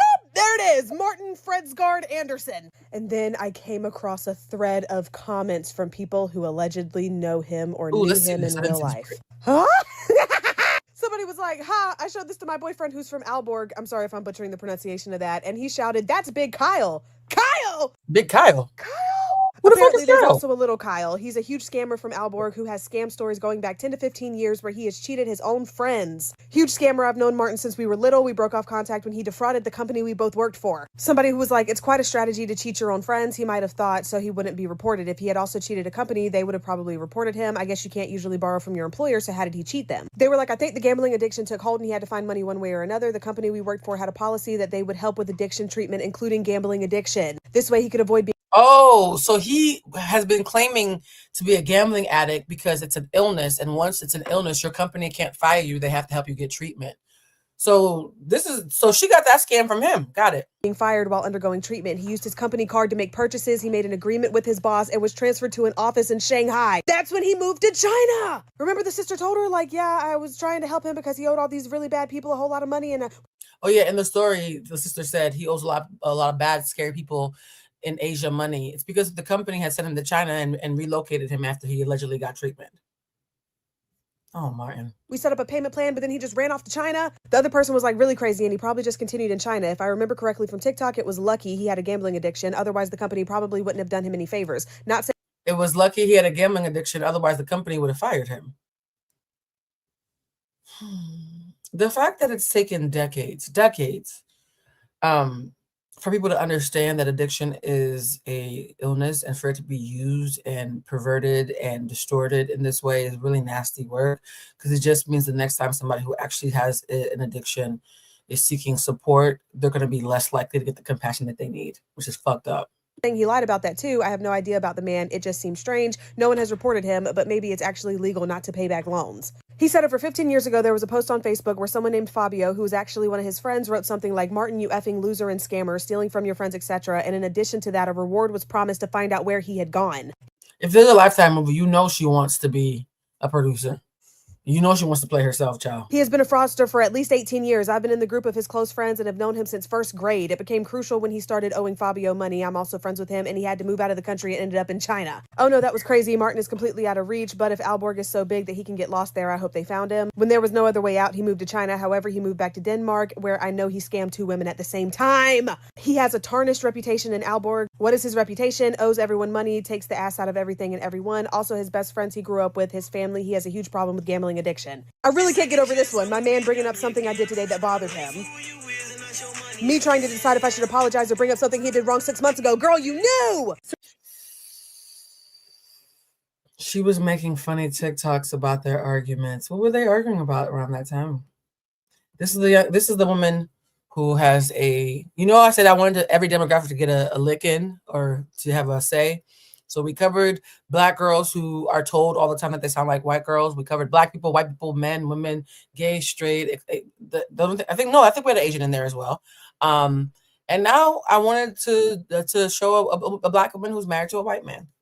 She had 2 videos. I already told you the first video said, I think she's with Martin because he looks like The Bachelor. Here's her second video. So we're not actually ganging up on her. We're calling out bad behavior. When I initially made a video a couple days ago on the Danish deception, I basically made a video talking about the fact about how she was love bombed. And as someone who talks about dating relationships, I basically said, this is a warning if you're dating, because there are men out there who will love bomb you and try to sweep you off your feet and then end up manipulating you, XYZ. I had only made it through 15 episodes of the series when I initially thought she was love bombed. I finished watching the series and it changed my perspective, because in hearing all of the, quite frankly, bad decisions that were made through the rest, we're now calling out the fact that, yes, she took responsibility in the fact that she made dumb decisions, but she did not take responsibility or own up to the fact that she played a willing part in putting all of these people's lives and money at stake. Yep. For instance, the first time the coworker's husband was scammed out of $200,000, that should have been the waviest, giantest red flag. Giantest, that's not even a word. Instead, you posted that he was your safe haven a couple of weeks later, after coercing them to give you consent for a trip that you had already paid for and were going on only hours later. Girl. Largest red flag, if there ever was a red flag. That should have been it. Before then, there were so many red flags. Sending your passport to a stranger. Taking all these trips when you don't have money. He's supposedly a millionaire, and then the next day he's asking you for $6,000. Like, there's just so much there that initially I thought she was love bombed from that initial trip. And then when you listen to the full story, if you go through all of the parts, you realize she played a complicit part in playing into this man's life. Even dark-skinned Black women married to white men are calling bullshit. Can somebody cue the music? We are the world. I'm waiting for Lionel Richie and them to cue the music. I have never seen the internet this fucking unified and in lockstep across racial and socioeconomic and even geographical lines. Onyeka wanted to be the Joan of Arc, and we've all just been united in side-eye. She has united us in side-eye. This is the most global side-eye I have seen since the first Trump election. My God. It's actually stunning when a plan backfires this much. And here's the wild part. She don't care, y'all. I'm going to show you that video in a second. She doesn't care. You be like, oh, she must be devastated. No, she doesn't care. I'm going to show you one more video from Onyeka. Yes, Onyeka is still talking. And so is her best friend, Natalie. And they're not reading the room. You know it's bad when an autistic person tells you you not go whatever, because she wanted her fairy tale happy ending. If you I haven't done the deep research on everything, but I've seen enough information to know she was on The Bachelor. She has this idea of what she wants for her fairy tale love story, which is a tall white man, and this man fit into the tall white Danish world. He fit into what would potentially, he looks like he would fit on a reality TV show. He fits like the look of what that looks like. And he fit into her fairy tale happy ending of what she wanted for her life. And if you look at everything that transpired from the whole series, all of the bad decisions that were made were so overlooked. The red flags were waving high. Yeah, they were. And we have to call that out. We have to call that out because I think the relationship was what, over the span of like 2 to 3 years, I think. I 3 can't years, remember yeah. when she met. But just in those first 2 months alone, all of the crazy things that happen, are we not doing research? Are we not verifying anything? Are we just taking people at their word? He supposedly had this huge job making all this. The person who said Onyeka wants to be a global star from this bad decision and got called out and said, clocked and said, all on her bull. Here's the funny thing. When she, again, I still think that invoking Risa Tisa was a double-edged sword that sealed her fate. Risa Tisa got signed by CAA, right? She got signed by one of the biggest talent agencies in the industry. You saying her name means you thought you were going to get signed. The way... I don't do celebrity readings. I've always said I would never do celebrity readings because I have too many celebrity friends who get lied on all the time. And it would just feel icky to me. But if I was to do a reading on her and tell you what my downloads have been over the last 6 days, she lying. And I actually consulted another friend who's a really powerful reader. She's a really powerful psychic. And I called her and I was like, what do you think about? She's like, the girl lying. The conversation lasted 40 seconds, child, if even that. She's like, the girl's lying. You know she's lying. I know she's lying. She's lying. Have fun with your life. Every psychic I've talked to about this is very deeply convinced she's lying. And also, here's the gag. If he was to call her today and apologize and tell her that he was missing her and going to make amends and had a big check to cut for her parents, I could see her taking him back. The only thing keeping her from taking him back is embarrassment and the fact that he don't want her. I think she still wants him. Money, and then now you're loaning him money. You quit your 6-figure job. Yeah. That's insane. Mind you, low 6 figures, 150. If you owe somebody over $300,000, your annual salary is still only half of what you owe. So I'm not saying only 150, like 150 is not a lot of money. That's a lot of fucking money, especially in this economy. 150 is a lot of money. It's not, though, when you owe 300. Because again, math. Not judging, just perceiving. That's insane. So we're not dragging her. We're just pointing out the facts that initially seemed to be one thing. And then when you hear the full story, it's like so many red flags. And listen, I have empathy for her. I hope she's able to heal from it. But we also have to call out the fact that she does play a factor in this. She was willingly responsible in getting all these people scammed out of thousands. Herself and people around her. Everybody in her circle was scammed out of money. Everybody in her circle was scammed out of money. How can we not voice that that's an issue? How is that possible? And now come to find out, apparently when people found out what was happening, they were telling her, bringing this to her attention. Come to find out she was blocking people in the past and like not wanting to hear any of it. So then it's like, what? So yeah, we're not ganging up on her, but she also has to take accountability for the fact that she played a willing part in all this. What does she do for a living? She used to work in IT. She now is focusing on real estate, last we heard. The Danish deception girl was... By the way, guys, for the moderators, I've just blocked like 3 Chalace people in here, so please be vigilant. So good a victim that even the scamming Danish prince was like, I can't do this anymore. This is going too far. It's violating my boundaries. Like, how bad must it be that even the Indian call scammers from Microsoft or Dell tech support stop calling you and block your number from their system? She goes like, hello, I still need tech support. And the Indian call scammer goes like, please stop calling me and my wife. Girl, listen, I just need somebody to check what star sign the Danish deception lady is. Just so we know, and then we can keep like a very good close eye. And we've already said in the chat that she's a Gemini. On our homegirls who are the same sign. But one thing I know for sure is that she's not an earth sign. Because Capricorns, Virgos, Tauruses, no, we're not playing that bullshit. Top 4 zodiac signs that would have not got deceived by the Danish. I thought this was an interesting play, right? Because I knew that you guys were going to bring up astrology, and it happened. What do you guys think of the top 4 signs that this isn't the kind of scam that would fall for? I think we could all fall for a certain scam, but this is not the scam that we would fall for. I know for me, definitely not any earth signs. Who else? I feel like I intentionally didn't watch this because I wanted to watch it with you. I just like the title. I feel Libras and Earth signs wouldn't fall for it.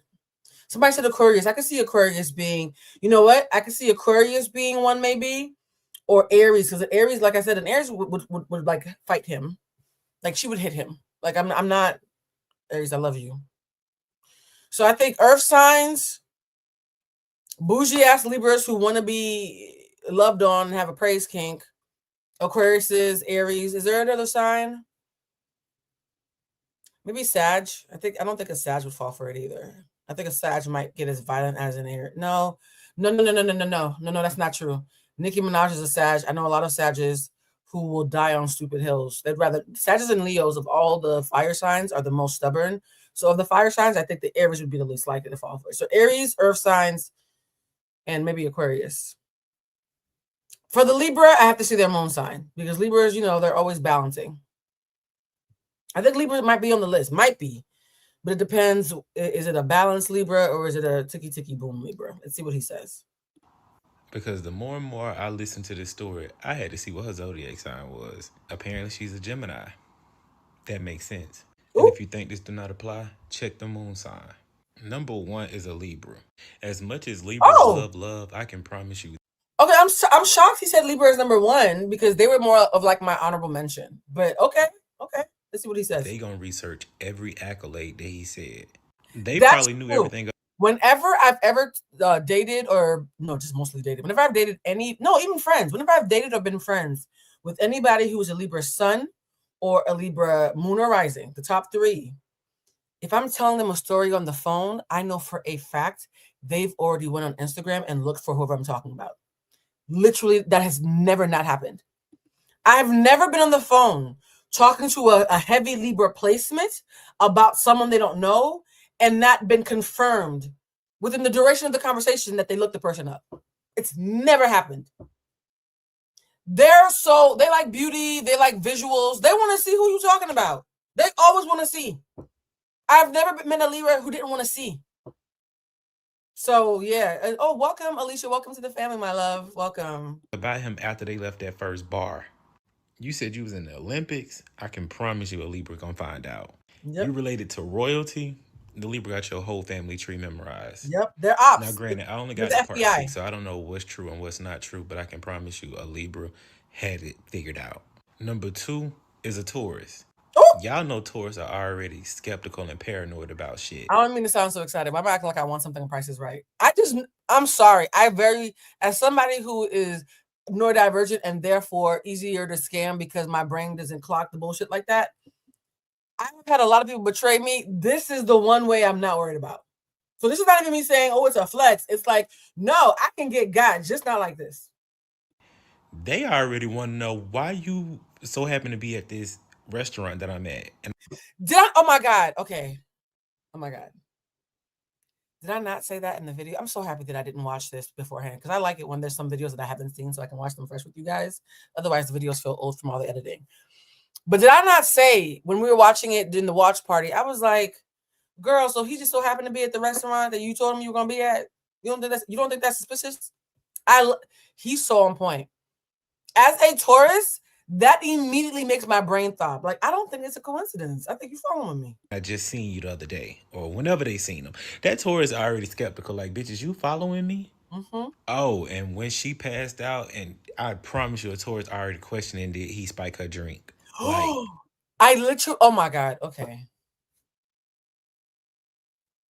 I don't know who this man is, but he's good. Did I not literally say in the watch party, I'm convinced that he spiked her drink. He roofied her so she would black out so they could trauma bond. Did I not? Oh my God. He's on point. To this day. In fact, there's one lady whose video I couldn't find.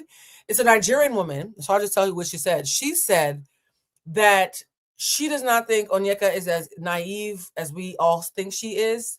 And that she thinks the reason why her parents are being mentioned in light touches and her parents are like the one group of people she won't say how much they spent because she gave everybody else's price tag, right? Even her sister.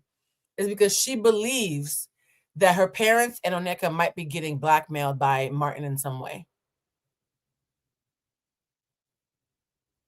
And that might be why it took so much for her to come forward. I thought that was interesting. I have nothing to found this one. This is the one theory that I'm not getting a ping on, and it kind of surprised me. They were like, Nigerians have each other's back. And the fact that she was like, my sister owes 3K, my cousin owes this owes that.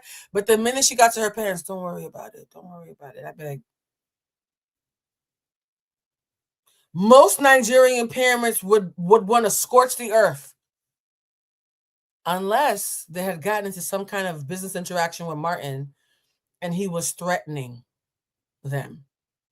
In which case, what she's doing now to smear his name is not just protecting her, but could potentially be protecting her parents. That is an allegation. That is a conspiracy theory. I am not backing it up. I don't personally have that as a theory. I'm hearing it and perceiving it as someone who's just listening to somebody else's theory. So I can't take ownership of, even if it comes true. Even if it comes true, I can't say that was mine. See, I got too many of my own accurate shit. I don't need to steal anybody else's, right? So that one shocked me. And I'm still chewing on it. I just saw it like a couple of hours ago. I'm still chewing on it. Interesting, though. It wouldn't have got that far. He wouldn't have made it to Dallas. Number 3, Capricorn. Oh, he started talking about him being financially unstable. That Capricorn out. Like, it's true. Capricorns are really allergic to brokenness. Their own and the brokenness of other people. They don't like that shit. Don't. You talking about you ain't got no money and it ain't looking good for you. Capricorn would have left his ass on red then and there. Yeah. Number 4 is an Aries. Oh, y'all know Aries like that. Okay. Virgo, I'm shocked you didn't make the list, but we also saw Aries because the violence. Aries, I would like to say it's because you're brilliant or because you research. You just gonna be violent, child. Just up here, just dumping on people. The first 3 was some critical thinking. The last one, Aries, you might not have done no math. Fuck math. You said I'm rude. Okay, I'm being rude now. I'll eat this one. It's just like Aries have great instincts, and they might swing on you on an instinct, right? So the Taurus is like, now what you mean I blacked out and I've never blacked out before? The Libra is like, there's only one princess in this relationship and it's me. Excuse me? The Capricorn's like, broke, you say. Oh, that's unfortunate. My car's outside. But the Aries is going to be like, oh, you moving funny. They're not going to do all that extra, respectfully, Aries. I'm not calling you names. I'm just saying y'all got a lot of instincts. Y'all got a lot of instincts. And sometimes you're right. And other times you also swing. So I do believe that Aries is on the list. To be in control. And he was like passive aggressively like controlling the narrative. Like he would like do little shit to like get hurt. And Aries would be like, I feel like you're being funny and start cussing you out just on that feeling. I love it. It's one of my favorite signs, but it's true though. To do what he need her to do. The Aries probably would have said, if you need some money, why don't you ask the queen? And Leos are 100% would have fallen for this scam. This entire scam is based on optics, my love. Respectfully, I love y'all. You know I love Leos. This actually is the scam that's built for a Leo. Honorable mention to Sagittarius because they probably would have got into it with his ass in one of the stores about them sunglasses because they probably really wanted that Dior bag and probably would have went off on him. Yeah, I'm shocked that Aquarius wasn't named on it too because Aquarius is our aliens, child. Y'all can say nah all you want, but I've manipulated Leos just by stroking their ego. It's an unevolved Leo is the most vulnerable to anything around optics because if you know how to stroke their ego in the way that they haven't learned how to clock, a Leo will learn 4 ways how to clock people stroking their ego and miss the other 4. And if you care about them, it's not hard. I'm saying this to somebody who loves Leos and tries not to manipulate them, but who's never met a Leo who I didn't know how to manipulate if I wanted to. I don't do it because I don't have to, but it's never hard. In fact, when my Leo friends get manipulated, I can very quickly tell them how it happened because it's obvious to other people. I love you though, Leo. I love you. It's just that you're ruled by the heart and the ego, and this was an ego-based crime. So again, that's just math. Just the math. All right. I'm surprised you didn't mention Aquarius. For not getting the Dior bag and the shades. And then I also give honorable mention to Aquarius because they didn't give a fuck anyway, especially about the back pains and the relatives. Yeah, the Aquarius is like, I don't even like people like that. I'm just going home. In the hospital. Child, Aquarius don't care. I knew Scorpio was a good one because Scorpios have trust issues already. You even got to do anything for them not to trust you. A Scorpio will betray themselves in their own head before you even get a chance to do it for yourself. They'd be like, I just feel like he about to cheat. We could end this right here. So yeah, I think Scorpio would have been a great honorable mention as well. So I don't think the response to the Danish deception is giving what Onyeka thought it was going to give. I believe that she thought she would come to the internet and... Guys, these are the last 3 videos. It's this video to sum up everything, and then us checking on what Onyeka, Martin, and Natalie are all up to. And then we're wrapping this up. And she would vent to us in 26 parts, and that we would sit here like a friend and just be receptacles for her distress. That we would take it all in and we would reinforce. Thank you, sister girl, for being honest. I'm letting y'all have it, but thank you for being honest. All of the ways that she has kind of softened this experience for herself. And unfortunately, what we have done, and I will say, you know, she's called out Black women and said that the majority of her haters are Black women. Make of that what you will. I would say what we have done is we have been blind spotting for her. We listened intently and carefully, and we started to tease out some of the ways in which she is ignoring her own culpability and not taking accountability. Agreed. And, you know, there are friends who expect to vent to you like you're just a blank wall, and they can just say whatever, and you'll just sit here and you'll listen. And you might stumble over a couple things every couple sentences and be like, oh, you'll want to interject, but you can't because it's not your job to interject. But I think Onyeka's mistake was that the internet was going to be that friend. And the internet is not that friend. The internet is going to tell you exactly where you went wrong. I said nice. I love the research and all the perspectives from your vids. Thank you, love. I really do sincerely try my best to, even if I don't agree with people, to at least present their stance so that we can all unpack it together. Because you might agree with somebody, but see them say the thing you agree with and then recognize from a distance that maybe you were off, you know? Sometimes it's your own that makes you see your bullshit. So I do my best to have a little bit of everybody, but I don't platform hate though. That is where I draw the line. So you might see someone I don't like, and I'm only showing them in the moment where they're actually making sense, if that makes sense. And if you can't handle it, then keep it to yourself. Amen. Because a week ago, we didn't know anything about you. I mean, I do remember her from... I really didn't know about anything about her until a week ago. Respectfully. Y'all brought her into my life last Friday. It has been 8 days of this. Y'all did this, by the way. Y'all are why we're here. I had never heard of Danish deception during last week's Friday Night Live. And then, you know, look at us now. From Colton season of The Bachelor, because I used to be a big Bachelor watcher. And so when her story came up on my FYP, first of all, the name rung a bell. I was like, where have I heard that name before? And then as she mentioned it a few times, I was like, oh my God, this was that girl on Colton season. And I remember her being a little bit obnoxious. But anyways, we didn't know who you were. We didn't know what was happening. We didn't ask for this. You gave it to us, and now you're upset because we're responding? I don't know. I just think you need to take some time. Just take some time and don't expect the internet to be the friend that you can vent to with no response, because it was never going to be that. Amen. And somebody said her wig on The Bachelor gave it away. Yeah, that was very much Hard Wigs Off Life. This is Natalie's most recent video, guys, as of the recording of today's live. This is the last video that I saw her post about what's happened with Onyeka. At the beginning of this live several hours ago, she said, I just realized this live is almost as long as the damn video. The watch party. But she said when we first saw her hours ago, Onyeka is perfect. She's Jesus Christ. She's Jesus Cristo. She levitates. She's so pure. She's a perfect family. You guys wouldn't understand because you don't have a perfect family.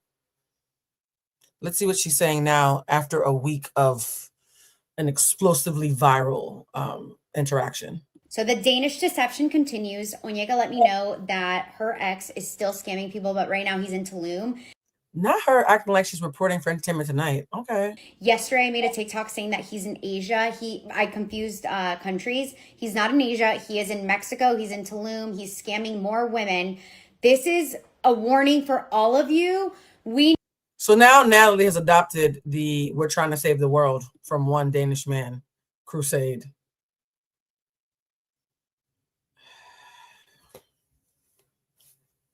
They met on a reality show. Why the fuck am I surprised that now she's being just as performative as her friend? I have no reason to be surprised. We need to make sure that we're telling all women about him. He has scammed more people since this series. I am so proud of Onyeka. She truly is such a good person. Like, she's a... Oh, Natalie made it a point to get the name right. She saw what y'all said about her mispronouncing her own fucking name. She said, I am so proud of Onyeka. Natalie said, you better not about to catch me slipping saying fucking up her name. She can fuck up her name, but I'm a little too white for that. I respect it, Natalie. I'm so proud of Onyeka. What, girl? Okay. We get it. You can... Natalie, I respect it. Person that, bro, like, when I met her, I remember she always went to Bible study. She goes to Bible study every week. Like, she is a real pure person. By the way, Blue, thank you for making me feel like I had some company for the solo Thanksgiving weekend. You guys know that's why we're doing this, right? Bridget asked me to do something with her today, and I told her I couldn't because I had promised every day after every holiday to you guys. And I'm keeping that promise. My friends and family know. Day after Thanksgiving, day after Christmas, day of New Year's Day, the day after New Year's Eve, right? So I'm keeping my promise. I know what it's like to be in a space where the loneliness is threatening to eat you up whole, or the family you have is just a glimpse of what you need, or the friends you have don't understand your loneliness because you've kept it to yourself.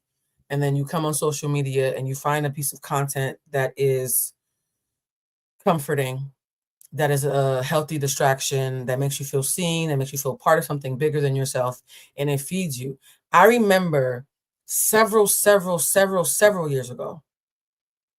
I'm not sure if I was living in LA yet. It might have been before I moved to LA. Actually, I think it might have been when I just moved to LA or right before I moved to LA. My aunt had just died. It was devastating the way she died. Again, that's a whole other story for another time. And I was spending Christmas alone. And I was so numb. I wasn't sad, I was numb, right? Because sometimes pain can be so harsh it actually makes you shut down. And Queen Naija had just gotten with Clarence or something. And she was showing off their beautiful new house and the car they had and what she was doing with CJ and how she was working on her dreams and her career. And I remember being stuck on the couch with nobody to console me. Like, nobody was there for me when my aunt passed. And I remember watching these videos and thinking to myself, first of all, you mean this girl's making a living just talking and sharing on YouTube? That's dope. Like, God, that'd be such an amazing job. I would love to do that someday. And then I also thought to myself, this gives me something to feel part of. And it wasn't anything deep. No disrespect to Queen Naija. She wasn't doing anything deep. She's not a scholar. She's not an educator. She's a great entertainer, but she was just keeping me cozy during a holiday season. And I would clean the house watching her videos. And I would once in a while be talking to my friends in group chat, like, yo, you should hear about this young lady named Queen Naija, and she met Clarence, and her boy and Chris cheated on her, and Clarence, like, and they were like, Blue, are you okay? It's just some random young girl on YouTube. I was like, I know, but it's fun, right? And her voice would keep me company. Fast forward 5-6 years later, there have been several people, different shows, different vlogs, different influencers whose videos have been like comfort food for me during moments, not holidays necessarily, but just during moments where shit feels like, I'm so tired. I don't know I'm going to pay these bills. My mother's sick. I'm fighting with the insurance company. I got to catch another flight. My landlord is harassing me. Let me just watch these funny compilation videos, or let me just watch this vlogger who's living this amazing life in her New York loft, right? And I remember saying to myself, if and when I ever had a YouTube page that had any sort of audience, any sort of visibility, any sort of success, because I will tell you this, I know people who have 500,000 followers on Instagram and 1 million followers, or even 250,000 or whatever on TikTok, who cannot penetrate YouTube. YouTube is the Harvard of this shit, right? It's the most prestigious as far as legacy, and it makes as much money as Snapchat, because Snapchat, YouTube, and Facebook are all the top three platforms. For any content creators out there, Snapchat, YouTube, and Facebook are the 3 places where you make the most money. I'm too old for Snapchat. I'm too young for Facebook. And YouTube is the big boss. It's the Beyonce of this shit. And I was like, bruh, I know people who are influencers full-time who cannot penetrate YouTube. Icky thought that he could bully me online because he has hundreds of thousands of followers. His videos get like 10 views on YouTube. He's a full-time content creator he can't do this, right? Which is why I thought he could. I think he thinks he could pick on me. And so I was like, if I ever get the chance to be the voice on the other side of the camera, the first thing I'm going to do is make it a point to be hyper visible during the holidays. Right? Because Sad Blue, who just lost her matriarch and had nobody to count on, needed this. And this is my way of paying it forward. So if you're wondering why I've been just on it, you guys keep saying, Blue, you keep feeding us, you keep feeding us. This is me paying it back. I really do believe that we all sip from this same pool of consciousness. And if I have a big old fucking gourd that I'm dipping into the pool and pouring out of myself to be abundant, the minute I'm up, it's almost like a duty and a privilege and an honor to pour back. Right?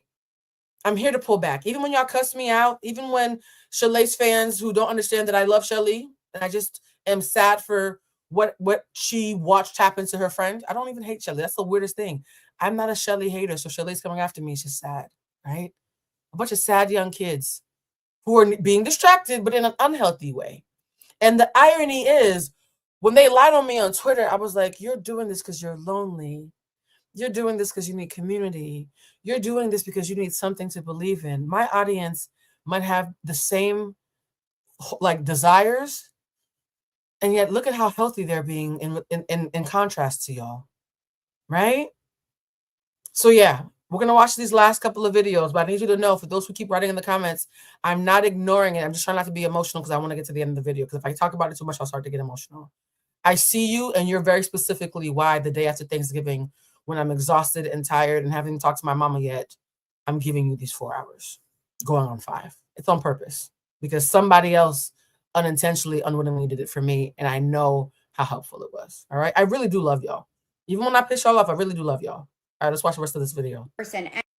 I cannot believe I'm making this video so soon after finishing my series, but I just received word from a woman that was conned by my ex in Tulum just last week. I'm sure some of you have seen the TikTok circulating from individuals that have seen him. By the way, someone said, Blue, even with all the twists and turns that life has had tonight, your light is still shining so bright, so much so I stayed up till 5 a.m. in London. Wow, you're talented and fabulous. Thank you.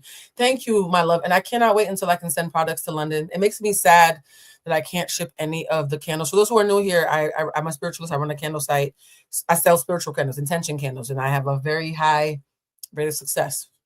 I don't like to talk about magic too much in open forums, but the people who buy my candles tend to be return clients because they work. And the only way I can deal with people from London in real life is the class. So if there's anybody in the UK, anybody in Canada, anybody in Ireland or wherever else overseas who can't get my products, but you still want to work with me, consider taking the class, because that Sunday class is specifically for East Coast and international people. The Wednesday class full of Americans is full, but I made this class earlier on Wednesday so that it's 7 o'clock London time. Just wanted to shout that out. In Tulum. If you haven't, I'm just going to play a short clip for you guys to see. So guys, Danish deception guy is hiding out in Tulum, where I live. So these are the kind of videos that Onyeka says that she's getting in her martyrdom. She wants us to know that she's a freedom fighter. Martin Luther ain't got shit on her, okay? And he is scamming multiple people from the Run Club. Different women. Like in the last month, it is very apparent that he has no intention of stopping this, but he's here. There's another TikTok that was circulating. That's the video that makes her revolutionary? Ooh, he's in Tulum. Okay. Somebody said, I'm signed in for Sunday school in January. Yay, I cannot wait. And I'm looking out for your shipping update in the future. I am too. That makes me happy. Included actual photos of my ex, and the woman that reached out to me is actually the woman that's in this photo. So she's saying, you see how both her and Natalie have both put on their newscaster voice. Hey, reporting live from inside the Danish Deception's pants. It's Onyeka and Natalie, right? They're now turning this into their bestie branding. They're feminists. They're feminists, y'all. She told me he's telling people that he founded a tech company that he sold to Facebook, and he moved to Tulum to retire. And he moved there from Dallas after ending an engagement with a woman that comes from Nigerian royalty.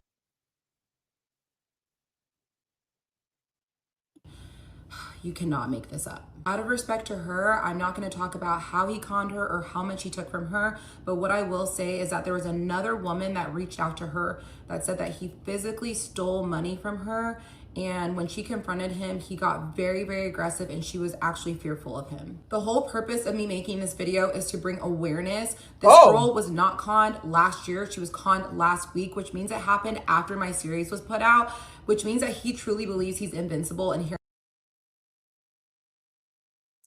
which means he conned her after my series came out. You know, my Emmy award-winning Risa Tisa Part 2 series that doesn't include Risa Tisa or any of her trademark accountability.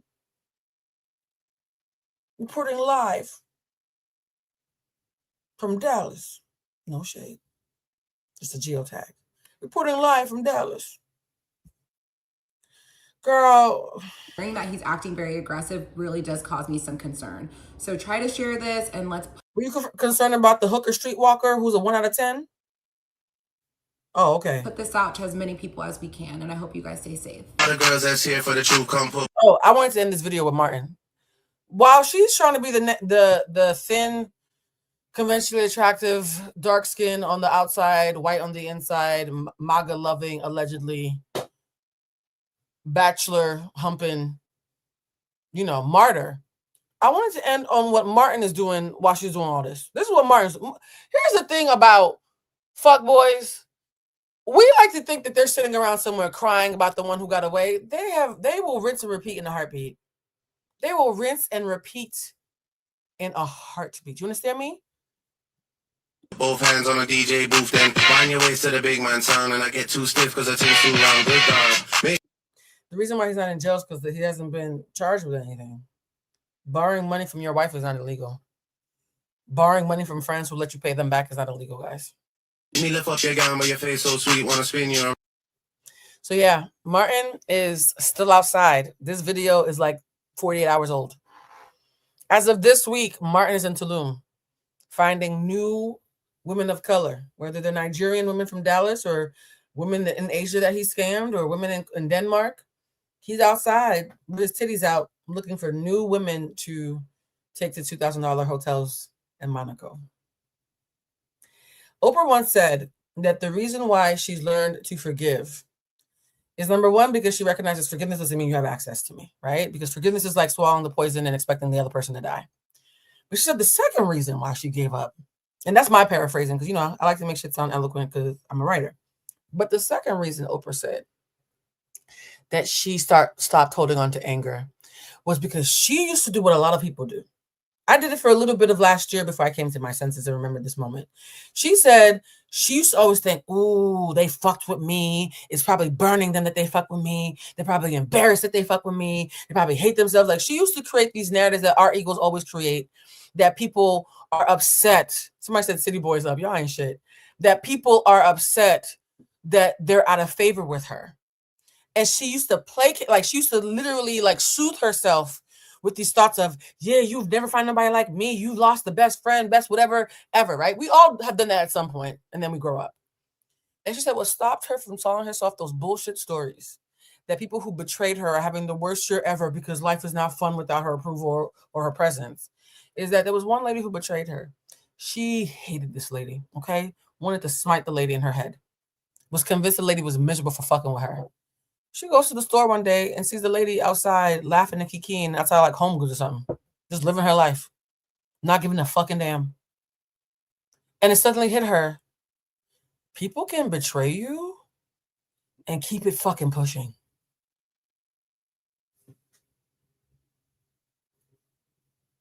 People can do you dirty. Get cussed out. Be embarrassed. And go to Home Goods. Go to Tulum with their titties out. Fuck on new bitches. Think of new schemes without Todd. Stop telling the way that I would have loved to be like, oh, now that Icky has messed with me and I've exposed and his life sucks. There's a new big, pretty big bitch with a gold card every day who could take my place, child. I am under no delusions. Any of his friends who saw my video probably got mad at him for a couple of weeks or even a couple of days. And then they're already going to be hanging out for Friendsgiving now. I'm under no misgivings that people's lives stop when they betray me. My co-hosts who fuck with me, they probably eating turkey as we speak, child. They're fine. I don't walk around with this self-aggrandizing mindset that anybody who fucks with me, their whole life has fallen to pieces. Now, maybe there's a couple people who, without me, their life is less popping. That I believe. Less fun. It probably annoys them that even my haters are clipping me up all over social media and I'm popping up on their pages even though we blocked each other. That's fun to think about. How you doing? Right? But I'm not thinking their lives are over just because I'm not in it. And so I think, and this just hit me, in addition to the fake martyr branding that she and Natalie are trying to shove down our throats with this non-intersectional feminism where Black women can't mention race, because that's not stupid at all. I think also there's a part of her that is still triggered that he's still doing this like she never happened and never mattered. How would you feel if the person who you banked the entirety of your social capital on could so easily pivot and replace you while you're praying to God you find another white prince if you're lucky? That's why I think she's keeping in touch with all these women who are scamming. I once talked to a guy and we were talking about dating and why women take longer to pivot. In fact, the attractive Nigerian man at the beginning of the video who made me blush, he mentioned this, like, why do women forget their logic a lot of times when love stuff happens? Number one, that's gender neutral. Men do stupid shit for puss all the time. So let's not play that game. If they didn't, then strippers would have no income. And though, I do believe the reason why some women are so hesitant to let go of a big fish, even if the big fish is rancid and smells bad, is because there are statistics saying that there are more eligible women to men, particularly when you're a woman of color. But not that that matters, because Onyeka's not looking for a man of color. And because of that, we know that he can replace me quicker than I can replace him, even if he has no value, simply because he's a man. Can we all admit that as our last truth bomb? Ladies, and gentlemen, and girls and gays and straights and everybody who's watching, can we all admit that the math is still the math, and that even a good woman will find it harder, probability-wise, math-wise, statistically speaking, to replace a mediocre man, and that a mediocre man will always be able to find a good, decent, if not exceptional woman who he might be able to prey on her desperation and pull her in? Can we admit that? There's a scarcity mindset thing that happens based on stats. Now, I'm happy you mentioned that. Even knowing that, I will always, always tell the Martins and the Ickies of the world to kiss my ass. Because the lack of scarcity mindset says, and this is the opposite of scarcity mindset, even if there's only 5 men for every 100 women, the only man who's better than my solitude is a good man. And in the absence of a good man, the life I've created is pretty close second best. That's the only way to avoid this, guys. Have a life that's so amazing that it's amazing with or without him, and he'll enhance it, but he can't destroy it. That's why even if the stats say, oh my God, Blue, you're over 35 and you're a Black woman in LA, you're going to die alone. My alone don't look like everybody else's alone. My alone is kind of dope. I would love a partner, and this is the second best iteration of life. What I'm doing now is the second best thing that can happen. Me being healthy and thriving single can only be topped by me being healthy and thriving with an equally yoked partner. That's the only thing that can top this. That's the message I want you guys to have. Onyeka had a beautiful life, and had she believed it, I don't think this could have happened the way it did. I hope this was helpful. You guys, we always have a phrase. I've been forgetting to do the phrases lately. And so I'll say this as today's phrase. Loving your life is the best way to prevent this from happening. Because it's the truth. Loving your life, not just performing the love of life through Instagram posts and reels. Loving your life is the best defense against this, cap locks THIS, happening. Stay woke, ladies and gentlemen, and anybody who still believes in love. All right. I gotta go. You guys know I get really giddy when I see the comments or the phrase of the day in the comment section, because number one, it tells me that you guys actually rocked with me the entire time, and number two, it's usually a message that tickles me. So I look forward to seeing that message and maybe using it as a reminder for myself this week, because I'm so tired. I'm not worried about men. I'm worried about sleep. On that note, let me go get some sleep. I love y'all so much. Until next time, please share this with a friend, and also please be gentle with yourselves while still holding yourself accountable. Not mutually exclusive, Oneka. Okay? Oneka, or Anika, as you would say. All right, love y'all. Bye, family.